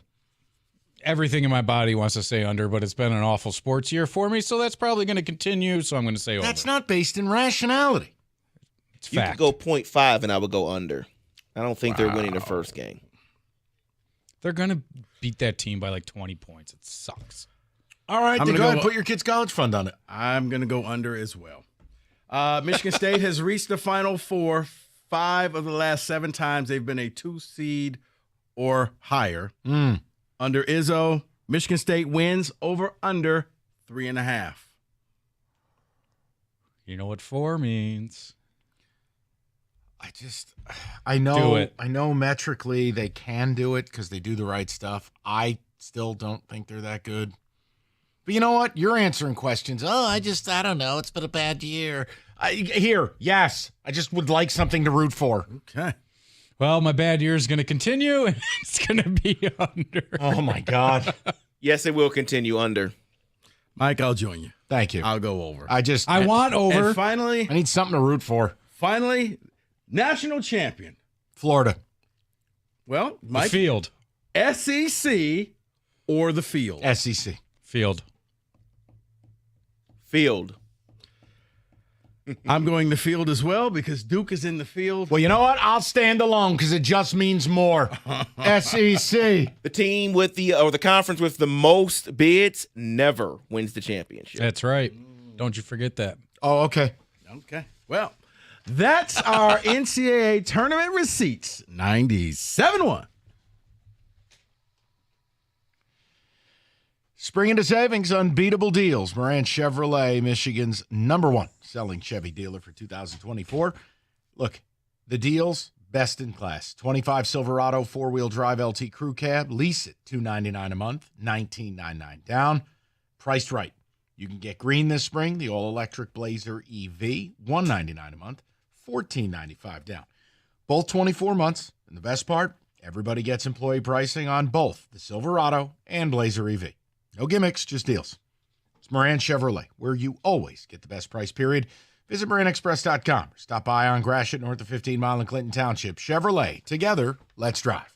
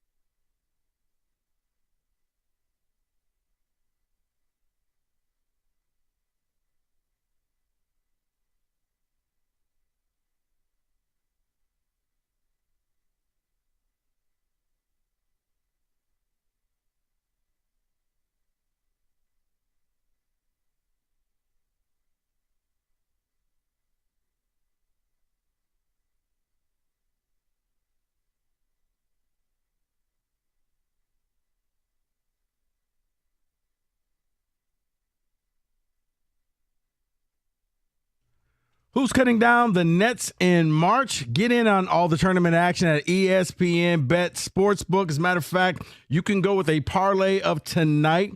taking the Alabama State Hornets and the North Carolina Tar Heels, both on the money line. Parlay that together at plus 140. Bet $20 on the team you think is going to win it all. And if they do, you'll win a share of the $2 million in bonus bets. Plus, receive $10 in bonus bets for every win your team gets in the tournament. Download the ESPN Bet Sportsbook app to get started today.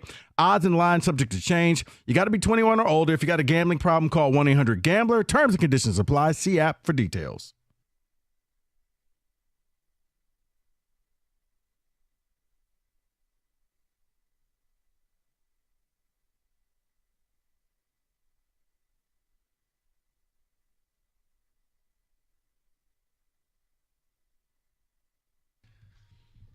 Okay, Odyssey.com Rewind. You missed anything last hour? Some Lions stuff, including other teams getting engaged on Trey Hendrickson, and does it alter your approach? We opened the show. We had a little bit of a man issue. Evan Jenkins got caught up in something as it relates to the tournament and his 1-year-old kid, and it's a disaster. I did say something last segment, and I wanted to expand upon it. I took a shot at David, and it just shows you how different things are now. David was holding a bracket. He was staring at his bracket, and I said, you look like a 70-year-old back there. And it is truly amazing where we've arrived at in 2025, because now what used to be commonplace, I don't think you could ever make fun of the bracket. Now, the bracket is, as the kids would say, just boomer behavior. It is just for old people. No one that I know is running a bracket pool. No one fills out a bracket. Nobody has a physical copy of a bracket, unless you're like Abe Vigoda. I mean, it just, it doesn't exist. Betting has taken the place of the bracket, or has it? Am I giving you an accurate view of where March Madness is at, or am I talking out of my ass? See, because you're old, I figured you'd know. No, Mike, I think the paper bracket is gone. But when I look and see ESPN saying we got 12 million people who filled out brackets, Stoney, I mean, doesn't he hold his annual bracket every year? I don't know, but yeah, I've said it for a long time that I do think that brackets have kind of gone the way of fantasy football, where it used to be the thing to do, and now it's just kind of, I can just bet on games, or I can just bet on this anytime touchdown and be happy. But yeah, filling out a bracket, I haven't done that in about over a decade. I just, no. I have no desire, because I'd rather just. Are brackets for the old guys? That's the question. Is the bracket now considered old school? See, I want to say brackets are dead, but. You can go that route if you like. I think it is for the old school. I mean, because I don't know anyone in my life personally that does it.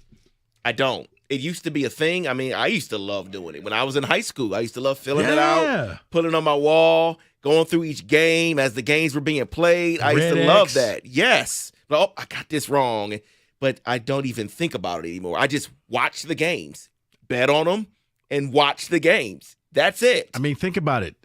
Monday would be the most annoying conversation you would have with people. I still got 11 of my 16 teams left in the tournament. I think I'm doing pretty good, because I got the final four still all there. So now it's I don't think that you get that conversation. But yeah, I mean, we've all been cornered by that guy who was, I still got 12 teams left. Look, just as we get ready for March Madness, I still love the event. No matter the misgivings I have about the sport, I still love the event. But I do view the bracket as something that is like people my dad's age use a bracket. That it's done for people under the age of 60. It's officially old guy move, grandpa move. I don't know anyone running a bracket pool. I can't tell you the last time I participated in a bracket pool. Sports betting has taken the bracket out behind the shed and shot it in the head. It's over. Now, if you want to talk about things that are niche, like an eliminator pool or one of these, bracket draft thing, that's not what we're talking about. Rico's right.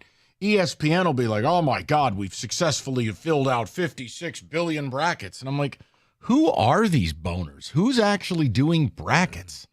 If you like a game, pick a game. But you're right. Unless you're doing something specialty, like, okay, you know what? We go through and you pick a 1 seed, a 2 seed, a 3 seed, something like that, something different. But just an entire bracket? And I'd love to hear from people who still are. David right now is walking around with a briefcase with an apple in it and a bracket.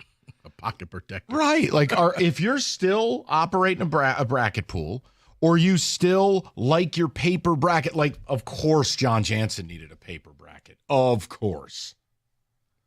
See, here's the thing. If John had his way, the milk would still be delivered by some creep in a white hat and a crate. Top of the morning. Hello, John. This probably was his because it was just sitting here. I did not print this bracket. Oh, he needed a paper one for some of the different things they were doing today. He was very proud of himself. Yeah, that means it is for the old people then, if he wants one. What do the Tickets X have to say? We'll get to the callers in a second. Kenny is screening his ass off. I do a bracket every year, do a pool with my family and work. I am 33 years old. I am 24 years old, and I am in 4 different bracket pools. It's amazing. I think it's more alive than ever. Kyle in Shelby Township. Okay. I don't think you are right. Go around the office. I bet half the people at least have filled out one bracket. Okay.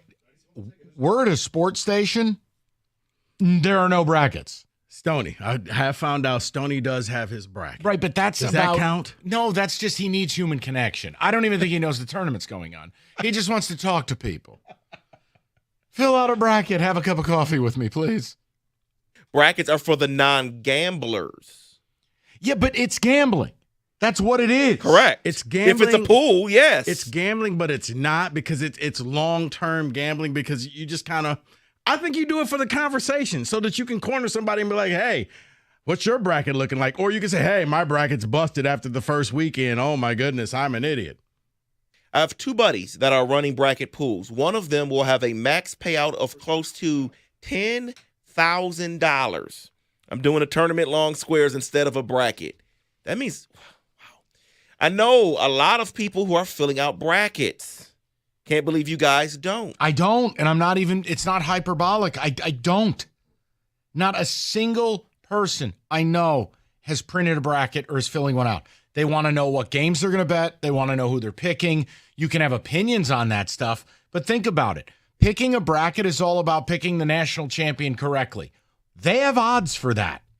You can save yourself the consternation. Florida plus 450. That's your bracket. There it is. Or maybe, look, I didn't think that many people did because it's like, yeah, I think most people want to do this so that they could say, hey, I picked this upset. See here, look, I have it on this piece of paper. I had that 14 seed knocking off the 3. That person. I don't like bracket person. Bracket That's person like fantasy football guy. And it's what turned me off of fantasy football. But bracket person, trust me, the conversation out, you'll find out who does bracket. On Monday, if they pick that upset, oh, they're going to let everybody know. Well, you know, I picked that 14 to knock off the 3, right? I just had a feeling. That's like I told Tecumseh Tom earlier. He wanted to have a conversation. I go, Tom, I'm working. Not interested. Yeah, but what about that? Tom, I literally asked Evan. He was sitting there. I go, Tom, I don't care. Working. You mean Tom was trying to interrupt you while you were working? Oh, he does. I don't care. He does that to you too, huh? I told him, I go, Tom, no disrespect. I'm super busy. I got to go cut this podcast. I got 16 games to break down. It's like I never said it. He then started the sentence again. I went, Tom, back to the part where I said busy. Can't do it. You know, you're not going to be welcome in the mean streets of Tecumseh. I don't want to be. Okay. We'll get to the calls next. 97.1. Planet Fitness, home of the judgment-free zone. Planet Fitness offers high-value memberships that support any fitness journey. You can feel your strongest, best self with the best in-class equipment for a full workout, from strength training to cardio to stretching. They got brand new equipment in there, so they have everything that you need. Plus, convenient hours. It'll fit your schedule and your routine, and free fitness training from knowledgeable trainers who will focus specifically on you. And now through the end of the month, you can sign up, $1 down. You can get a Black Card membership. With that, you get the same perks as a regular membership. Plus, You get access to the Black Card Spa, the hydro massage machines, and all the other amenities. And you can bring a guest with you at any time for free. Somebody who can help motivate you. You get that normally for $24.99 a month, but for the month of March, you will get it for free. Head into your local Planet Fitness right now. There's over 50 in the Metro Detroit area, or you can go online, or you can go on the free Planet Fitness app. We're all strong on this planet, Planet Fitness.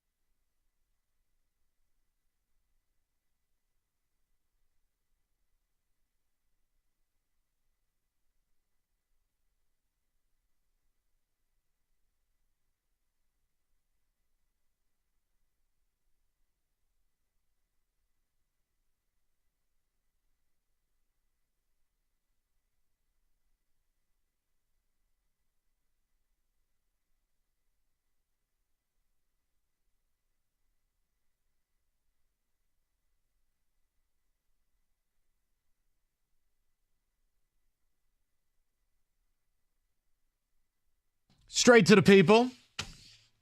I made fun of David, and I just had a question. Is it accurate or not? Have brackets kind of become Grandpa's thing? Like, Rico and I don't know anybody doing brackets. David had a handheld bracket. He was studying it. He put on his professorial glasses. I'm going, who does a bracket instead of just pick the games you like? And Mike, just like that, we're slowly finding out people who are actually doing brackets. And that's okay. I got a text from a good friend. It says, quote, "It's for people who love and need to be right." That's bracket person. Tony. So, trust me. Rieger. Bracket person will let you know, I picked that upset. Hey, it's right here on my bracket. Let's go to Bill, 97.1. Billy, what's going on, bud? Not much. First of all, go green. And brackets are still a thing, but they've been replaced a lot by the squares competition. It's fun watching the game and, cheering for that last second meaningless basket. What's the squares? What's the squares competition? You mean like Super Bowl squares? Just like Super Bowl squares. It's all 63 games. You get a square for the whole tournament. You get the top row, usually the top seed. The other side's the lower seed. And it's, the ending score at the end of the game. And so you're cheering there for the foul, the late foul, going to the foul line to, hit that meaningless free throw or, that meaningless three when the game's, out of hand already. I have never heard of that. I have. You get more money as the tournament goes further along. Yep. And then you've got the survivor pool, which you guys hit on. Yeah. But if I do a bracket, the important thing with the bracket competition, it's got to be one where it's 1 point through 6 points per round. None of the 64 points for, picking the championship right. If you do it 1 point for each round going up, it has some meaning in those first couple rounds, and you're just not picking a wild goose to, win the tournament and win your bracket. Go green. Bill, hopefully. I've never heard of that. A squares thing for the tourney. Yeah, and it's like each round, the value goes up. But, yeah, you're watching every game, and some game that you're not even paying attention to hits your number, and you get the pot gets, like I said, gets bigger and bigger as you get to the Final Four and you hit the right square. Now you're going to make a lot of money. Let's go to Jordan, 97.1. Jordan, what's going on, bud? How are you guys? Excellent. What's up?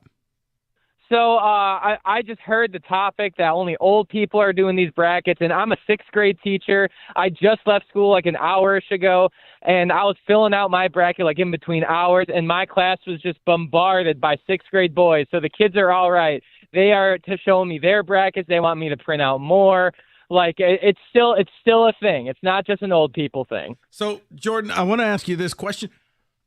How do you pick your winners? Is it based upon the knowledge of the game? Do you watch a ton of basketball? Is it the schools you know? Do you hate pick? Well, the thing that I've heard is that everyone makes 3 H's. There's a hurry bracket, which you just make based on vibes, just quickly going.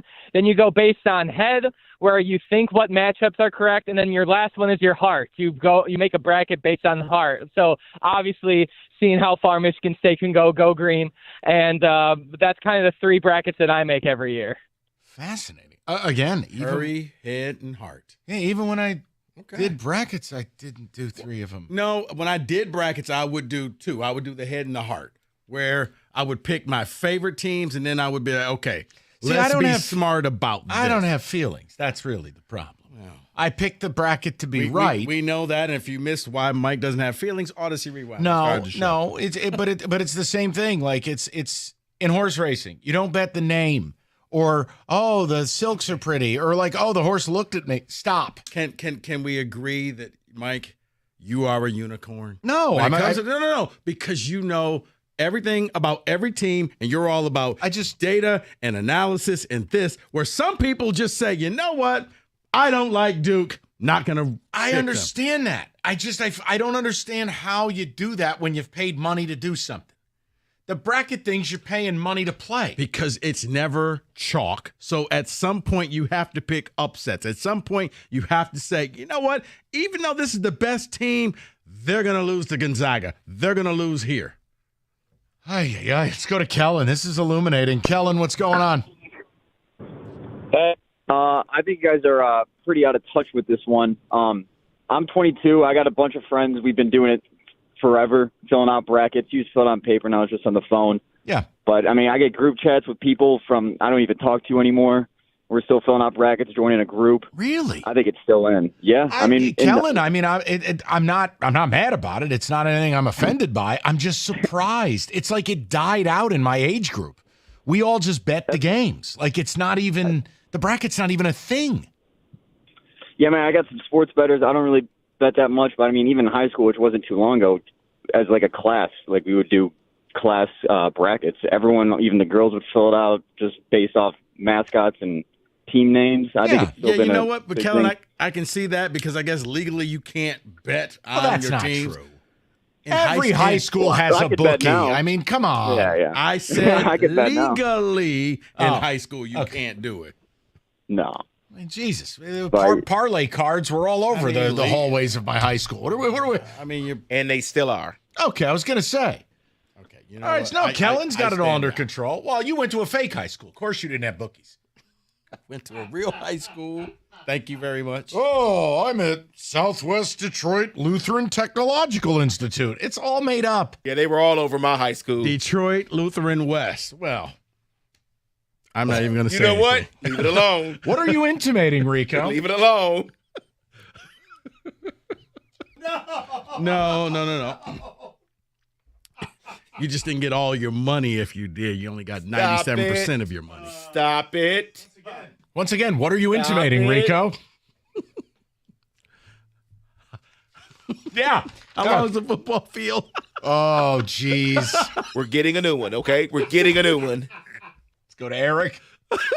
Man, Kaz Tech just got absolutely Still slammed. can't believe you put a football field in that little area. We and were there's a forced gigantic to. field right next to We it. were forced to. At the time, it was a school still there. That's why. Kenny, I got to drive past. You got to drive past there. Once you see it, you will stop the car and just start laughing. Because every time I take a picture and then I send it to David, whenever I drive past it. Let's just go to Eric. 97.1. Eric, what's going on? Hey, what's going on, fellas? So, I mean, I'm not old, but I'm probably not young. I'm 43, right? And I've been filling out brackets as long as I can remember. And I today even took like an hour off work, sat in an office and filled out my paper brackets, printed out 4 of them. I do 3 rough drafts, and I analyze them all. I kind of compare them, and then on the 4th one is my final, and I'm in multiple bracket pools. But Eric, can I ask a question? one for one. So you do the Yeah. brackets, but you don't bet the games, right? Oh, no, I do both. Oh, my God. I do both. So I'll fill out the bracket, pay the money for the pool, and, one with family, one with work. But then, I got to gamble. Eric, so is it one bracket? I gambled in high school, which was the 90s. So, I mean, I've been gambling for decades, and I got to do it. Eric, is it one bracket or do you multiple brackets got like the heart and 4. the head? Oh, no, he said he had No, rough so drafts. I have 3 rough drafts that I fill out. Kind of the head, a little bit of the heart, a little bit of mixture of both. But then I look at all 3 of them and kind of analyze it and then make a 4th and final bracket. And then that's the bracket that I enter into all the pools. Okay, so it's basically one bracket in all the different pools. It's basically one bracket, but I print out multiple paper brackets, and I've got my paper bracket with me, a whole tournament. I'd rather look at the paper bracket than look at my phone. By the way, You sound like Jimmy. He walked in here with I've just received a missive from the venerable Michael Stone. He almost gave up the bracket pool this year. But as it's his 40th year running it, 40, he couldn't let go. Really? You know what? That sounds like him. He couldn't let go. I love You know it. what? Because love the man. 40 years. Stoney, send me a link. That means I'll the join. first year he ran the bracket was Villanova 1985. You're right. Whoa. Oh, man. 40 years That's the year I was born. of bracketology with Michael Stone. He's been doing it as long as I've been alive. 40 years, David. 40. Now, he has said he no longer carries a briefcase of brackets. The online is, the brackets are on the line. They're online. So he doesn't have to carry around a manila envelope like he used to. Just mark off each ballot. Nope. Oh, here's a winner. Oh, my God. Okay, You David. know what? 40 years, Stoney, send me a link. Don't send me one. No, I'm good. David, ticket text and we'll move on. Brackets are alive and well, but not for gambling. They've turned into a fun pastime for families to do with their kids. Like, I think it's for mothers, fathers, children. I totally get that. That's not what we're speaking of. Brackets, I know Rico went to some wholesome high school, but brackets were a gambling thing. No, we just didn't have bookies walking the hallway. It's not hard. What high school doesn't have a bookie walk in the hallway? Also, we were trying to learn stuff, David. Like hell. Your high school wasn't even real. It was like if you Mount had Zion Academy. I mean, if you had a bookie, that means you would have to sit there and study hour and take people's money and take a percentage of the stuff that they gave you. Half the guys, their dads were to book, and they would hand them the parlay cards, and then they would get a slice. It was like their allowance.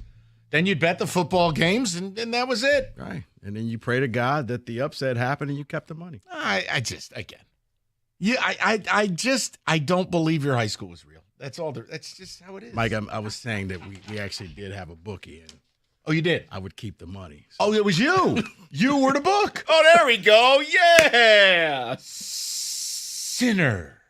Wow. Oh, stop it. I made a donation. Upgrade the communion wine. Yeah, there you go. Here you go. Some Mad Dog. Rico is smashing some kid's face in while reciting Corinthians. There you go. Thou shalt not be late on the payment. There you go. FanDuel, turning excitement even higher for college basketball. First 2 rounds at a tourney. Bet the lowest winning seed of the day, and you win a share of $1 million in bonus bets. It's the upset. You got to be right on it. But Moneyline wagers, they got you covered. FanDuel, best place to bet on the tourney. They have so many betting markets that Jim Costa, my podcast partner, is actually wagering team total under 49.5 for SIU Edwardsville. This is the type of thing that happens. FanDuel.com/ticket. Download America's #1 sportsbook. 21 and up, present Michigan. Opt-in required. Winning pre-live moneyline wager on lowest seed required. Each $1 million jackpot to be split equally among all eligible winners. Bonus bets now withdrawable and expires 7 days after receipt. Restrictions apply. See terms. Sportsbook.fanduel.com. You got a gambling problem, call 1-800-GAMBLER.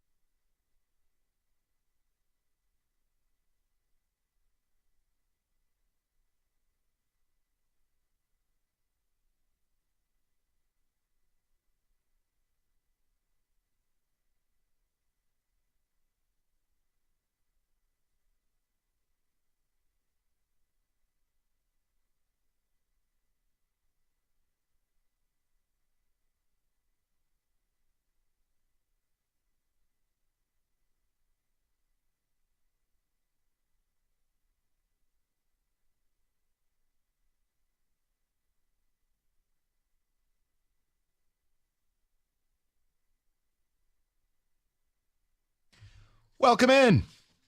5 o'clock. Day the tournament kicks off. A couple of notes. If you're looking for different listening options, Odyssey.com Rewind. We did cover the Lions at 3, the latest on the Trey Hendrickson stuff. Evan's new adventure is apparent and how it's killing his ability with the tournament and to work. We had a crisis. We talked about that to open. And then brackets and David. Has David become a grandpa because he has a physical bracket he's walking around with? But I wanted to do this. Look, the first 4 starts tonight. And no, I'm not doing this debate as the first 4 of the tournament. I give up. It is. Fine. But tonight there's actually like a game I really do want to watch. And it's North Carolina, San Diego State, because North Carolina is the embodiment of all that is evil and wrong in this world and soulless. They don't belong in this tournament. It is one of the greatest miscarriages of basketball justice in the history of the committee. I want North Carolina put in a pine box tonight and sent home by Brian Dutcher's San Diego State Aztecs. Why do I bring that up? I want to know this, that before this first tip tonight, what is the one thing you are telling your friends, you're telling your Nona, you're in the group text, you are absolutely certain of in this tournament? I mean, I hate when we have to limit it to Michigan State. No, anything. Like Rico, look, I'm just going to speak for you in this one regard. You're certain Auburn's not winning this thing. Correct, yes. You've also created a metric called the Sweaty Coach Index, and Bruce Pearl cannot be trusted. Right. You're certain Auburn's going to flatline. Yes. Like, what are you certain of? Whether it's who's winning, who's losing, the upset special, what the local teams will or won't do. It truly is just, like, I'm certain I'm going to end up muting commercials by the night session of Thursday's game because they play the same You don't four. want to see Chuck and Samuel L. I loathe those commercials. I loathe them. But Magic's in it now. What are you certain? Give me the one thing you're certain of. So what's your Endicott Steel? Yeah. Blue Horseshoe loves Endicott Steel. 248-539-9797. Like, I'm certain an SEC team is winning this thing. David shaking his head. That must mean you think Duke's winning it. I do think Duke is winning it. That is my thing, yes. It's based on the numbers, though. I mean, when I look at it and the team that has the most, the conference that has the most bids never wins it, I have to go Duke. Yeah, that's fair. I love Florida. I do, but I just. But everybody in their conference made it, David. Everybody but 2 teams. You're right. How stupid is that, by the way? So basically the SEC tournament part 2. Pretty much. What are you certain of? Like, David, what is the one thing you're certain of? You're going to tell the church on Sunday, I foretold this. Michigan's going to lose their first round game. That's the local side of it. That's the Whoa. local side of it. Okay, is that the emotional hedge? I think it is. Yes, it is. I'm going to be honest. Yes, it is. Okay. Yes, it is. I don't think you really believe that, but I think you're setting the bar so low I that won't be if they disappointed. win the first yeah. game, you'll be happy. Correct. Okay. Correct. I'm trying to protect my emotions. But yeah, for me, it is Duke. Duke is going to win this entire thing. I just can't see anyone else winning. I can't. Okay. Hey, look, and again, guys, whatever you're certain of, it doesn't have to be any particular thing. Doesn't have to be a national championship pick. It doesn't have to be a first-round upset. It doesn't have to be anything in particular other than you have a certainty about it as it pertains to March Madness, which starts tonight. Rico, what is yours? Besides Auburn. Oh, besides Auburn. Yeah, what else? There's got to be something else brewing in that monster head of yours. I think that Yale beats A&M. That's your certainty. Yeah. Well, I mean, A&M doesn't shoot the ball at all. Their offense is offensive rebounding. It is a weird thing. And Yale's made rebound. the tourney 3 out of 4 years. They nerd you to death. Yeah, I mean, I don't have that level of certainty, but okay. For Rico, it's an upset special. And here's why. Because it'll make David happy. It sets up Wolf going up against his old team. I don't care about that, but Michigan, the Yale. committee does.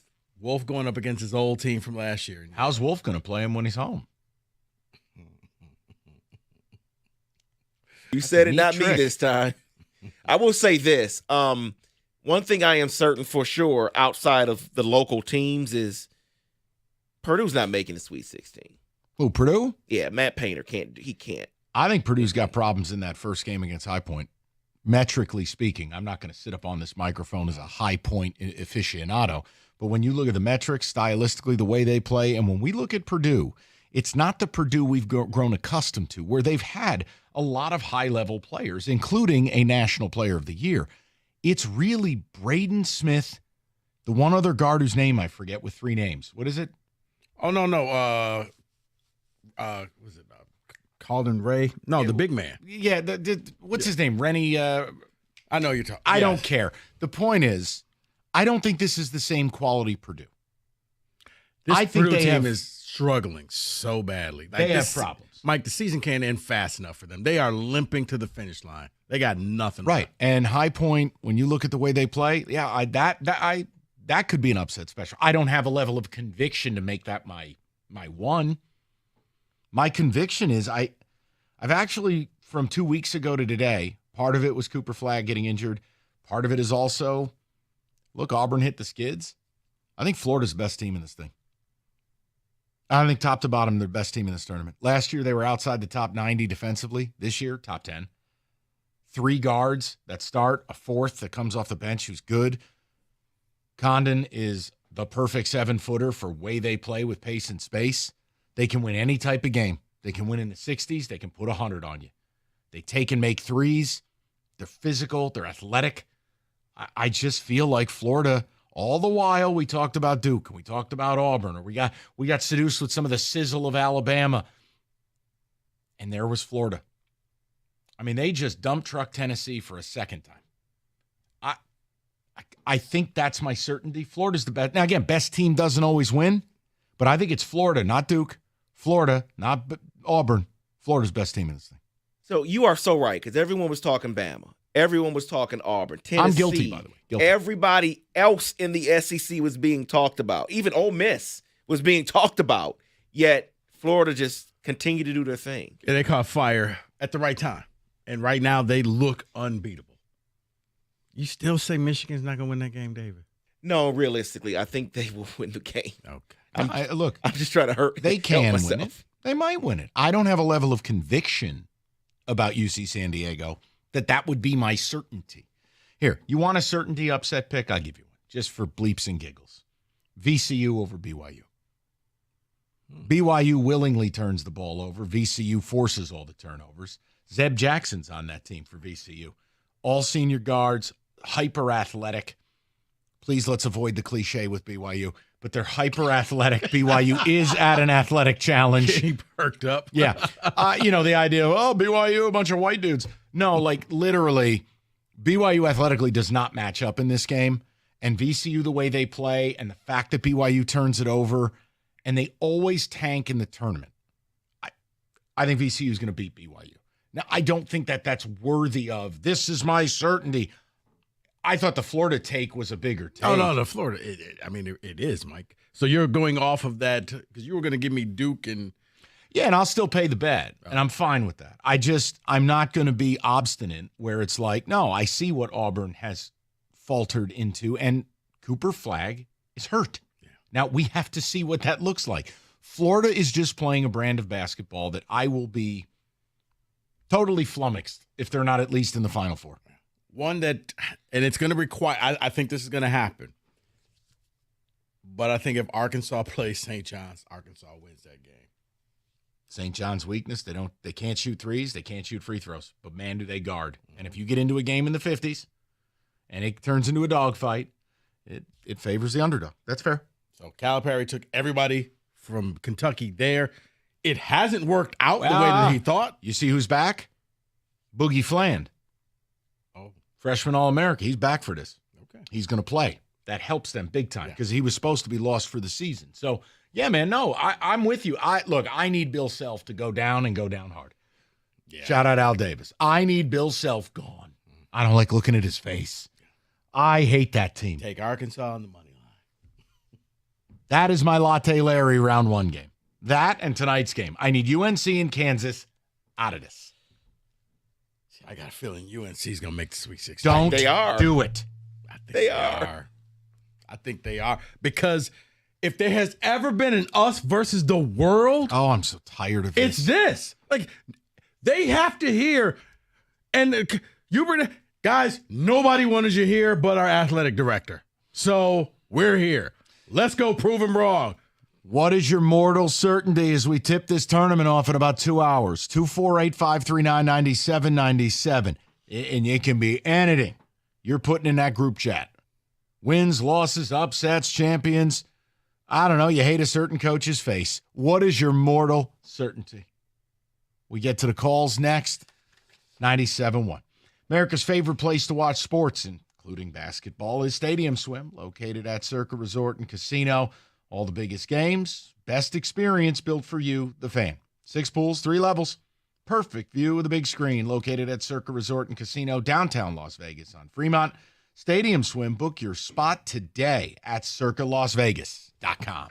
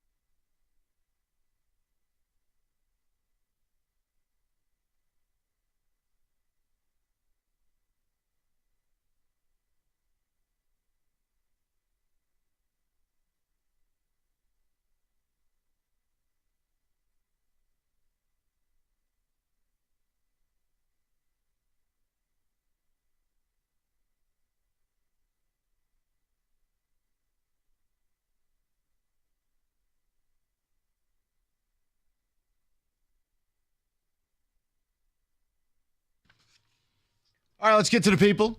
Just before the tourney starts, just some fun, your mortal certainty of what is going to happen, what isn't going to happen, whatever it may be. We'll get to the ticket text in a second. I want to go to the people. Jack is going to bat lead off in the 5 o'clock. Jack, what's going on, bud? How's it going, Mike? Good. All right, so I'm going to say that my certainty is that at least 3 of the 10 seeds are going to beat the 7 seeds, if not all 4. That's my certainty. All right, what leads you there? Give me a little meat on the bone. Okay, well, the first matchup that I'm looking at is New Mexico Marquette. Mm-hmm. Outside of that 2011 run with Shaka Smart, he's really done nothing in the tournament. And Donovan Dent from New Mexico, All-American. He's awesome. So that game is a win for New Mexico. I love Donovan Dent. Okay. The second game, Arkansas, Kansas. We're on the same page. I want Bill Self to go away. And he's scummy. And even if Calipari's scummy as well, I think Arkansas is a better team. So that's 2. St. Mary's, Vanderbilt, the next game, St. Mary's always flames out in the tournament. And Vandy's an SEC team. Their coach is the old James Madison coach.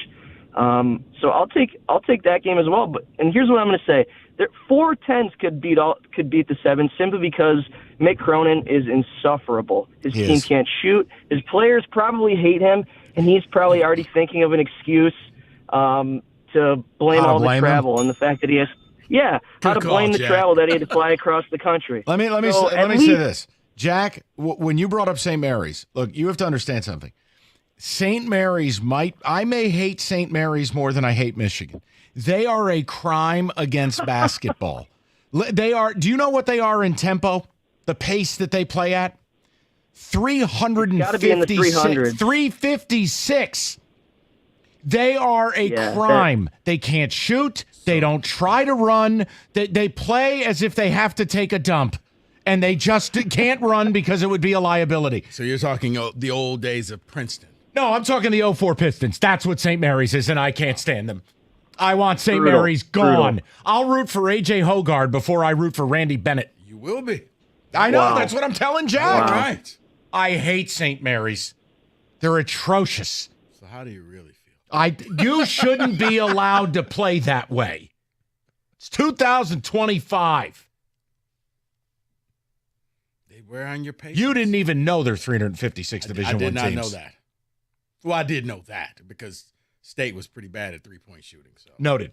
I didn't know they improved. All right, let's go to Landon, 97.1. Landon, what's going on, buddy? What's going on? How are you? Good. How are you? Good. What's on your mind? I actually got 2. I thought of one after I called, but the one I called for, I got Texas A&M in the Final Four in all my brackets. Oh, I'll let Rico talk you through that one. A&M? My issue with A&M is they can't shoot the 3. They can't shoot 2s. They live on offensive rebounding. That is their offense, is we're going to miss a shot, but eventually after missing, we'll put one in. That terrifies me, Landon, if you want to make a big run in the tourney. Yeah, Landon, we're going to butt heads on Thursday because, I don't see them even beating Yale. So I think they're going to be gone early in this thing. Why do you like them to make the Final Four? Just for fun? It just seems like the guards win in March thing's going to come into play. Wade Taylor's been too good for too long to not have a run in him after so many years there. He had, listen, and I love Buzz Williams. They play tough basketball. They cannot. And I've got some of this on Cash the Ticket, Landon, if you really want to deep dive into it. Shameless plug. I know Rico's got the Big Ten-centric stuff with the 5-star zone. We'll do another one tomorrow. I'm just telling you, Landon, when you start profiling some of these teams and you go, well, they don't shoot like 24% from deep, but, man, they got to be good around the rim. Nope. You're like, oh, God. I don't know. I'm not certain they're losing to Yale like you are, but, man, if you're making a Final Four and you can't shoot, that kind of flies in the face of each other. Then it means that somebody caught fire and they're just having that Darrell Summers type tournament. Where yes. You didn't see this coming, and they're averaging 26 points a game. Yes. David, let's get a few ticket texts. What is that as we tip the tournament off? I can't wait for Kenny. I know what Kenny's mortal certainty is. I know, too. Georgia wins. No, he'll be drunk no matter who plays. Correct. Go ahead, David. Ben in Royal Oak says BYU will make the Elite 8. Another one. Oh, boy. Yeah. Because that's the fun of this is I like VCU in that game. I don't respect BYU.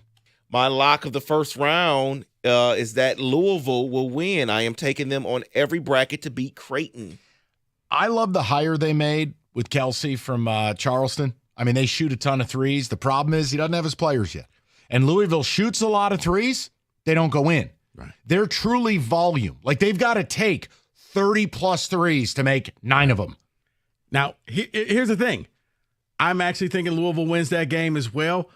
I don't know what the committee was thinking because Auburn's the number 1 seed, right? They're in the South. Yeah. You know where they're playing? Yeah, Lexington. Yeah. Louisville, exactly. Louisville. That's literally 45 minutes to an hour away. Yep. Louisville has the home court advantage. That place is Auburn's gonna be not a making it out the first weekend. right there. That place is going to be a sea of red. How in the world did you put Louisville in Lexington? And they're an 8 seed. You're not supposed to I'm be. shocked. Think about that. I'm shocked you're not going. Honestly, you're a man about town. That's got you written all over it. Thought Plus, about it. I get you into Tony's Steak and Seafood across the street. And there it is. It's incredible. There it is. No matter where. Best Mike, I'm baked going to potato in moon. the state of Oh, my Kentucky. I'm goodness. telling you. You got to go over to the Moon Rock Listen, Cafe. Going to the middle of Iowa. There's a place for you. Lexington, I'm just telling you, Lexington's got a couple really good restaurants. I'm sorry. I like Keeneland and I like the state of Kentucky.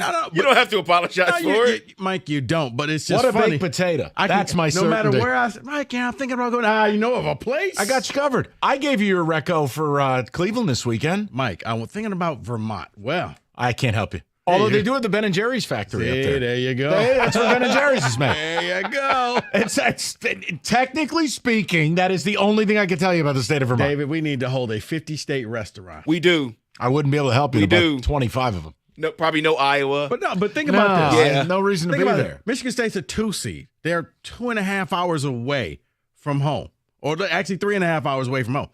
They're literally 45 minutes, and they're an 8 seed. I don't know who did the scheduling for this. I don't care. I love it. I love stuff like that. Yeah. You lose 3 of your last 4, here's your penance. All right, Mike in Clinton Township will get the last word. Mikey, what's going on, buddy? Hey, man, I just wanted to give a couple upsets, I think, in the first round. My first one is I think everybody thinks it's going to be Shaka Smart versus Izzo, but I think New Mexico beats Marquette first round. Donovan Denton and Nelly Joseph, that's a pretty good duo for college, I think. Yeah, and they've got real players there. I mean, imagine how good New Mexico would be, Mike, if they didn't lose JT Toppin. I mean, it's just New Mexico. Look, Richard Pitino is getting real players. Yeah. You know, Dimitri Dent, that's an all-American caliber player. I always bust his chops, and I call him Juicy Jones, the power forward. He's a kid with 3 names, Junior Colson or whatever. Like, they have real players. Yeah, Richard Pitino won't be there next year. He's going to springboard to a better job than New Mexico, which is a shame. Yeah, I don't really like much from Marquette either, but my other one is a little bit more bold, and I think High Point beats Purdue outright. But I also like 9.5. I don't think that's bold. I don't think that's bold either. Listen, High Point has some dudes, man. Like I highlighted this on the podcast. Mike, they got a Texas Tech transfer. They got a Kansas Pettiford, the sixth man. He's a former 5-star recruit, a Kansas transfer. And then DeMaurian Williams, I think he's from Mississippi State. And the reason I say it is no, just because you transfer from a big school doesn't make you good. # Rocket Watts. But it is a sign of pedigree and quality. Like, yeah, Mike, they also shoot almost 40% from deep. They profile as one of those teams. And now Purdue is all Trey Kaufman-Renn, Mike. That's his name. Thank you. The 3 name players just really send me for a loop. Trey Kaufman-Renn is their offense because other than that, like I said, Lawyer has disappeared for the final half of the season. Don't know where he's at. Must be a family trait. My lock is I'm rooting for Troy because Kentucky, they couldn't get the job done against Oakland. Bam! From the clouds. I love it. Not and by the Georgia. way, the kid whose name I never remember, and I call him Juicy Jones. It's Nelly Junior Joseph. He's their power forward / center at New Mexico. He's really good. That's what Izzo should have gotten instead of the Zapala fiddler platter. We'd win a national championship if we had Nelly Junior Joseph. They're number 2 Juicy seed. Jones. It worked. Juicy Jones. I'm just saying, we'd win it all if you had that kid. Because, again, next to your man, Mr. Kareem Abdul-Jabbar, you have a power forward center like that? Oh, my God. How about a guy 14-12? Meanwhile, we're trotting Xavier Booker out here I don't blindfolded. know, man. They wasted Matty Sissoko.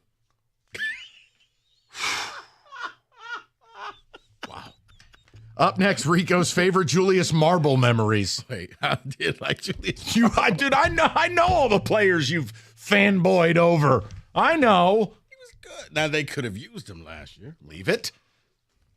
David, anything else before we go to a blitz? Yeah, one more here. Florida isn't losing to anyone but Clemson, Michigan, Marquette, locks to get bounced in round 1. Man, Clemson's good. I understand no one knows them, but you don't beat Duke if you're not good. They have real guards. They've got a big, oh my God, my mind is spinning. I've broken down 36 games the last 24 hours. But my point is, I think Clemson gets tested. Man, I'll be so bummed if they lose because they're actually good and I want to watch them. But yeah, Michigan, look, if they hold on to the ball, they'll beat the Tritons. If they don't, they're going to lose. It really just boils down to that. So, all right, good talk. Here's Chase Hunter. Yes, Chase Hunter, but the big is not Rhinesford. What the hell is his name? You know what? Leave me alone. No one cares. Who cares about Clemson's big in the city of Detroit? Answer: nobody. Why do I care? We care. I'm stressed out. We care. Move on. Natural Way Lawn and Tree Service. Get green, stay green with Natural Way. Call 888-GET-GREEN. That's 888-GET-GREEN, or you can go online at naturalwaylawn.com. Let's face it, everybody hates to see crabgrass in the summer. By the time you see the crabgrass, it's too late to fix. The first application is the most important for crabgrass control. Ian Shefflin. That's the big. It's easy to prevent a problem, then fix a problem. So schedule early and call now. And for a limited time, if you call 888-GET-GREEN, purchase a full lawn program and get free grub control. But you got to mention my name. Tell them Rico from 97.1 told you to call and get the full lawn program so that you get that free grub control.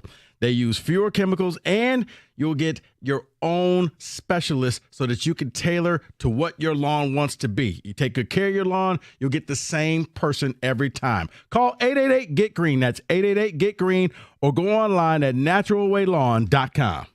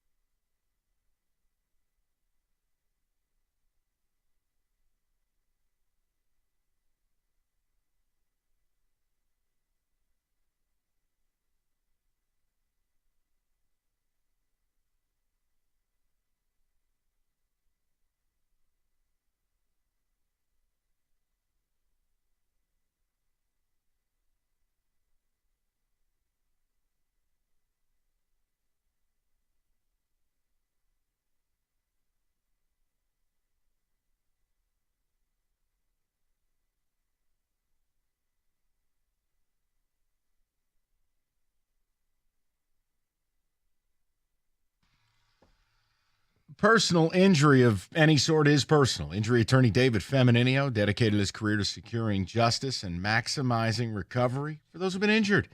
David is dedicated to ensuring you get all the medical care you need. Put your life back together after an accident. He will fight for you, get on the offensive, and when you call, he answers. David Femininio, 855-65-CRASH, or go to the website anytime at getdavidgetpaid.com.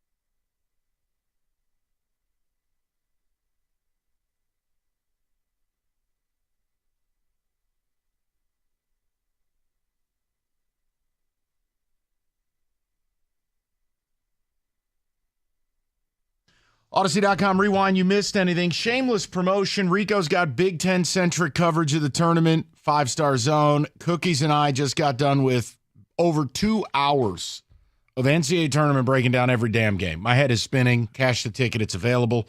And Indiana has a new head coach. Who'd they hire?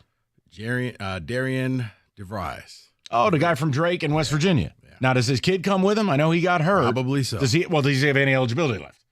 It's your sport. Guys are playing at 30 years old with 12 COVID years. I'll allow it. If DeVries goes with him, good for him. If you're Indiana, I'll still say this. I hope I read that they reached out to Chris Beard at some point. Chris Beard should have been that hire.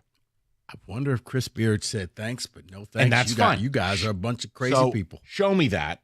But okay, DeVries becomes the latest gravestone at IU. Come on, but there are certain colleges, whether it's football or basketball, the fan base and everybody's just, you can't win there because they just believe that some old dead coach is going to come walking through the door and revitalize. It's like, guys, it's going to take some time. No, national title or nothing. Well, I guess it'll be nothing. Well, you got to support it. Look, Mike Rapoli, all right, so St. John's, this is case in point. St. John's is not a real thing. St. John's is one man, the guy who invented vitamin water and body armor. Now he's partners with Tom Brady and No Bull. He also spends arguably amongst American singular owners in horse racing. Mike Rapoli outspends all of them. Mike Rapoli is spending between $4 and $5 million on this roster to get St. John's here. Rick Pitino says it. I don't deal in the money. I call our guy. Their guy is Rapoli. If Indiana wants that, they got to have a guy. They got a guy. Who's the guy? Cuban? Well, then put up $5 million a year and do your job. I think you got to do it the way Bob Knight did it. Like mistreat people and throw chairs? What I'm saying, there are certain schools so stuck in the past that they can't evolve. And look, they spent $1 million on Ballo, the kid from Arizona. They did. I'm saying it has to be an all-in approach if they want that type of thing, because your sport now allows for it. Look, I'm happy Patino's back because he's good for the sport. He's fun to either hate or love, and he's a personality. But St. John's isn't real. None of these kids are there because they want to be. He openly took Seton Hall's best player and said it in a press conference. He's not here because he likes me. Right. He didn't leave Shaheen Holloway because he doesn't like him. Because here's what happens is it's that cautionary tale. You can spend all the money you want, and you could be Indiana and K-State, who spent two of the teams that spent the most, and neither made the tournament. You can end up with Frankie Fiddler. Riggs, what's going on, buddy? I'll take Fiddler over rather than a $2 million man. And Hawkins? Coleman Hawkins? Yeah. Now, I got to tell you guys, I'm salivating listening to the tournament talk. Patino, his second round matchup, it's either Bill Self or Calipari. Johnny Calipari. I love it. Like how sexy is that? It's a made for TV product. It is. Leads right into 60 Minutes. It's going to be sensational. I'm Maury Safer. Oh, God. It's going to be great. I mean, I love Patino. I like the fact that he's one of the coaches still. Like, I saw him coach against Shaka the other day. It's funny. Shaka wears the polo with the long sleeve shirt under it. Meanwhile, Patino's in the white three-piece Armani. Love it. Just the guy respects the game still. It's fantastic. You should see him up at Saratoga. I can only imagine. Animal. Like, that dude is, what, Animal. 72? Is he 72? Yeah, animal. Probably acts like May he's as well 45. be 22. I have seen Patino, and I mean, this isn't like Dirty Pool or Salacious. I've seen Patino at Gulfstream Park firing, simulcast. There's racing going on right behind him. He's firing at 3 TVs at the same time. Animal. Wow. Animal. Love the guy. I've told this story many times. When John Beilein left Michigan, I was on with Gator at the time, and I begged, I pleaded. I'm like, please, can my voice just be a powerful tool here? Bring Patino to Michigan. You could have had him, except Bill Martin was on his boat. Well, you're right. Hate to see it. What's coming up next? Could you imagine Patino, Izzo? I don't want to. Anyway, I got a little Red Wings chatter. I got a Lions thing as well. We got some tournament stuff. It's kind of a smorgasbord getting you up to Red Wings and Capitals. It's a big game. All right, they win today, and the Rangers lose to Calgary. It's even.